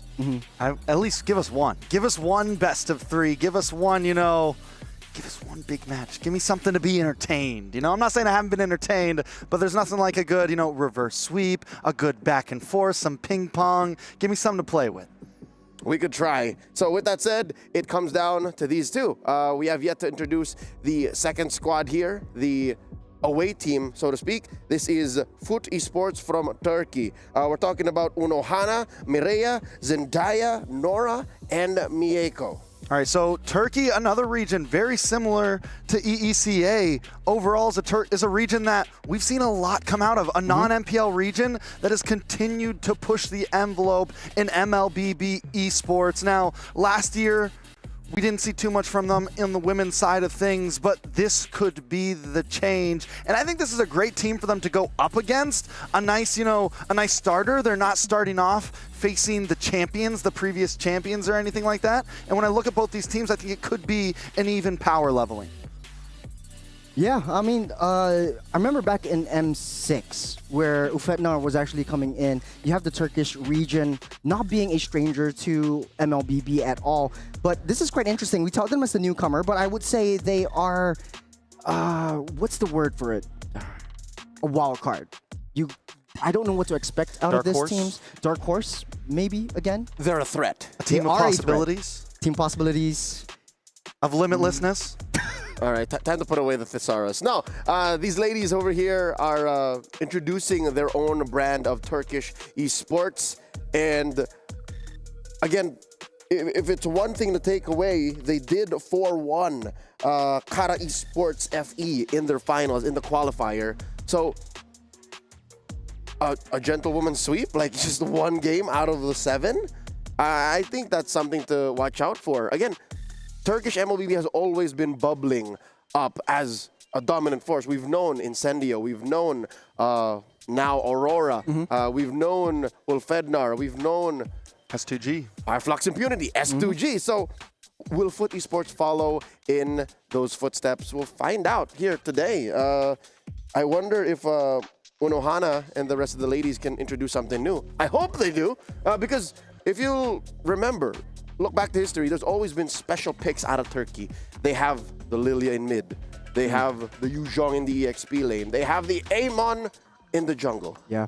I'm also looking forward to the double mid lane roam kind of situation. I remember Ufetnar or Fireflux Impunity, they brought out the Novaria together with the Eve, but that was metas ago. This time around, I think they definitely have something that other regions don't. The ability, the possibility of testing things out and seeing where things go. And what better day or what better time to test things out than day number 1?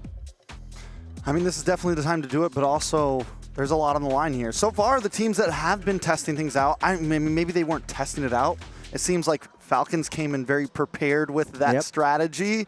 But yeah, the teams that are willing to stick to what they know or stick to what they do best are winning out right now. I think it's okay to pick something a little different than the rest as long as you're able to deliver on that. As long as you're prepared for that strategy, I don't think you should get out of your comfort zone on day number 1. And to understand exactly what's allowed in the current metagame, let's talk about some hot picks. Let's talk about some things that might come out in this draft between Rising Range and Foot and see if the solutions are present. In case they get banned early, then should they change priorities? Topic number 1 would be Uranus. Is Uranus really, truly the big bad in this current metagame that it's chalked up to be, or is it more like just a monster of the week? So far, low sample size. It's a flip of coin. They tried this earlier on this series, or the first game, and then the previous game with Team Falcons. So this is a hero that works better in the EXP lane because you want to maintain lane priority as well as like creating space for the rest of the team. You are a loose member so that you can just roam around the entirety of the map and leave the rest of your team as a 4-man composition, which works kind of well. But then again, it's still low sample size. I would say it's still a experimentable kind of hero this time around. Los Amosai is in the MWI, but if you're talking about just in general across second party, third party, premier events such as this, I think Uranus has proven to be a pick, like at least top 10. So, Trex, your thoughts? Is Uranus? Well, we know Uranus is going to show up in this draft. For sure, Uranus is going to show up in this draft, but are we reading the room right? Is he supposed to be that big of a priority, or are there other ways to attack what's possible? I definitely think that, yeah, he deserves this spot with his 100% picked ban rate. So far, high contest. From all the way back to even wild card and other events. But is there going to be an answer to him? That's the real question. I don't think we've seen enough just yet of, is he really that good? Or have we just not seen, you know, some of those top teams play against him yet? Because that's what always ends up happening when we watch these events. It always takes until we get to the knockout stage to see what really comes out in the laundry, right? So, yes, I do think he will continue to stay as a hot pick. Will he continue to be 100%? Time will tell. Will he continue to be unbeatable? Time will tell. But right now, he definitely deserves this spot in the meta. Yeah, I don't think anything is unbeatable. We've seen the rise of heroes like Esmeralda come out, and we've seen heroes like Hilda and Phoveus who just don't want to spend any time with Uranus. Like, any time you spend with Uranus is time that Uranus wants you to spend on them, because you're wasting precious time. Because again, you're right, Churo. You mentioned how Uranus wants to be away. He's a loose member of a lineup, and no true lineup should benefit from Uranus being around, because you want to break your opponent's formations, their battle lines, and these answers, I think, are going to be more important. The life and death of Uranus falls on the shoulders of the teams who are willing to let it through and then answer it. We've seen in the wild card, teams are willing to play Lucas. Yep. You could really beat down on a Uranus that way. The CC works as well as CC a sort of like head-to-head counter. Dairoth. We haven't seen that much yet. Not yet. Hasn't been picked yet, but we're teasing it. We know that mechanically speaking, logically, the Dairoth should bully the Uranus. Are there other possible solutions you guys might want to suggest so that in case it does come up, we can look extra smart? I mean, I like the CC idea. I think what you could approach with it is pick something highly mobile, right? I think something that, I was just about to say, Benedetta, something that, okay, fine, you might not beat him in lane in the 1v1, but you can beat him in rotations, and since he's going to be a loose member, fine, you go beat the other 4 in a 5v4, right? You take advantage of that Uranus being elsewhere and just try to bully the other 4 members of the enemy team. That could be another way to approach it. Come back to the shred. I mean, there's going to be some options I'm sure we're going to see as these events move forward. But currently, yeah, I think against a team that's maybe not as well-trained, maybe not as ready for something like that, we're going to continue to see teams having trouble with it or just banning it out. Now, from the EXP lane, let's move over to the jungle. The jungle has grown to become quite the sandbox for a lot of teams. Specifically, I want to use as an example Team Falcons Vega Mena. Sunlight, a prolific utility jungler user. She rocked the Baksha, again, already must ban her pick in the first phase alone. Rocked the Barats the game after. Might have played better than the Baksha. Are there any other heroes that we're expecting to come through because of the rise of utility junglers now? Or has this, again, another possibility, gone out of control? Are we dipping too deep into the days of 2021, 2022 when all you could see are just utilities left and right? The way I approach it is not on a lane-to-lane perspective, but more on a macro, like what's your objective? Like how do you want to play the game? So the jungle doesn't live in an island. The jungler and the EXP, I like to say it's more of like a tit for tat. You trade a flexible jungler or a high bursty jungler for a tanky EXP lane. So One that's or the what other. Uranus, There's like a balance. It has to be a balance. So the Uranus actually gives a little bit more mobility. That's why you can afford to bring out the Barats. You can bring out the Baksha, which provides that kind of sustain that frontline tank, especially in the early game where Uranus doesn't shine as much. And so I think from this perspective, if teams want to pick up the Uranus EXP lane again, I feel like they could go something. We're actually seeing a decline in fighter junglers from before. You know, the alphas, the alphas that had been readjusted or nerfed down to the core, 25% negating damage from the jungle creeps. I think that I guess this game just doesn't want to see fighter junglers anymore. You said the F word. I missed my fighter junglers, man. It's been a while since we've last seen the likes of the Alpha, the Lucas. I'm glad that we got to see at least a shadow of Lucas in the wild card in the EXP lane, the Bully and Uranus. Where is Suyo? Where's my boy Suyo? Even the Julian. I'm glad Suyo's gone. I'm sorry. It was like a year and a half of Where is this Suyo's coming supremacy. from? It was like a year and a half. Suyo's been around for less than a year. What are you talking either about? way, it was multiple seasons. We saw it at M6, leading up to M6. We saw it at MSC, M6. No, he wasn't at MSC. Yeah, he was, right? He was. Yeah, he was in MSC. It was Roger, Suyo, Alpha. That was like the meta at the time. Really? Suyo, Alpha were the junglers. Joy as well. Then it was Joy, Suyo, and M6. This MSC? Last MSC, yeah. Last MSC. He was in. Gentlemen. Look it up. I'll Okay, keep on talking. Either way, my point is it wasn't even really a fighter meta. It was like 3 fighters, man. Let's just be real here. I'm happy. I think right now that the door is literally just cracking open on what we're about to see in terms of meta. I think it's in a good spot, especially because we can see things like sustain meta. We're still seeing assassins pop up. I'm not completely counted out. Leo's about to prove me wrong, but we will see. I thought y'all got me on the Mandela. Don't gaslight me. Suyo came out after MSC. Suyo came out after MSC. So was it Alpha Roger? No, yes. Here's the thing. It's been around so long that it just clouds our judgment. Yeah, it just clouds my judgment. It was, hold up. Are you sure there was Yeah. It was Ling, Julian, Fanny, Hayabusa, Nolan. Alpha. The Alpha There was definitely a random Akai in the finals. So, no, if Suyo was here, we would definitely see his face at least banned.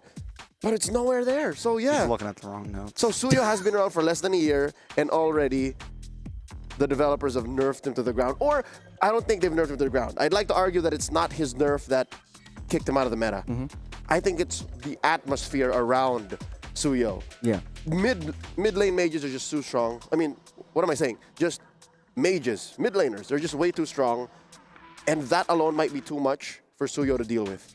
Yeah, I feel like it's a mix of like the developers just removing his passive magic defense, but also the meta calls for a little bit more late game sustain and late game insurance. He does run out of utility later on. Kind of doesn't fit the bar. Falls off. Yeah, and the late game especially. But I do want to see like coming back to your point, like the Amon, the Nathan, which was so prio banned and picked when they were first introduced. Nolan, and now you mean? getting fallen off. Nolan as well. We talked about this in the earlier game as well, and people just I guess forget about it.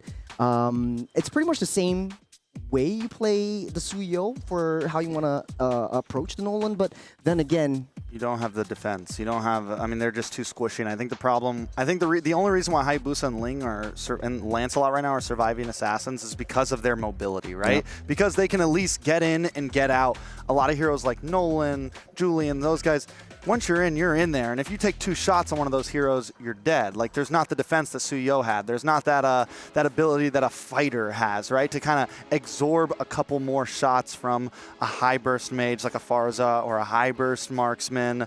So I think that's what we're kind of seeing the big shift in. And if an assassin is going to be in the field, it's got to be someone that can move. It's got to be someone that can dodge. But still, the fact that we have those options and the fact that now we're seeing things as well, like Fred Rin, we just saw Basha, we're seeing the possibility of sustained meta with Estes. I feel like the meta is very open right now in a sense of like at least composition total. Yes, there's a few lanes that are hurting, but composition and total is there. It's enough time talking about it. How about we be about it? It's time for game 1. It's Rising Rage with Coach Savtizi at the lead versus Coach Asmo leading the charge for Foot Esports. Churo and Trex gonna take care of business. Starting things off, Rising Rage banning out the Baxia, and on the other side of the table, Foot Esports taking the Fredrin out, and they identified that Zaja's Freya is actually one of the main signature picks for Zaja, so you don't want to sort of like inch into that, especially since Zaja is in the XP lane. It's a hero that is very high versatility, and if you get her super fed in late game, it's pretty much unstoppable. But something that I do want to point out though is that Rising Rage likes to play around the sustain roams, so we might be seeing things like the Florin, the Angela, the Estes again, maybe the Matildas coming up. So high priority bands over on the side of Rising Rage. I think the Freya band's interesting. I've been seeing, you know, like hints at it, at least on like, you know, YouTube channels and things, possibilities of it. We saw it in the Japan qualifiers even before it got the buff. So I'm not counting this hero out just yet. And the way that things have been going, literally anything is possible. Basha gone, Uranus gone, ZTN gone as well. With ZTN gone, the next mages on the chopping block have to be either Jushin, Farza, right? And you got Kimmy as well. Kimmy. But Kimmy, though, I want to talk a little bit about this because it hasn't been performing well. When it was first released, when it was first reworked, you had the traction pulse. You could do sort of like a Tigger implosion, but you're still safe and it's non-committal. You could fire it every probably 20 seconds or so. Well, I think the Kimmy, one of the problems that Kimmy's been having, though, is it's paired up against the Farza a lot. And that range is tough to deal with. And right now, I feel like that mid lane is so much more important than a lot of teams are putting it out to be. And yes, the Farza can get countered, but I think it could be a very solid upfront pick because right now, if Rising Rage doesn't pick it, Foot gets it, what do they have to answer it, honestly? Yes, I guess you could pick up the Lapu or something of the nature. But even those, the Farza has continued to just outplay a lot of teams even when it's countered. Yeah, a lot of zonal potential coming out from the Farza per se. You got Rising Rage immediately snap picking up the Kimmy, but we also seen another hero, 100% win rate today, which was the Selena. It kind of works against the Farza and against an Isun Shin if Rising Rage wants to play around it. You also have the possibility of a triple marksman composition coming in from the ECA region. Yeah, definitely a possibility. Foveus now picked up by Foot as well. So something to kind of hold down the front line, keep things solid, possibly get to back line with the Infernal Pursuit. Foot now also, they don't need to pick up a mid laner since Kimmy's already been picked up on the opposing side. They can save that for pick 3. Probably don't want to push it too far back, but if they want, they can maybe lock in jungle here, lock in something solid. Yeah, definitely opening up that mid. Oh, actually, I was going to say, just reserve that mid lane and try to see something and suss something out from Rising Rage. They could have saved that for pick 5. That's right. No one's going to ban that.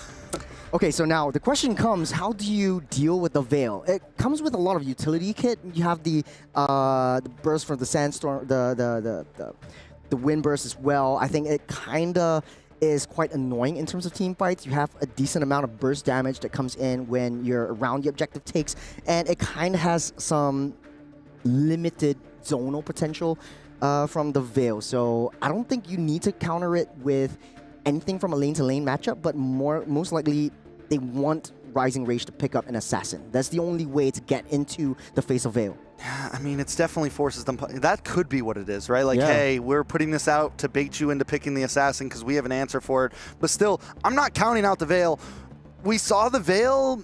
I wish Leo was here. M6, maybe MSC. I feel like we've seen it clutched pick. I can't remember exactly what they were using it. I want to say maybe even SRG picked it up as like a random clutch, and it worked very well. But again, it could be early here. If Rising Rage wanted to go something more on the utility side, it's a great answer to that. If they want to go something like, you know, the Estes, something that wants to group together, it immediately stops. It makes them guess, right? Like, maybe we don't want to go for a Ube-style composition here. Maybe we want to go for something a bit more split up. But it does seem like maybe there was some issues with the draft and the Veil wasn't what they wanted. To be honest, I think the Veil could have been a good pick over here because of the River buff. You gain a little bit more movement speed as well. More movement speed. You That's a fast passive. boy. You got 10 stacks. That's right. Then you want to match the movement speed. You don't really have the Baksha to deal with you anymore, so that gives you a lot of play around within the jungle region as well. But then again, man, okay, if not the Veil, then who? Best case scenario, Farza. At least you have the Wings by Wings to get you out of the way. Yeah. I mean, like I said, they didn't really they could have easily picked anything in that first pick. They can slot in that Farza as their third pick since Mage is already picked. They're not going to get it stolen away, right? They can just slot in later. So I was expecting more something on the line of like Foveus Jungle, Foveus Roam, Foveus anything at that point.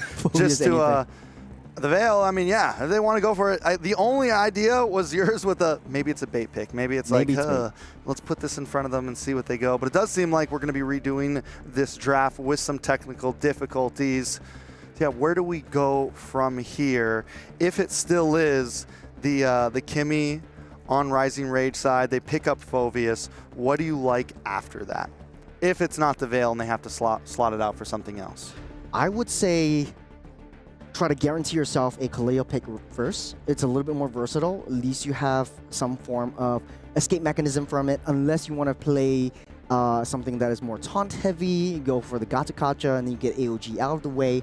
Draw out all of the major ultimates from your opponents. And I guess for the Kimmy side, I would say the Yisun Shin would be a viable option just to pair it up against together with the Kimmy. But it's still on the boards. There's way too many heroes right now. Yeah, that's the thing, right? Like, that's the thing. We've seen so many teams take the assassin route. We've seen so many teams take the utility route. It's a hard game to guess right now. It's a hard draft to be like, oh, he's going to definitely pick this. It's not the chess match that it normally is, to where we know exactly, all right, if they pick this, they pick this, they pick this. It's very up in the air currently. I want to bring this up. I really don't want to compare the drafts here with what we have with the men, but typically that would be a Moskov pick if it's open.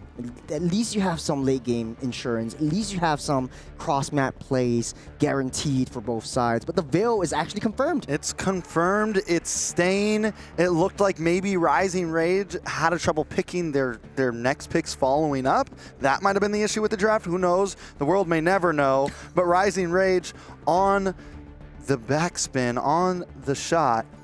So did they just lock in jungle here? I mean, since you picked the Kimmy in mid, it's normally paired up with a utility jungle. You normally are going to go something like the Fredrin, Basha, something of that nature. Maybe we see the Barats again, but you have enough damage to slot something like that in your draft. It kind of works with the Yisun Shin since the Zetian is already out of the picture. So it's pretty easy to execute right around the jungle. It's one of the fastest jungle clears in this meta as well. You have some form of vision control as well. So they want to pick the Yisun Shin up. They could, unless if not, go for the Lancelot or the Ling. It's a little bit more safe. But yeah, it could be anything. Unless you want to go for the CC as well, just to counteract the lane-to-lane matchup against the Phoveus, and then you can match that tempo, match the speed of rotations down into the objective takes. Yeah, so I mean, Rising Rage continues to take their time here. Yeah, we're on the clock. I mean, yeah, the Veil messed us up too. So I mean, it makes sense. You know, it's like, wait, what's going on here? I don't have this in my notes right now. We're not ready. So yeah, as we continue to wait on this pick here. So you think they're going to go damage? I think it's better to try to get an even matchup with the EXP lane and try to get some assassins going on, because right now both teams are actually not picking up any assassins. Not too sure about Rising Rage as of this moment. I know one of their comfort duo picks is the Angela and the Alice combo as well that we've seen from Virtus Pro, but then again might not work out too well if Food Esports is able to have something more aggressive into the jungle. Yeah, I'm guessing at this point maybe a little bit more technical difficulties. Yeah, that's what I'm saying, Trex. I'm like, yo, where's this pig at? I can only hypothesize so much at this point. Maybe we'll just jump into the game. We get to just do a free fly. We get to just see exactly what happens. You know, maybe someone over there wants to tell us exactly what got picked here. They do look serious, I'll tell you that much. They look locked in right now, I think something wrong with the graphics. I don't know what is going on right here, but it's okay. Hopefully they're experiencing the same thing as us, and we'll have a remake real soon. But or maybe the draft is just continuing at this point, and they're just like, you know, it looks like the draft is continuing, at least on their side. And then we'll just wing it into the game. Jump in and land it on. This is how we like it. This is how we like it. Keep it free. Keep it free. So. We'll go a different direction with this then, right? Who's your vote on this match? I would, man. We didn't You're get putting a me in a prediction tough spot though. We didn't get a prediction in. I would say right now, I think EECA has a lot to prove. Being a newcomer in the scene as well, not a lot of exposure for the most part. They had some form of their potential in the previous MWI, but now with a change in the roster, they want to prove that EECA is definitely in the region and they are a strong contender. But it does look like they're actually in the bands. You can see the phone right there. They have 3 picks on both sides, and it's the second phase on the bands. Cameraman, just let us see one of the phones real quick so we can see exactly what's going on. All right, so you give it to ECA. I'm giving it to ECA. I'm not going to lie, back in the day, I was a big Turkey A fan. I do think ECA are probably the favorites here, but to keep things spicy, I'm going to go with Turkey. Foot Esports, Turkey A. I'm excited for them. Honestly, I think out of all the matches, this also, even though both of these teams are essentially pretty new to the scene right now, a lot of these players, I think this is could be a very even matchup. And in terms of what could go to a best of 3, this could be that. For anyone just tuning in, this is the last series of the night, game number 1. Series 4, and man, hopefully they sort the graphics out because they're almost halfway done. And I think Trex, we might be able to wing it now. They seem like, okay, second phase of that bands, but what are you? Second phase of the bands? What are you hypothesizing? I mean, that's coming out? we're just gonna guess all the drafts. All the heroes, yeah. We had the veil on the side of Foot. And that is not a glitch. That is not a bug. That is not a glitch. That really happened. At least that's what we think. We hope. I don't know. We'll see. All right. We're still back to square one. We're still back to the same draft right now. So yeah, if it's Veil there on the side of Foot, I'm gonna call it in as I'm gonna say they lock in a marksman here and they go for the they pick up the Granger here. Okay. There you go. Pick up the Granger. I would say Rising Rage would definitely go for an Eastern Shin or some other form of assassin. It might be Eastern Shin or Ling. At least you have some form of threat for the Veil, and you can get into the backlines and try to take him out of the game before things go south. What's left, though? I mean, if you want to risk it for the biscuit, you could always flex Kimmy into the gold lane, but that won't be a viable option. Hold on, maybe Rising Rage picks up the... All right, we're going in game. We're going to see what it is anyways. Let's jump into game number 1. EECA, Rising Rage. They will be the Eastern Shin, that's what I'm saying. Against Foot from Turkey A. Let's jump into the game. Okay, let's see what we got right. We got the CC up against Phoveus. We got the Farsa getting picked up right there and then. We got a Gata Gacha as well for Foot Esports. YSS is on the other team. YSS is on the other team. Let's see how things play out. We got Asuna trying into the mid side. A little bit of damage already. Nora Asuna with the 1v1, 2v2. But Every continues to outpush the damage. Rising Rage up against Foot. First minute in. I think we got to slow down. I think we got to calm down because we're seeing the draft for the first time, ladies and gentlemen. Is that a Tigreal? That is a Tigreal. Okay. Okay, let's see how this thing plays out. Let's talk about the draft.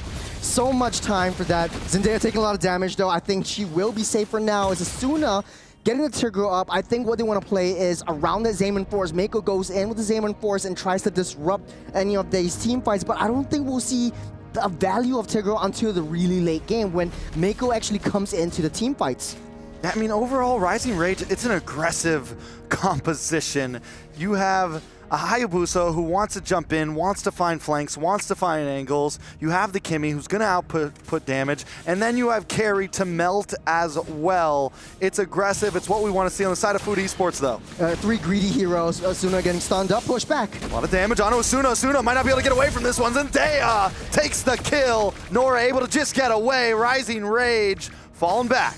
Good aggression from Foot Esports, and this is what you want to see with an aggressive team, especially from Mireia with the Eastern Shin. You want to be able to get that early game snowball and turn that snowball into an avalanche. First turtle game getting spawned up. Foot Esports in a better position contest for this one. They don't have Asuna in question. Mireia taking a little bit too much damage though, but they are still safe and sound. Yeah, turtle up. Unohana able to get the Infernal Pursuit. Nora as well pushing them back. Feathered Airstrike comes down as Unohana keeps Rising Rage at bay, but maybe too deep. Ooh. Finally drops. Gets the kill, actually. Every falls, and Unohana finally pays the price, but that's a good trade in the book of Foot Esports. Good is an understatement. They took out one member of Rising Rage as well as the Turtle to their names. So this is pretty much a good trade. Unohana actually committing highly with that Phoveus. The issue with the Phoveus in the late game especially is that you have to deal with the carry. So if you're in the face of a huge skirmish or a huge team fight, that's when things will definitely go south. But Foot Esports getting the best start that they can have, as Rising Rage still needs to wait until that late game. Bondi really needs that the Trinity build to come online, especially since you're dealing up against two really tanky boys. Don't really have a lot of vengeance, so right now the Revitalize will come in handy dandy in the early game. You know, just to point something out, there was no veil. Oh, there was no veil. It was all so a veil over over our eyes. Not letting us see the Farza. We just got bamboozled. We got bamboozled, we got tricked, we got... You know, yeah. Yep. The other words, don't have my thesaurus on me right now. But I will say this, Foot Esports starting things off fast, but Rising Rage not falling behind in terms of gold, not falling behind in terms of map presence. They are all over the place. I got a feeling we're in for an aggressive, fast-paced game. You don't see a Redian around, but they're actually doing a very good job, or Foot Esports knowing where Rising Rage is at all times, and Miko actually going down into the mid-game rotations, trying to get and funnel in all of these lane farms as the Yisun Shin, Maria desperately going into the jungles and clearing up all these loose jungle camps. This is what you want to see in Foot Esports. You have two basically greedy heroes facing up against Rising Rage, just three very greedy heroes. So Maria right down the bottom side, Zaja is very low, as Foot Esports might be able to contest for this one and set their sights up for this turtle. Yeah, I think in all of these big fights, one of the big threats of Foot Esports, they got to watch out for Asuna, because they have this YSS who wants to get the back and forth dash with the passive. At any point you get pulled in, just like that. Speak of the devil. But down comes the Feathered Airstrike. Look at the damage. Look at the damage. Evan Heridian able to take out Maria. It's 1-1 right now. Unohana gets the kill. Unohana once again pushes forward. Zendaya looking for the shot. Doesn't have the wing by wings to chase her down.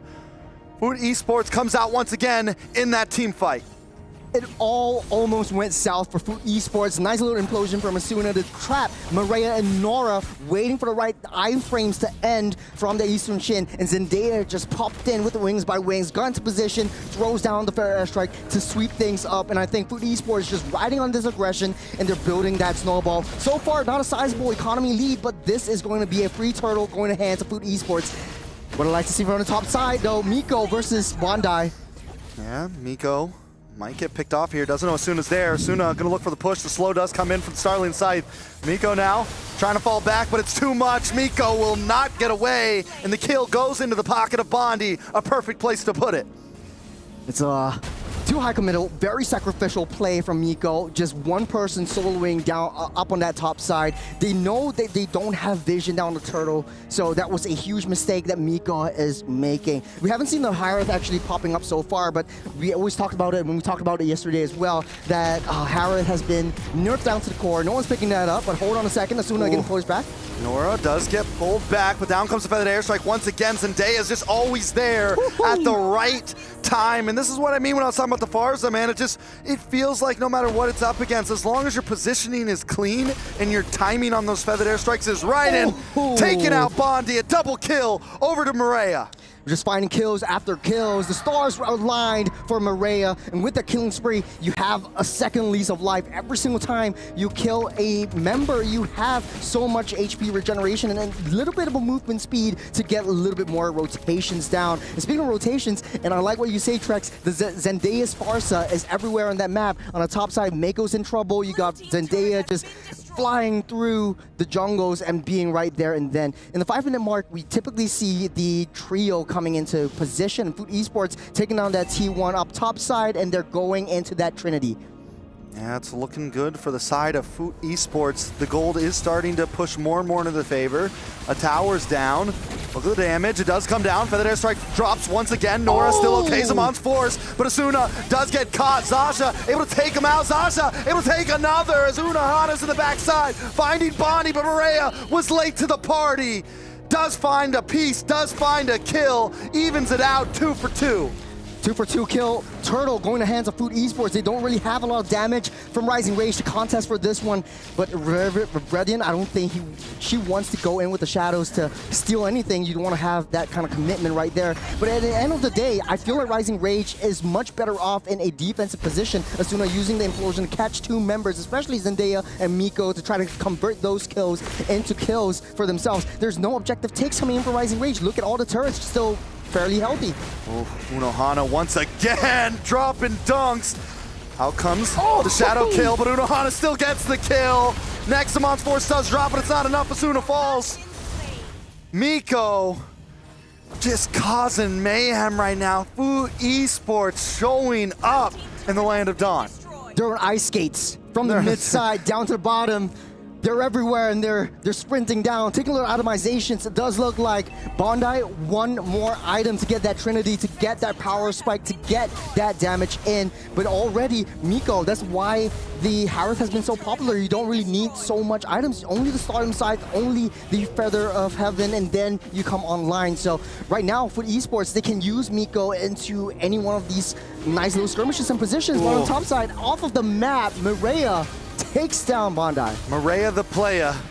Right now, I mean, just all over the map, making this YSS look so good. Asuna does land the implosion under the tower. Still not enough damage. Unohana will finally drop as Everidian able to get the kill. Nora will fall as well. Everidian with the double. And while this is happening, Mireya does try to take that purple, does secure it, gets away cleanly, but at the price of 2 members, just not worth it. Yeah, Asuna and Every has so much wombo combo potential, implosion into the traction pulse or vice versa, whatever works. And Rising Rage, they're taking it slowly, taking it one at a time. Being in a very defensive position, they understand that Foot Esports is very high committal. You want to be able to be in your face, especially Miko, especially Unohana, and they basically just turn that around into kills. But right now, First Lord's getting spawned up, Rising Rage in position, gold lead, pretty much 2K negligible at this point. It's just an item and a half.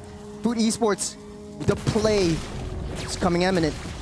Asuna with another pushback implosion on it too once again, but the Feathered Airstrike keeps Rising Rage. Bay Bondi taken out. Mireya the player finding plays in the backside, but taken out by Everidian. Everidian with the shadow kill as Zasha pushes Foot Esports back and splits them up. It's a 2 for 2 once again. Rising Rage is hanging on. The 3 members on both sides. Foot Esports doesn't have the jungler as Foot Esports desperately tries to delay Rising Rage from getting that Lord. Both teams want to fight S5. Zaja busy down the bottom T1. The whole Trinity already built up for Bondi. You have a little bit more damage from that carry alone and able to shred everything down. Forget about the early game. Right now, the mid into the late game, it's all about Rising Rage showing their presence in. All right, Lord gonna go down. Nora comes in a little bit late. Feathered Airstrike, a little misplaced. Everidian does drop. Unohana able to get the shutdown. Bondi, though, making plays happen as well. Mireya able to get the kill. It's 2 for 1 right now. Lord still marching down as Foot Esports find 3 in the midst of the chaos. To be honest, Asuna made a heck of a play. That was a 4-man implosion. But at the end of the day, Avery couldn't even get close. Everidian was already down. Bondi couldn't get close enough. She was able, she was down before she could dish that much damage. Zaza unable to follow up against the Tigro as well. Take a little replay. Look at where Asuna is, just prancing in. Nora starting things off as well. He's just walking into the fray, trying to stop that Feather Airstrike, but it was a too soon, too late. It was 3-man implosion, and Bondi just slow hitting from that back. If you're at a carry, you want to play in a defensive position, but there was no tanks, there was no bodies blocking you from hitting those shots. And so much of this has to do with Unohana just keeping the rest of Rising Rage at bay. Asuna can make all the plays she wants, but if Everidian's not there, if Bondi's not there, it just doesn't matter Food Esports seems to continuously at least win out on some of these team fights, but still look at the map. It's blue. Rising Rage still controlling a lot of this game.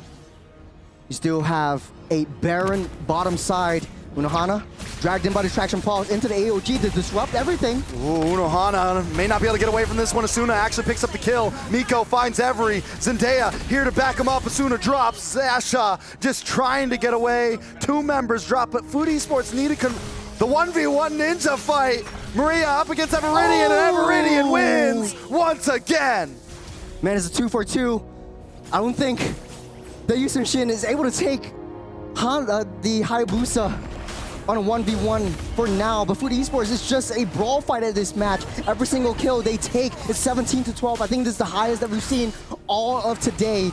But at the end of the day, 50 seconds till the Lord spawns up. That's a major objective that Food Esports and Rising Rage needs to contest for. And I think at this point, both teams, Economy, even Stevens, they're able to fight and dance around this Lord. Right now, does look like Bondi is actually coming into position, does have the damage to take everyone down, just needs to be protected. So like I said, Trex, in the defensive position, if Bondi is unable to get touched by Unohana, I think they have a better shot. But here's the thing, right? When I was looking at Rising Rage draft, that's one of the problems that I'm seeing is, yes, you have this carry who can do so much, but your only real blocker for your marksman is Asuna, right? And even Asuna wants to kind of dive. So what keeps on happening is Maria just waits for that and targets down onto Bondi. Or Unohana just waits for that and targets down onto Bondi. So Rising Rage, the way they enter these fights, positioning is going to be key. I think how they could play it is Every just staying back, holding back around Bondi, but you also want to be in a close enough position to land your traction pulse. You're starting things off with the Lord Dance, and I think Food Esports has a huge value into this Farsa. Well, hold on a second, Viridian taking a little bit too much damage right there. Look at Zendaya, look at Zendaya. Oh, Miko finds one.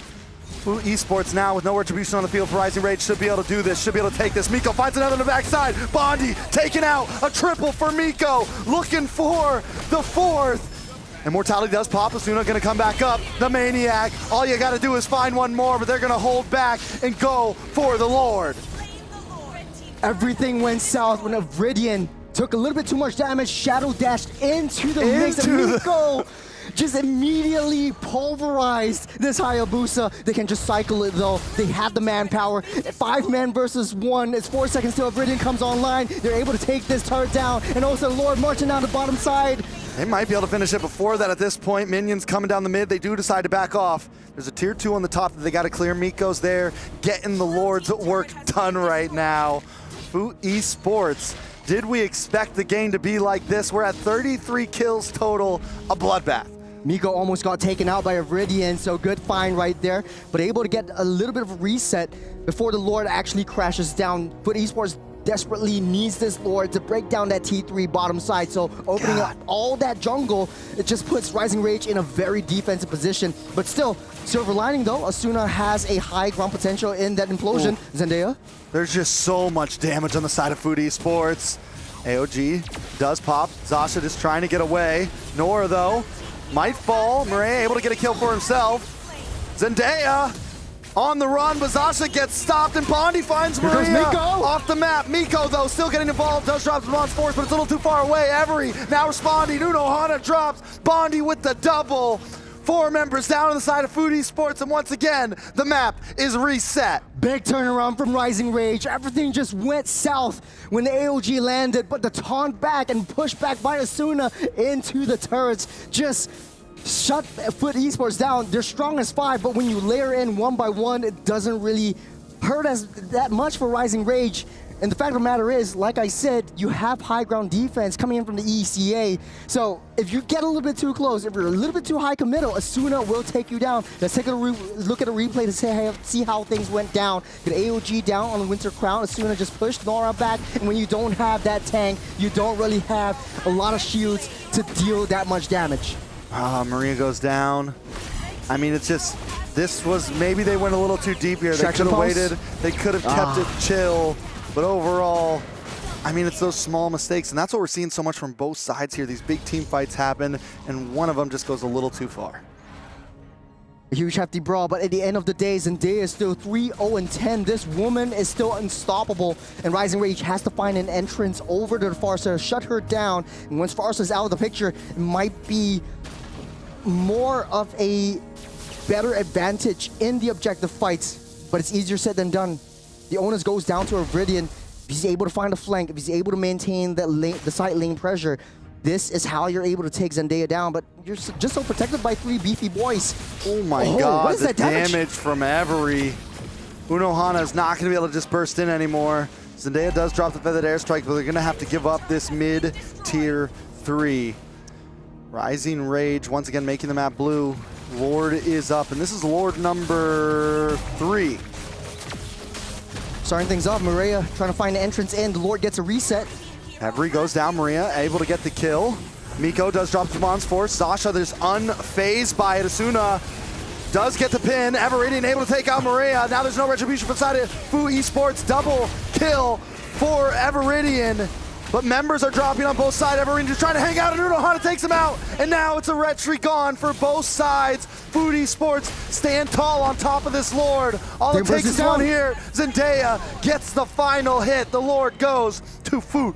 It's one after another. Rising Rage just queuing in. Into the Lord pit they go. But the timing isn't right. The Lord already spawned up, marching down the mid side. Zendaya has so much damage potential, and Rising Rage are struggling to take her down. That was a good find by Maria onto Every to start things off, though.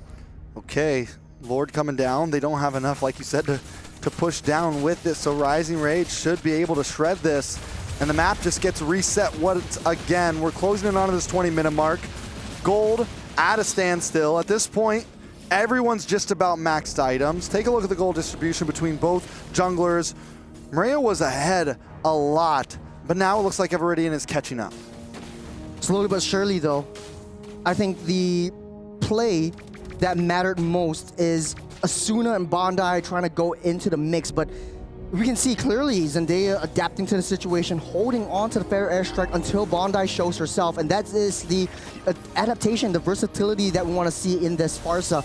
If Every or Bondi ever goes down in this last team fight, this last push, I think Foot Esports might have a better shot. Rising Rage is able to find their way into Zendaya. That's going to be a long death timer that she's going to claw her way up from that grave. They're starting things off with the Zaman Force as well, but they touch and they go. All right, let's take it from here. I mean, Food Esports at this point, yeah, just play it slow. You don't need to rush it. You have the Farsa. You have someone that can just kind of stiff arm if they try to dive in. They have a composition that can deal with Rising Rage diving to them. What it can't deal with is them getting too split up at this point, because Every and Bondi can both shred. And if one of them, if Unohana goes too deep, he's gone. If Maria goes too deep, she's gone. It's a problem, and Food Esports needs to understand that. I know it's a risky situation, but if Iridian is able to go to the side lanes and try to get that push, you split Foot Esports up in part, I think this might be a good shot for Rising Rage. But at the end of the day, though, I think for Maria, you do have that vision play and vision control over the entire game, so it doesn't really matter for them. Just waiting out for the next Lord, and we're back to square one. But Trex, this is a 50-50. It's been 20 minutes or so. It's closing in. We're closing in. I wish that, you know, I mean, it would have been helpful for Foot if they would have gotten that bottom tier 3 tower, that bottom tower, base tower, because they would have had advantage on this long lane. Now, with it up, minions still the same strength. Rising Rage playing more of a much wider map, but are they going to pay the price for that? Because Food Esports is blitzing this Lord. Every showing up a little late. Everinian as well, going to get zoned away from Unohana, and Lord goes to the side of Food Esports, and look at this in the backside. Asuna gets the stun. Every starts busting shots.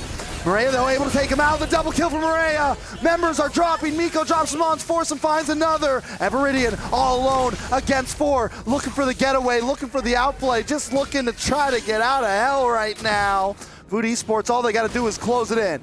What a play for Food Esports, and they take another kill off their name. There's 4 members down for Rising Rage. Lord also marching in the mid side. They might be able to do it here, Trex. This should be it. Food Esports, after 21 minutes, find game number 1. Game numero uno. From the draft to here, we thought that Veil was going to be in, but the Farsa showed so much promise. Even in the last second when the Farsa was taken out, Food Esports, they overturned that situation. I didn't know what that thought process was when the Tigreal came up. It might have been better if we had the sequence of drafts. But then again, that was well-played execution from Food Esports right from the start. And we wanted a brawl match. They got a brawl match. Yeah, I mean, they were going blow for blow for blow. And a lot of times when it comes down to those types of matches where it's just throwing punches at each other's faces, seeing where everything falls, the grittier team can win out, right? It's not always about the draft. It's just about, and I feel like Food Esports, they took a lot of those fights together as a unit. And I think that's where we saw the other team just kind of, Rising Rage just fall a little short. Sometimes one of them was a little late. Sometimes Asuna went in a little too far alone. Sometimes, you know, Faja would jump to the back while the rest of the team wasn't following up. And if you're going to go for that type of play style where it's, we're just going to throw hands today, everyone needs to be throwing hands.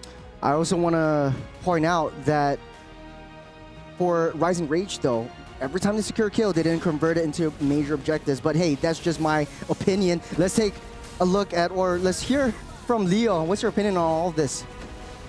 It's been a while since we've seen this kind of MLBB, right? Yeah. This is scrappy. Pedal to the metal. No, I've seen scrappy. This is more than scrappy. This is pedal to the metal, you know, down on the ground, just, you want to roll, sir? And it's been 15 minutes, like, we're still rolling. How long did this thing last? About 20-something? 24? 24 minutes. 24, 25. 24 minutes. 25. Of non-stop action. All right, an MMA round is 3 minutes. A championship MMA round is 5 minutes. This was something else. This was something that happened in a back alley. This was underground. This was backyard wrestling. And it's so refreshing. I'll tell you now, I wouldn't have it any other way. But there was something you both mentioned that really made it count despite all of this trading, whether it be beneficial, whether it be planned, that made the difference for me. The fact that, I don't know if it was Chura who said it, I don't know if it was Tre who said it, but they just have so much damage. Foodie Spook who said that. I don't know. Everyone had a lot of damage. Everyone had a lot of damage by the end of that game. Both teams were just aggressive, like, yeah. Okay, to be fair, I think it was just easier for Foot to put the damage out there, right? Yeah. And the fact that Every was not protecting herself as well as Zendaya was. Yeah, Zendaya, y'all. Zendaya was just, woo. Nobody could talk. Why? Because she's the greatest showman. Because she's MJ. She's MJ. Yeah, no. So that's what made the difference to me. It's like if everyone is scrappy except for one, the team who has the least scrappy person, the team that has the one member who knows how to conserve herself, will come out on top. And that's what happened here. Again, I don't know if they planned for this kind of MLBB to be played here, because again, the shortest route to victory is a straight line. I don't know how they both decided to run circles around each other. It was intense, to say the least. Yeah. It definitely went the long haul, both teams. I mean, yeah, we saw a few mistakes from each side. We saw some really good gameplay, I think, from both sides. Like, in terms of, I think, micro, right? Maria was able to many times single out members of Rising Rage.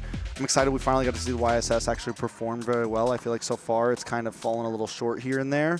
So, hey man, at least we didn't have to see the Veil.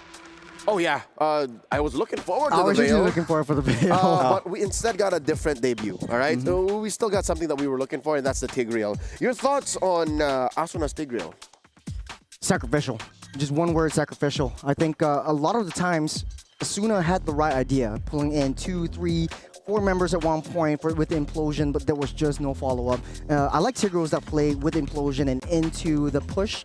Or that the drag, sequence. That sequence. And not that, the typical dash into the flicker, into the Implosion, because at least you have some form of repositioning of your opponents. Asuna did that very well.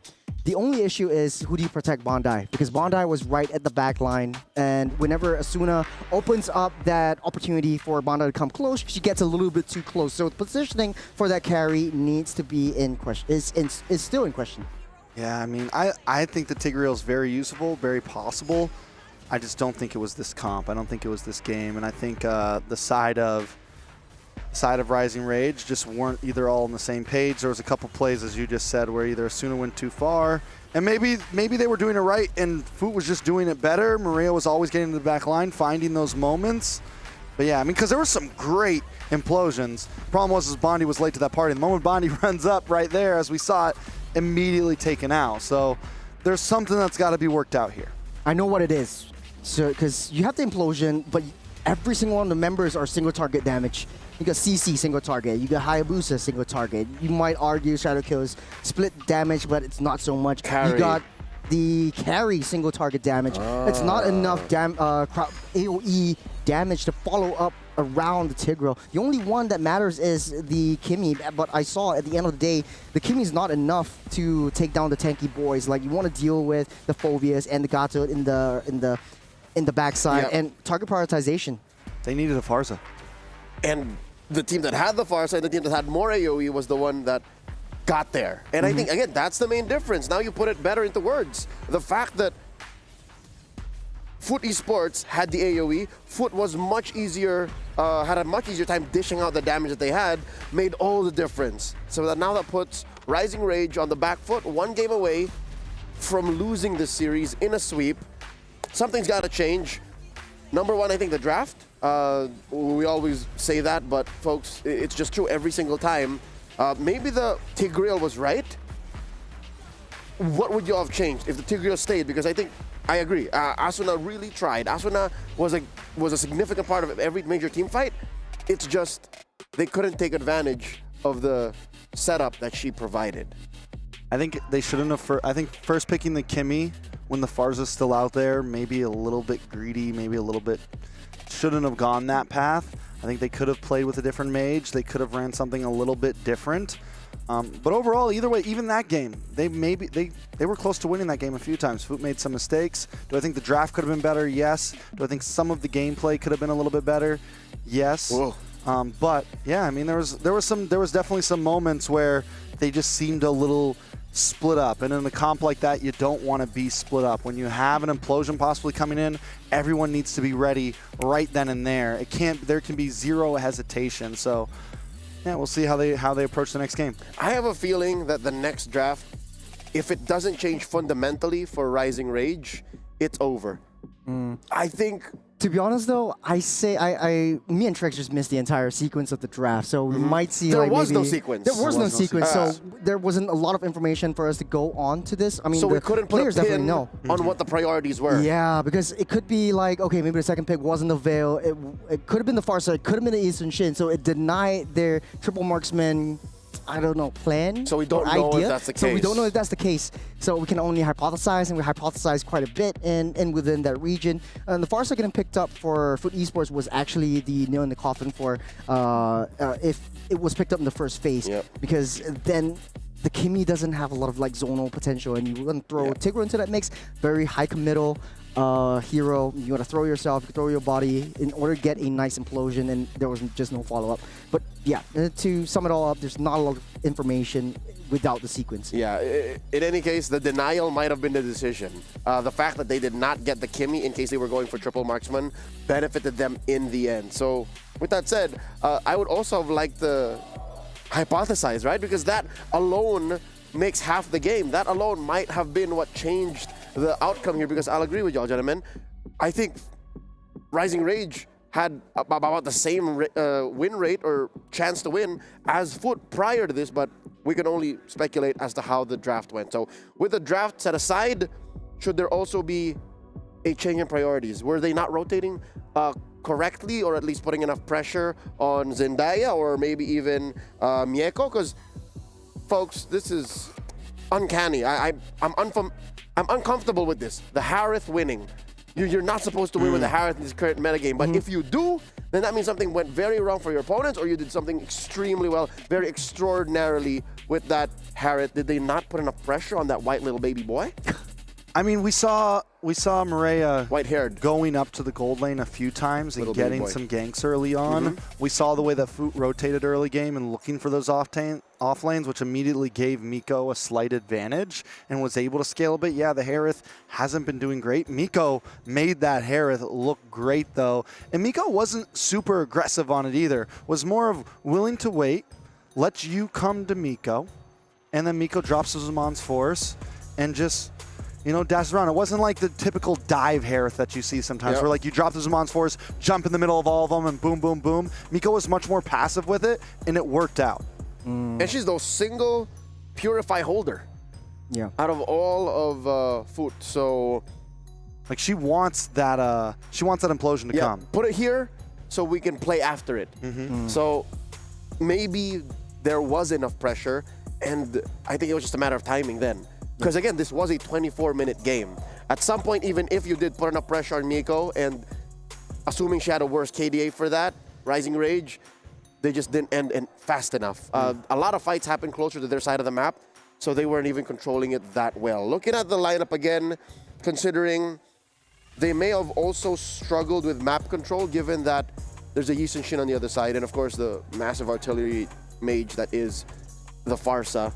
Could that be a game changer? What if some way, somehow, if Yi Sun-shin ends up on one side, like for Foot, should they prioritize Zetian? Is it a check for every to have a Zetian?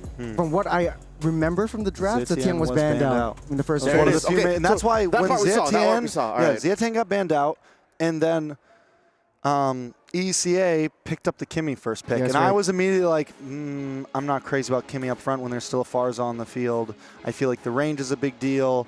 I feel like Farza, in my opinion, I think she's probably, I put her as my #1 mage right now, in my #1 mid lane. I think she's prio over some of the others, but I mean, again, that's all debatable. But definitely range, and we've continued to see that range be a problem. To be honest, though, in my opinion, there is a certain way to deal with the assassins in the jungle. Yeah. We've seen that in the first game, Virtus Pro up against, sorry, not Virtus Pro, GG up against Navi MY. Correct. Very aggressive, go head on, go mano a mano into the jungle, try to disrupt all these team fights, and leave you farmless. The fact of the matter is, Rising Rage was unable to do that, or they didn't have that courage or that confidence to be able to execute that as well.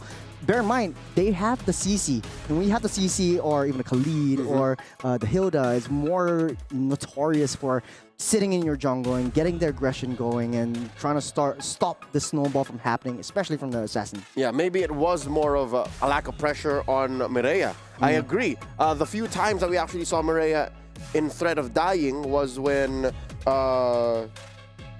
Iridian tried to kill her. Yeah, but that's not the best way to use a Hayabusa. You want to send the Hayabusa over to kill Zendaya. You want to kill Mieko. But alas, here we see this shinobi chasing this Korean legend. He's not a ninja, by the way. Like, as cool as that is, like, it's not even anime. It's like, what is the... Like, manhwa? That's manhwa is like... So what is Korean anime still called anime? Regardless. Manhwa? No, that's manga? what he said.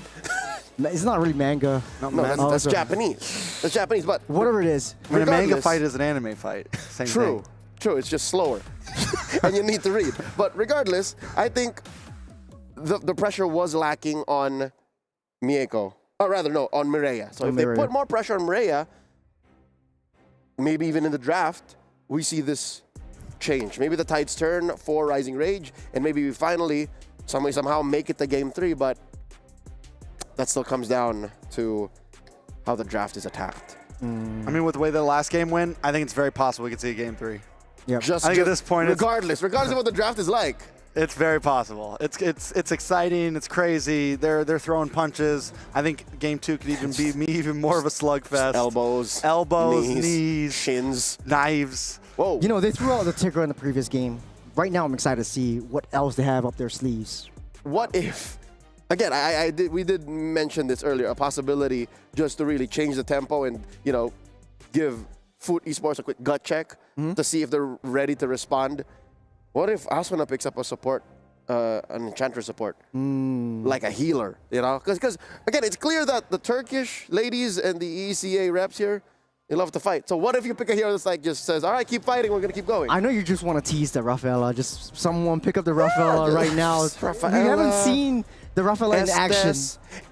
Angela, like these make for such close fights. I mean, when I saw the Kimmy earlier, that's where I thought they were heading. I thought I was heading to something more sustainable. You get your damaging mid lane, you pick up a marksman after that, and you just run Ube, right? But then the Hayabusa's a little bit too much. You know, you guys talked about the triple marksman. The YSS, it works with the double marksman because he doesn't get too far away, right? Like, he still has to stay close. It's not like a Hayabusa that's completely leaving your team behind, right? And I think that's where the draft starts to get now it's a little too much. You're too split up. You're too all over the place. But let's jump into the draft. Too much of anything is a bad thing. Let's see if Rising Rage can even the odds and take us to game 3.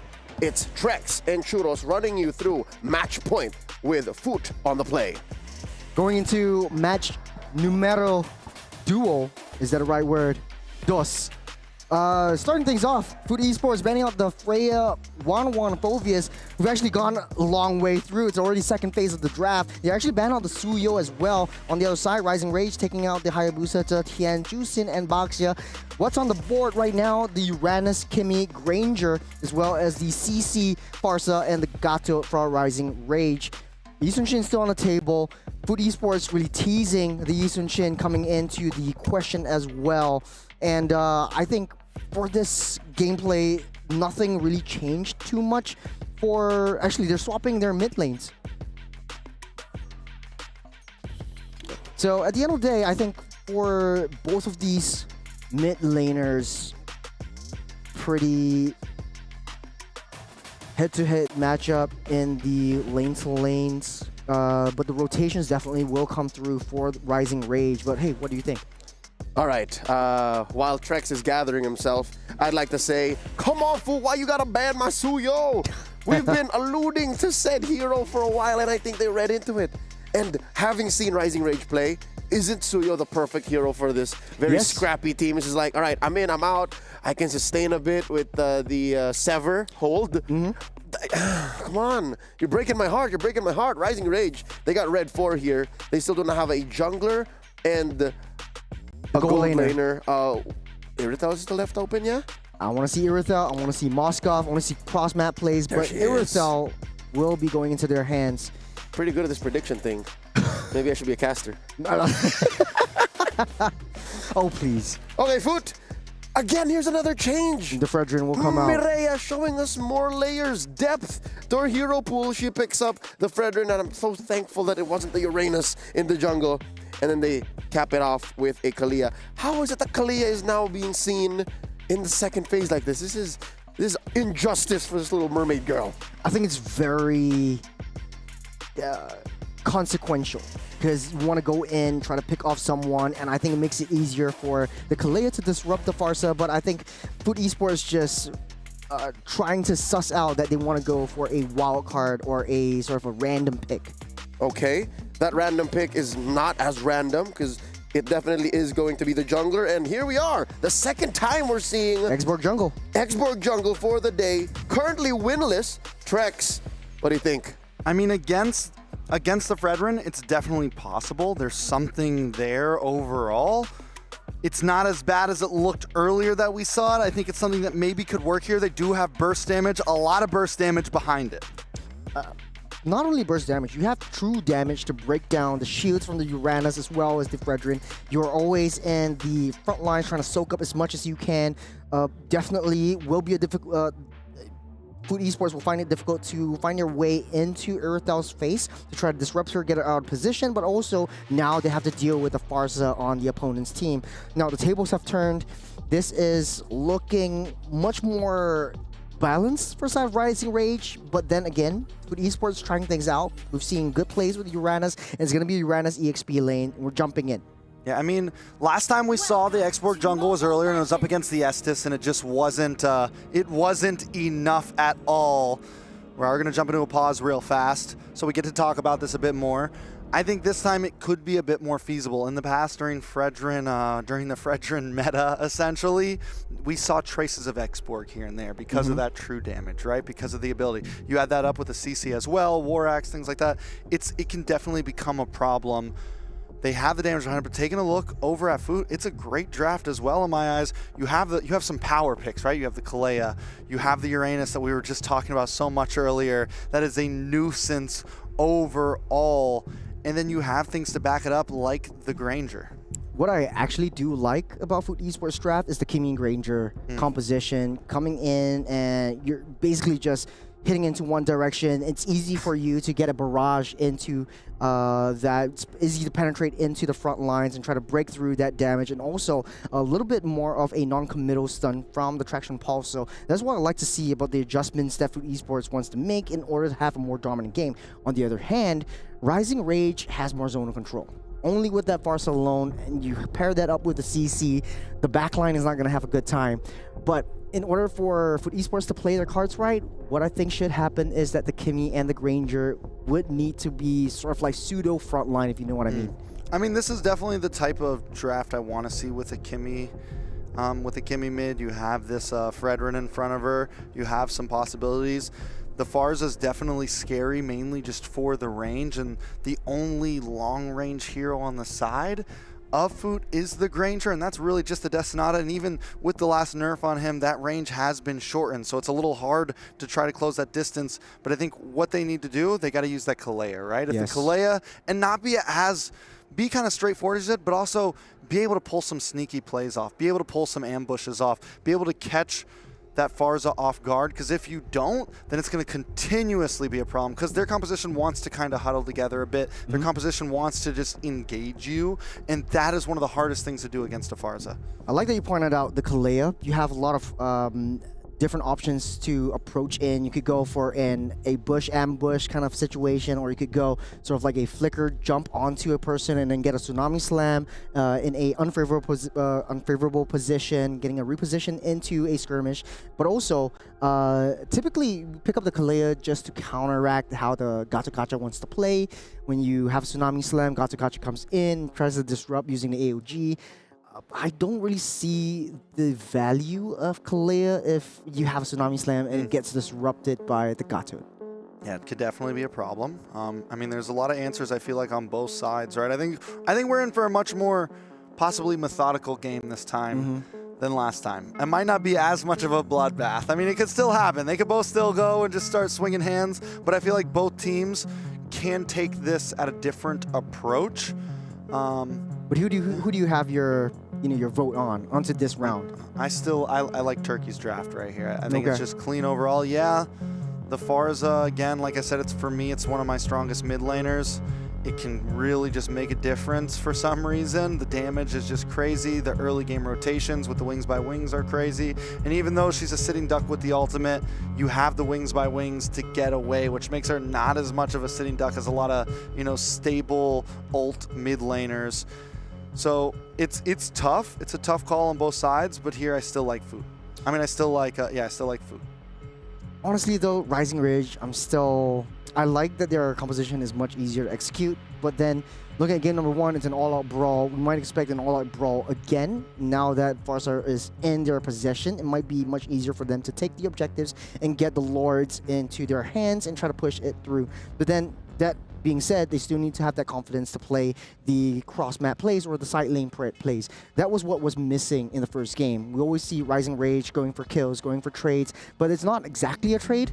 You leave the side lanes wide open. Typically, you pick up a Hayabusa, you want to be able to push in the side waves, try to get at least a T1 or T2. They attempted to do that, but Maria was always there.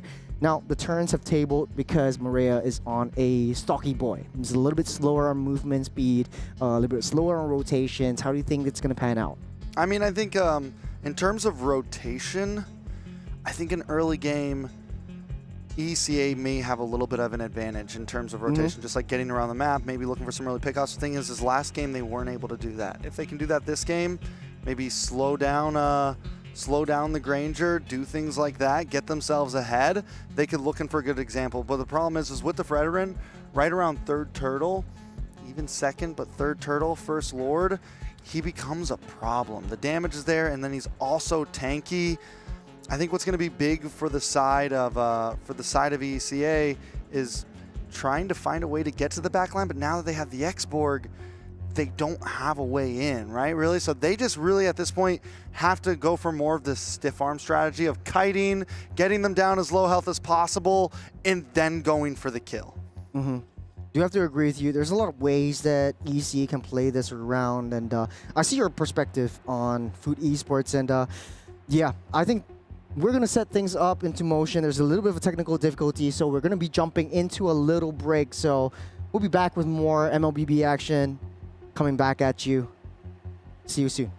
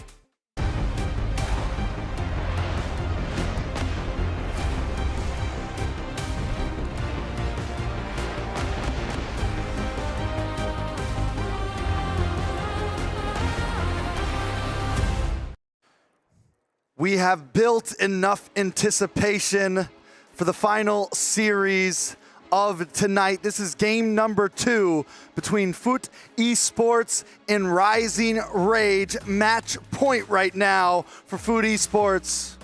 How you feeling right now? Are you ready for this? I'm more than ready. I want to get things started. I know we missed a little bit of the draft in the first game, but right now I want to see what actually goes down. What is their thought process in every single bit of the match? I know we missed out a couple of early game drafts, and I want to see what is going on right now. In case you missed it, I think they're redoing the lobby because there's a lot of technical difficulties that's going on, but we want to have sort of like an even playing field for both teams. But then again, I think it could be anything right now. I don't think what we saw in the full draft actually Is everything going to stay? Yeah, it's everything in the stage because is everything going to stay? Yeah. I mean, I like both drafts overall. I think they're very playable. My guess is it might be staying with the draft, and maybe they just needed to re-lobby up. We will see, of course, how this pans out.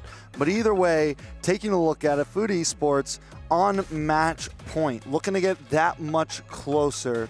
What does the ECA really need to do here to even the playing field? Definitely look for conversions, getting the objectives. And when I say objectives, it's not the main turtles or the lords that really count for them. It's more of the turrets. You want to get the turrets taken down, open up the maps, open up the jungles. Don't let Maria walk in all fine and dandy into your jungles and just having a free shot for that. And she's just picking up everything that she can. So you would say it's more on the terms of gameplay than draft, right? It's gonna what happens in the game here, and I can kind of agree with that. I think last game, even when they were behind, we saw Everidian getting some solo kills on Maria. We saw them able to win out on some of those fights. It wasn't exactly anyone's draft's fault completely. We know the possibilities are there for ECA here. They just need to kind of pull through. Speaking of which, players are locked in, ready to go. Sorting a few things up. It looks like they're still in the draft. They're trying to redraft everything, and hopefully we get that draft getting pulled up once again. But hopefully, like you said, Trex, everything will stay the same.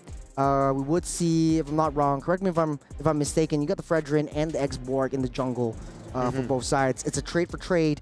Kimmy right now in the hands of Foot Esports, and Farsa going in the hands of Rising Rage at this point.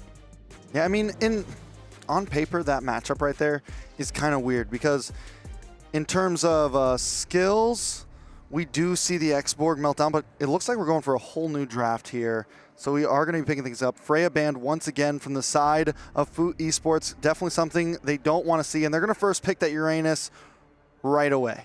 I think nothing's going to change. Farsa and the Gato are going to be there. Okay, so it's same draft? Everything's same draft. So it's going to be the Granger and the Kimmy getting picked up. So we're speeding things up right a little bit more. So yeah, we can just talk to what I was saying. Pretty much the X-Borg, it's passive, like the way it does true damage works well against the Fredrin. The thing about the Fredrin, because of that dash, he can quickly close a distance. And what X-Borg doesn't want is someone to stun him up for even a second, because that's when the damage comes in. Fragga armor's gone, and now he's useless. He can't pop his ult. He can't survive much longer. It's a problem. So a lot of this, as you said, comes down to execution, Rising Rage. Can they keep that distance? And I think so much of this match is going to be kiting for Rising Rage with the CC, with the Farsa. Put out the stiff arm and make sure they don't tackle you. That's the plan right now for Rising Rage. Even with the Aerithel, another great kiter. Their whole composition relies around them keeping a distance and getting as much damage down as possible. It's also sort of like a pummel through ballistics missile kind of draft where you start things off with either AOG or the curtain call from that CC, and then X-Borg drives in with the last insanity, buying some time, and then Aerithel comes in with a heavy crossbow, cleans up shop. I think that would be the best case scenario, especially since you have a zonal potential and that range from the Farsa alone. For the side of Foot Esports though, the best way they can play it is just do cross map plays. Just do like proxying that wave, trying to pull everyone's attention away from team fights and onto the Uranus themselves, and then try to redictate the position of all these skirmishes. Yeah, for sure. Now we're finally going to be having the chance to jump into this game. The draft is exactly as we saw. Like I said, the anticipation is rising. I'm ready to see it go. Last time we had a really fun match. But let's jump into the land of Dawn. Foot Esports sit at match point. Can Rising Rage even the playing field? jumping right in. First thing I'm actually looking at is Export versus Fredrin. Who jungles much faster? And it seems off the bat, the leash coming in from that Kimmy alone would be able to get Fredrin that fast rotation down to the EXP side as early as possible. We're looking at a mirror-to-mirror matchup, starting on the same side of the map. In the mid side, though, Zendaya getting a little bit aggressive, and that's how you want to play it around a Kimmy. But I think, okay, it's the same. I was mistaken. So Zendaya is still played the Farsa in the previous one, right now Kimmy. And I mean, taking a look at the emblems for Everidian, pretty much full damage, no defense capabilities there, nothing to kind of maybe give yourself a little more health. They're going pretty all in. I'm excited to see exactly what he builds here. Most likely, obviously, going to pick a little bit of defense. Bondi, though, and Miko going for the 1v1 already in the top side. Miko doesn't have that level 4 just yet, but still, the aggression is already there. Speaking of aggression, you see Nora giving intel duty, the reconnaissance duty over for Food Esports. They know where Everidian is. They know how they want to play this, and Maria just walking fine and dandy into the jungles, though. All right, Nora looking for the Tsunami Slam.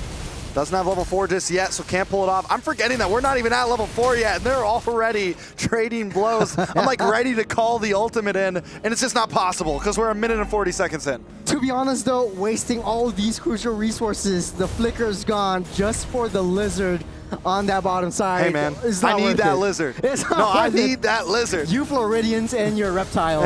Yeah, that's how it is, man. Every minion counts.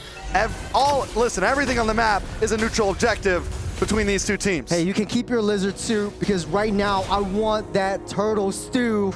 And Foot Esports starting things up with that turtle. Doesn't look like Rising Rage wants to contest for this one. Everidian showing up, does have level 4. Watch for the last Insanity coming to the last minute. Every in the backside. Maria still able to get it. The knockup happens. Asuna now in a little bit of trouble. Everidian as well. Unohana. Down comes the Appraisal Wrath. And 2 members are deleted. Zasha might just be next. Yes, a triple kill for a Fredrin. We're 2.5 minutes in. That's what I'm saying. That's what I'm talking about. Nora buying Food Esports sometime, and that one lizard caused Every to not be level 4 for that turtle fight, and Food Esports, they're drinking turtle stew for dinner.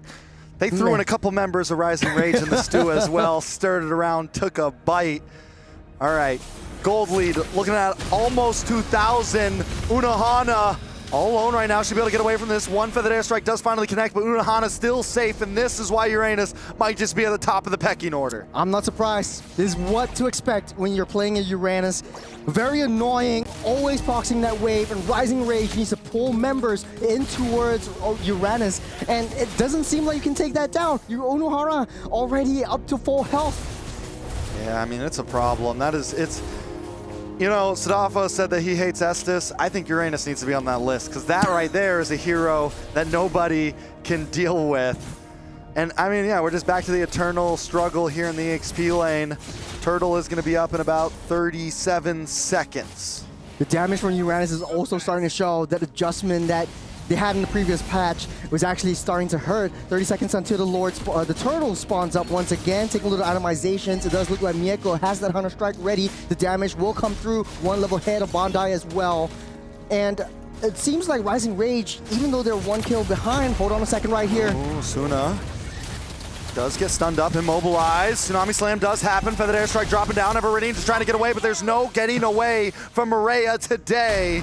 Unohana now also just rage baiting him at this point. Come on in, please. Give us a try. We were so stunned up and shocked by the damage that the Feathered Airstrike can deal in the previous game, but right now, it deals nothing at all. They're just walking in. Hit me, I'm right here. There's a huge red mark and they don't care. And Unohana from the bottom side of the map, they're in every single one of the team fights. This is the momentum that Foot Esports wants to build, and it kind of seems like, man, the early game is sealed. Okay, so where do they go from here? Everridian, and this is what I meant, right? Everridian wants to be able to kite, but when you're a jungler, you also kind of want to get a bit close at times. And it's just, he's having trouble, man. She's having trouble. Xborg is not performing right now. 0-2-1. And I think if they lose this one, I think at that point we know maybe the Xborg jungle just isn't it. A nice AOG in the backside though. Look at the top. Miko does go down. Asuna able to get the kill. That's huge for Rising Rage. Maria does pop in Appraisal's Wrath just to try to escape, but Rising Rage is chasing him down. Unohana, Nora getting caught out, stunned up, shot out to infinity and beyond. It's 2 members down for the side of Foot Esports. And right now, Unohana trying desperately to save that T1 down the mid side. They eventually can, as Everridian, they take what they can to get out of the way. From a 4K gold deficit right now, pretty much even Stevens, 1K gold lead for Foot Esports, and they're ramping up their aggression themselves as Rising Rage. Their rage definitely rising for now. I think the play that Everridian can do in this point is really hold back. I think play towards that late game, try to get the immortality. Skypiercer already built up for Mako as well, so looking for a lot more kills down on this last turtle fight. I gotta say, Zasha has been doing a great job as well on the CC, has been being a pain as well to the side of Foot Esports, doing the same thing that you would do on Uranus, just getting in the enemy's face, harassing, being an annoyance. 4 seconds till the turtle spawns up. Does look like they want to find someone first. Nice Tsunami Slam. Feathered Airstrike does come down though. Every just trying to help defend. Maria has to run away. Everridian low. Everridian gone. Zendaya gets the kill. Back in the mid side, a lot of damage on to Nora. Nora uses the flicker just to dash back. In comes Zendaya to help out Every, repositioning with the Wings by Wings, looking for the stun onto Unohana. Unohana might just be too late for wait. That's a Uranus, nothing to worry about. No struggles here. He's still 1v3, She's still going. This is what you want to expect. This is what you want to play around as a Uranus. And Unohana hit it right on the head. Proxying that waves, free turtle again over to Foot Esports, but they're ramping up the aggression. Nora goes in deep. Nora goes in deep, does not use the Tsunami Slam, finally does. Maria's there to try to help out Nora, just trying to get away as Bonnie looks for some free shots. In comes Unohana once again, in between them all. Asuna drops, Miko with the kill as Zasha's in the backside looking for Nora. Zasha able to get it, but Miko's there, ready to save the day. Drop the final hit, get the double, wipe them out. It's 2 for 2. Rising Rage still trying to hang on. It's long extended, but it's so well worth it. Nora started things off. They took down the T1 down the mid side. Jungle is pretty much open for Foot Esports. Now, Mireia is able to play however she wants. It's 4-0-2 on this Fredrin, and Rising Rage has to deal with 2 really tanky boys all over the map. There's something to point out, right? There's something important to talk about here. My favorite mid lane hero right now, the Farza 1-0-3, it's Deathless. And that is going to get scary and scarier as this game goes on for Rising Rage. That could be the saving grace. I mean, last time it went on, man. And I think it could go that way again. The way both these teams are starting to get back into that slugfest mode, it's possible. Unohana dragging all of Rising Rage onto herself, proxying the wave, drawing all the attention into the side waves, and this is what I said would happen in that draft. You want to play around for Uranus? Sure. Go around and proxy that wave. Rising Rage wants to stick together, but you need to send a loose member down to deal with that Uranus. Now it's wide and open. Foot Esports converting all of these little pull waves into objectives, especially those turret takes. Look at Unohana in the boss side too. Just, you know, man. Songs playing in the background, birds chirping in the air. I'm gonna take another tower, hang out in your jungle. Rising Rage trying to make some plays up top. Maria able to get the stun on Natasha and Bondi. Zendaya as well, just looking for the camp. The Lizard is important, remember that. Look at how Nora is actually zoning everyone out of the way. Uranus zoning everything out and pushing the minions into the turrets, and they need to be able to respond to this one, but they're not fast enough. Every doesn't have that confidence to use the Wings by Wings to fly in to try to deny that turret. Lord standing up strong. This is the first Lord of the game. It's Foot Esports waiting for Rising Rage to get in position. They're 3K gold ahead, so if they want to go into a skirmish. Oh, Asuna in a bad spot. Tsunami Slam does come down. Brought back, taken out. Asuna's still up. Nora actually drops instead, and Asuna will get away safely with the AOG. Rising Rage find the advantage in that fight. A feathered airstrike to save the day. Nora and Mireia gone, no retribution for the side of Foot Esports. Rising Rage can try to push this. They read that so well. Mako in the spot of bother able to dash out of the way, but Rising Rage, they saw that opportunity. Unohana right from that flag. Oh my God! Bondi. How does they do it? Just once again, it's one hero against the world. Put a Kimmy behind him, and they're invincible. Zendaya still dashing, weaving, bombing away. They're still alive, able to sustain all the way up through. Zendaya? Again, with the dash through. Can he get the outplay? No, finally taken out. Every gets the slam, gets the kill, but Uno Hana's still there. The Lord spawning up right now. Maria starting things up, but the damage from Rising Rage, they unleashed everything onto these two tanks, and Uno Hana, this is her playground. They bought enough time, squeezed every bit of juice out of that one. Wait till Maria get back on the field and get the Lord of the Tsunami Slam on Asuna. Connects onto the AOG. Can Asuna do it? No, not today. Miko with the killing spree as Uno Hana just zones away the team. A worthy sacrifice. Uno Hana regenerating everything back up. She does not have the sprint as of now, but it does not really matter as Food Esports just taking full control of this game. It's looking hella blue at this point, Trex. It's not a sacrifice if you never die. Uno Hana 1-0-8.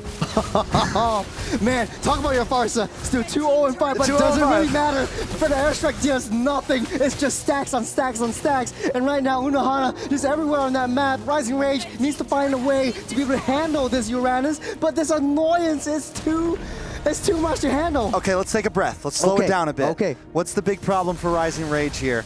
Lack of crowd control. There's no way to stop Uno Hana, right? So what's the answer? They're not even trying to. They're not even trying to stop Uno Hana. Well, they're just letting Uno Hana do her thing. It's true. I mean, that's because there's just zero crowd control at this point. So I think the only thing, they got to wipe out everybody else first and then get to Uno Hana at the end. Even then, they might not be able to take him out. One thing I noticed is Nora and Uno Hana, the interactions from the Kaleid healing even more up for that Uranus. They're starting things strong, but things can go south really fast. Fraction Pulse, Gold Land. Nora jumps in. Every drops a feathered airstrike once again just to clear the waves. Zasha does lock onto Nora here, but Miko's lock targets Nora just able to get away as Uno Hana continues to hold the front line. Rising Rage still stuck inside of their base. A little bit of a defensive play for Rising Rage. A successful defense. They just need to keep this up for another 70 seconds as Uno Hana constantly hammering down to half and up to Every gone. Miko able to get the kill. Maria now looking for more. Uno Hana in the backside.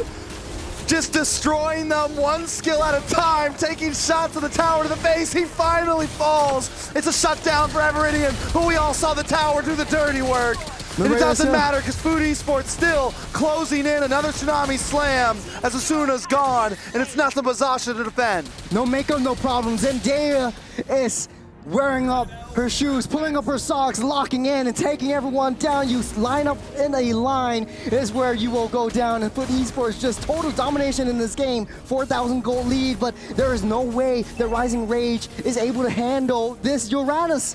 Taking a little itemizations, doesn't really matter as much, but you have the Radiant Armor coming in from Everidian. But even with the Radiant Armor, you're not able to sponge up enough damage from the Kimmy herself. And this is really in a dire moment as the Lord getting spawned up in 5 seconds. Food Esports in a much better position to zone everyone out of the way. And look how far Uno Hana is actually rotating up onto that top side as well, starting things off. I mean, that's Uno Hana's objective at this time. And last time we saw some lacks from both teams of overall map control. And this time it seems like both teams, we look at Zasha, we look at Uno Hana, they're both hanging out in the long lane right now. They're both kind of making sure that it doesn't get too pushed, but now Zasha's gonna come back, and that means Rising Rage, if that's the game they're gonna play, they need to make their move now while Uno Hana is away, and down comes a feathered airstrike. Look at the damage, Tsunami Slam though, it's 1-for-1 still. Zasha gone, Maria gone, but it's a retribution for the side of Food Esports. Does Rising Rage want to try to go for the Lord here? No, Nora gets the knock up as Miko's in the backside, but Miko gets deleted. Bondi finds the kill, but Uno Hana is still here to save the day. She's just... How does he do it? How does she do it? Coming in strong, soaking every single one of those hits up. And I think they played it as best as they could. And Maria down, no retribution. At least you want to find some salvation from Rising Rage. Deny them from that Lord. But how I think they could play it a little bit better was going onto the long lane, try to get a backdoor play. And that's how Food Esports is able to play this around, especially with the Uranus around. Yeah, I mean, it's even when Rising Rage kills Miko, kills Maria, you still have Zendaya there's still to deal nothing they can do, man. It just doesn't make sense right now. Uno Hana is single-handedly carrying this game. Asuna now locked up, can't move, taken out. Unohana takes out Bondi. One by one, the dominoes fall. Talk about a tank. This is a planet you actually have to take down, and she's healing everything back up. A little bit of a taunt right there from Food Esports as they make quick work of that Lord. They have all 3 lanes in question. Lord will march down mid, and if they can, take down these T3s on both top and bottom sides, and Rising Rage will not be able to have any defense at all. Unohana keeping everyone busy. All right, Rising Rage, once again. Can they defend this? We saw them, they were able to do it last time. Lord's gonna be coming down the mid, no tower to defend. Food Esports taking a wide objective, making sure they clear all the lanes, syncing them up, and try to get one big push to finish things out.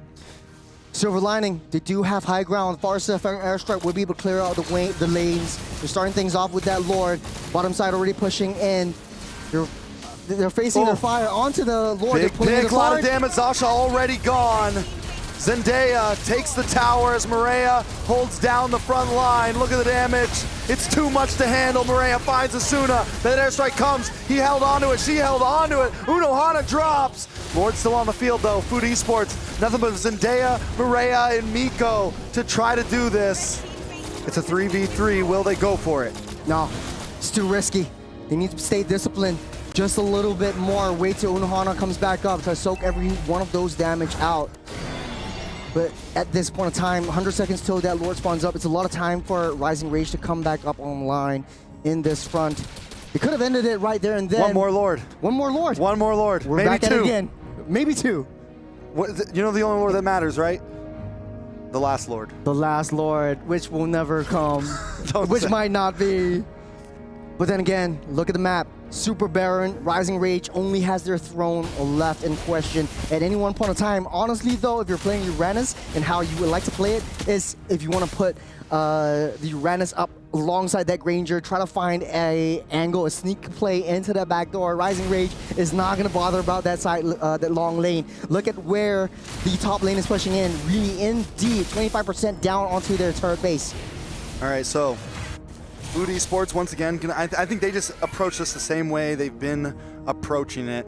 Rising Rage, though, man, they win out. They've been winning out on some of the team fights earlier. They got Maria, they got Miko. I think at that point, they just need to commit, man. Even though Unohana is harassing in the backside, it's like, we got to get this Lord. Yep. We have to get this Lord. We took out your retribution. That's what you wanted. You got to just go all in. And if it ends up with just 2 of your members and Unohana, at least you got the Lord. I would say give up this Lord, try to play defense, because this is where Food Esports falls apart. Very high committal draft. At the very least, you throw in Nora into the mix, you throw in Maria into the mix, you get a traction pulse onto Asuna. Ooh. AOG forced to try to get away. Maria does lock on to Every in trouble, locked up, taken out. This could be the end for Rising Rage. After a long game, we're 18.5 minutes in. Food Esports still unable to close the distance completely, and this is what I meant by the kiting from Rising Rage. It's so hard to get a complete wipe on them. Yeah, they come in too fast. It's like a ballistic missile once again, homing in onto that Farsa, and once you take out that Farsa, you don't really have that high ground. And like I said, it's a little bit difficult for Rising Rage to contest for this Lord within their jungles. You have to deal with a lot of flanks that's coming in, especially from Unohana. Sometimes it comes in from Nora alone, and the sustain from all of these tanky boys, tanky beefy boys are not enough. It's Rising Rage back on that defense. All right, this Lord may just be it finally. Maria does take a lot of damage. Everidian, he's running away. Miko able to get the kill. Another one drops. 2 down for the side of Rising Rage. Food Esports looking to try to finally close the game. But airstrike comes down. Down goes Unohana. Every still continues to defend. Rising Rage hanging on, swinging from the chandelier right now. Minions on the base. Maria tries to close the distance, tries to drop the Appraiser's Wrath, but is locked up and taken out. Everidian gets the kill, and Rising Rage continues to rise from the ashes as the Lord closes in. They're too low. They might not be able to do this, though. Lord down the throne. Oh, Miko, along with Nora, clean things up. They sweep them down, and Food Esports takes the series. What a game. Man, another game where we can't catch our breath. Unohana was everywhere on that map. and the damage really comes through from Food Esports. At the end of the day, there was nothing that Rising Rage could do. I would say this was a really dominant performance from the Turkians.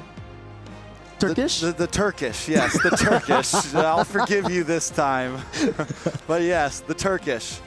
They played an amazing game. They were able to go, they were able to meet ECA in the ring, go blow for blow, pound for pound, and sweep. A lot of times we see matches like that, it goes back and forth. We go to 3 games because they are just messy, grueling, you know, just heart-wrenching games at that point. And Food Esports comes out clean with a 2-0, made it look easy at that point. Even with some of the chaos that happened, they did a wonderful job. I'm excited to see ECA in future rounds, but tonight, it's for Food Esports. To be honest though, man, they deserve to be proud. They deserve to be happy. For a lot of them, this is their first time on an international stage as well. We're going to be jumping into the interview really, really quickly as well. Oh, we got our boy Sadafa down there with the interview. It's like somebody. Who are we going to get? Who are we going to get? I'm excited to see exactly which team member we're going to get the interview with. Kind of looks like either Unohana or Zaja. Well, let's toss it over and figure out. They might need just a second, actually. MVP, who do you got? Who do you like? Unohana. Game 2, Unohana, 100%. But I think it's high time that we Maria? Maria played a great game on the YSS. I feel on like YSS. Game number 1. Honestly, the Fredrin, perfect. Honestly, perfect. Especially with the Fredrin, they know how to play around the arenas. Even Maria showed two faces today. We got to see the aggressive YSS, and then we also got to see the Fredrin triple kill in the first minute and 40 seconds. Yeah, not to blow your bubble though, there are some things that they can definitely work on is closing up that games. They were too excited for all of that, but you know what I'm excited about? Let's not burst bubbles. You know what I'm excited about? The interview. The interview. That's right. Let's throw it over to our boy Sadafa. Go ahead. All right, hello everyone, Stafa here, and I am with Nora from Foot Esports, who just took a clean 2-0 victory against Rising Rage. Congratulations on your win. Now, I want to ask a question, actually. We asked Foot Esports before the tournament started which teams they wanted to meet the most here in MWI, and one of them was actually Rising Rage, if I remember correctly. Did the match meet your expectations for how it would go? Başlarda MWI için Rising Rage'in daha iyi bir rakip olduğunu düşünüyorlardı. Sence nasıl geçti bu maç? Bizim için kolaydı. Açıkçası 2-0. Yani başta biraz heyecan yaptık ama ondan sonra daha güzel geçti. İlk maçın heyecanı çok vardı gerçekten. Arkadaşlarımda da bende de. Şu anlık iyi. Rising'i kolay yendiğimizi düşünüyorum. Biraz yalan. There was pressure on us for the first game, but we managed to deal with it, and after the first game we actually did a great job to win the game, and it became kind of easier. I agree. After the first game, it really looked like things went a lot more smoothly for you, and in game 2 we really saw you guys do a great job to get that clean sweep. I do want to ask, from what we've heard, is it correct that Foot Esports, the players have never actually met each other face to face before this? Daha öncesinde Foot Esports oyuncuları yüz yüze tanışmış mıydı buraya gelmeden önce? Evet, biz bir yıldır beraber oynuyoruz. Arkadaşlarımla yüz yüze tanışıyordum. Hatta bundan önce Malezya'da bootcamp'teydik. Yaklaşık 14 günlük bir bootcamp'imiz oldu. Bu esnada da çalıştık. Yani daha önceden tanıdığım arkadaşlarım. We are actually playing together for a year, and before the tournament, before the EWC, we had a bootcamp in Malaysia, and we came here actually from there.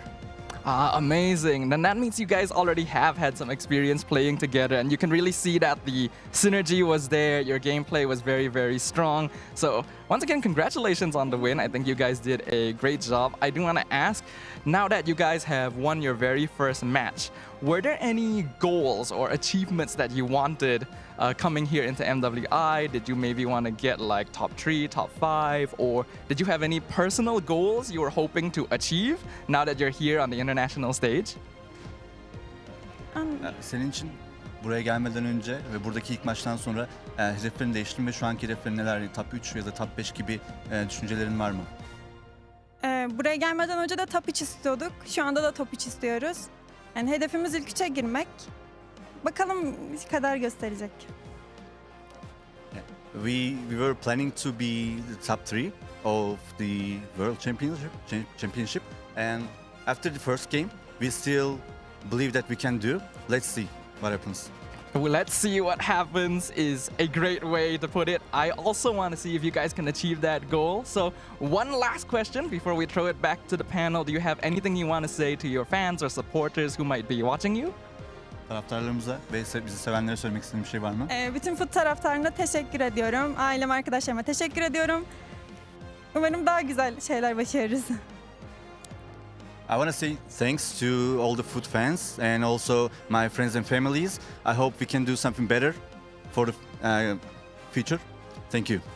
I think after this match, you guys can definitely continue to do even better and evolve with every single game. But with that, let us go ahead and throw it back to our casters up there to finish off our very first day of MWI. Guys, take it away. After today, I am definitely a FUT fan. I don't know about you guys. It's a FUT meta this season. What I'm telling you. They won a single best of 3 in a sweep. I mean, that's amazing, right? But yes, already we're confirmed. Like that. I mean, you're already confirmed a Falcon fan. You started a club. I've always been a Falcon guy. You're not a FUT guy. All right, congratulations to them. It's a well-deserved win, but I think Nora has earned quite a few fans, a new batch of FUT fans because of how great they were here. Especially, all right, Nora was great. Nora was good on the Kalia.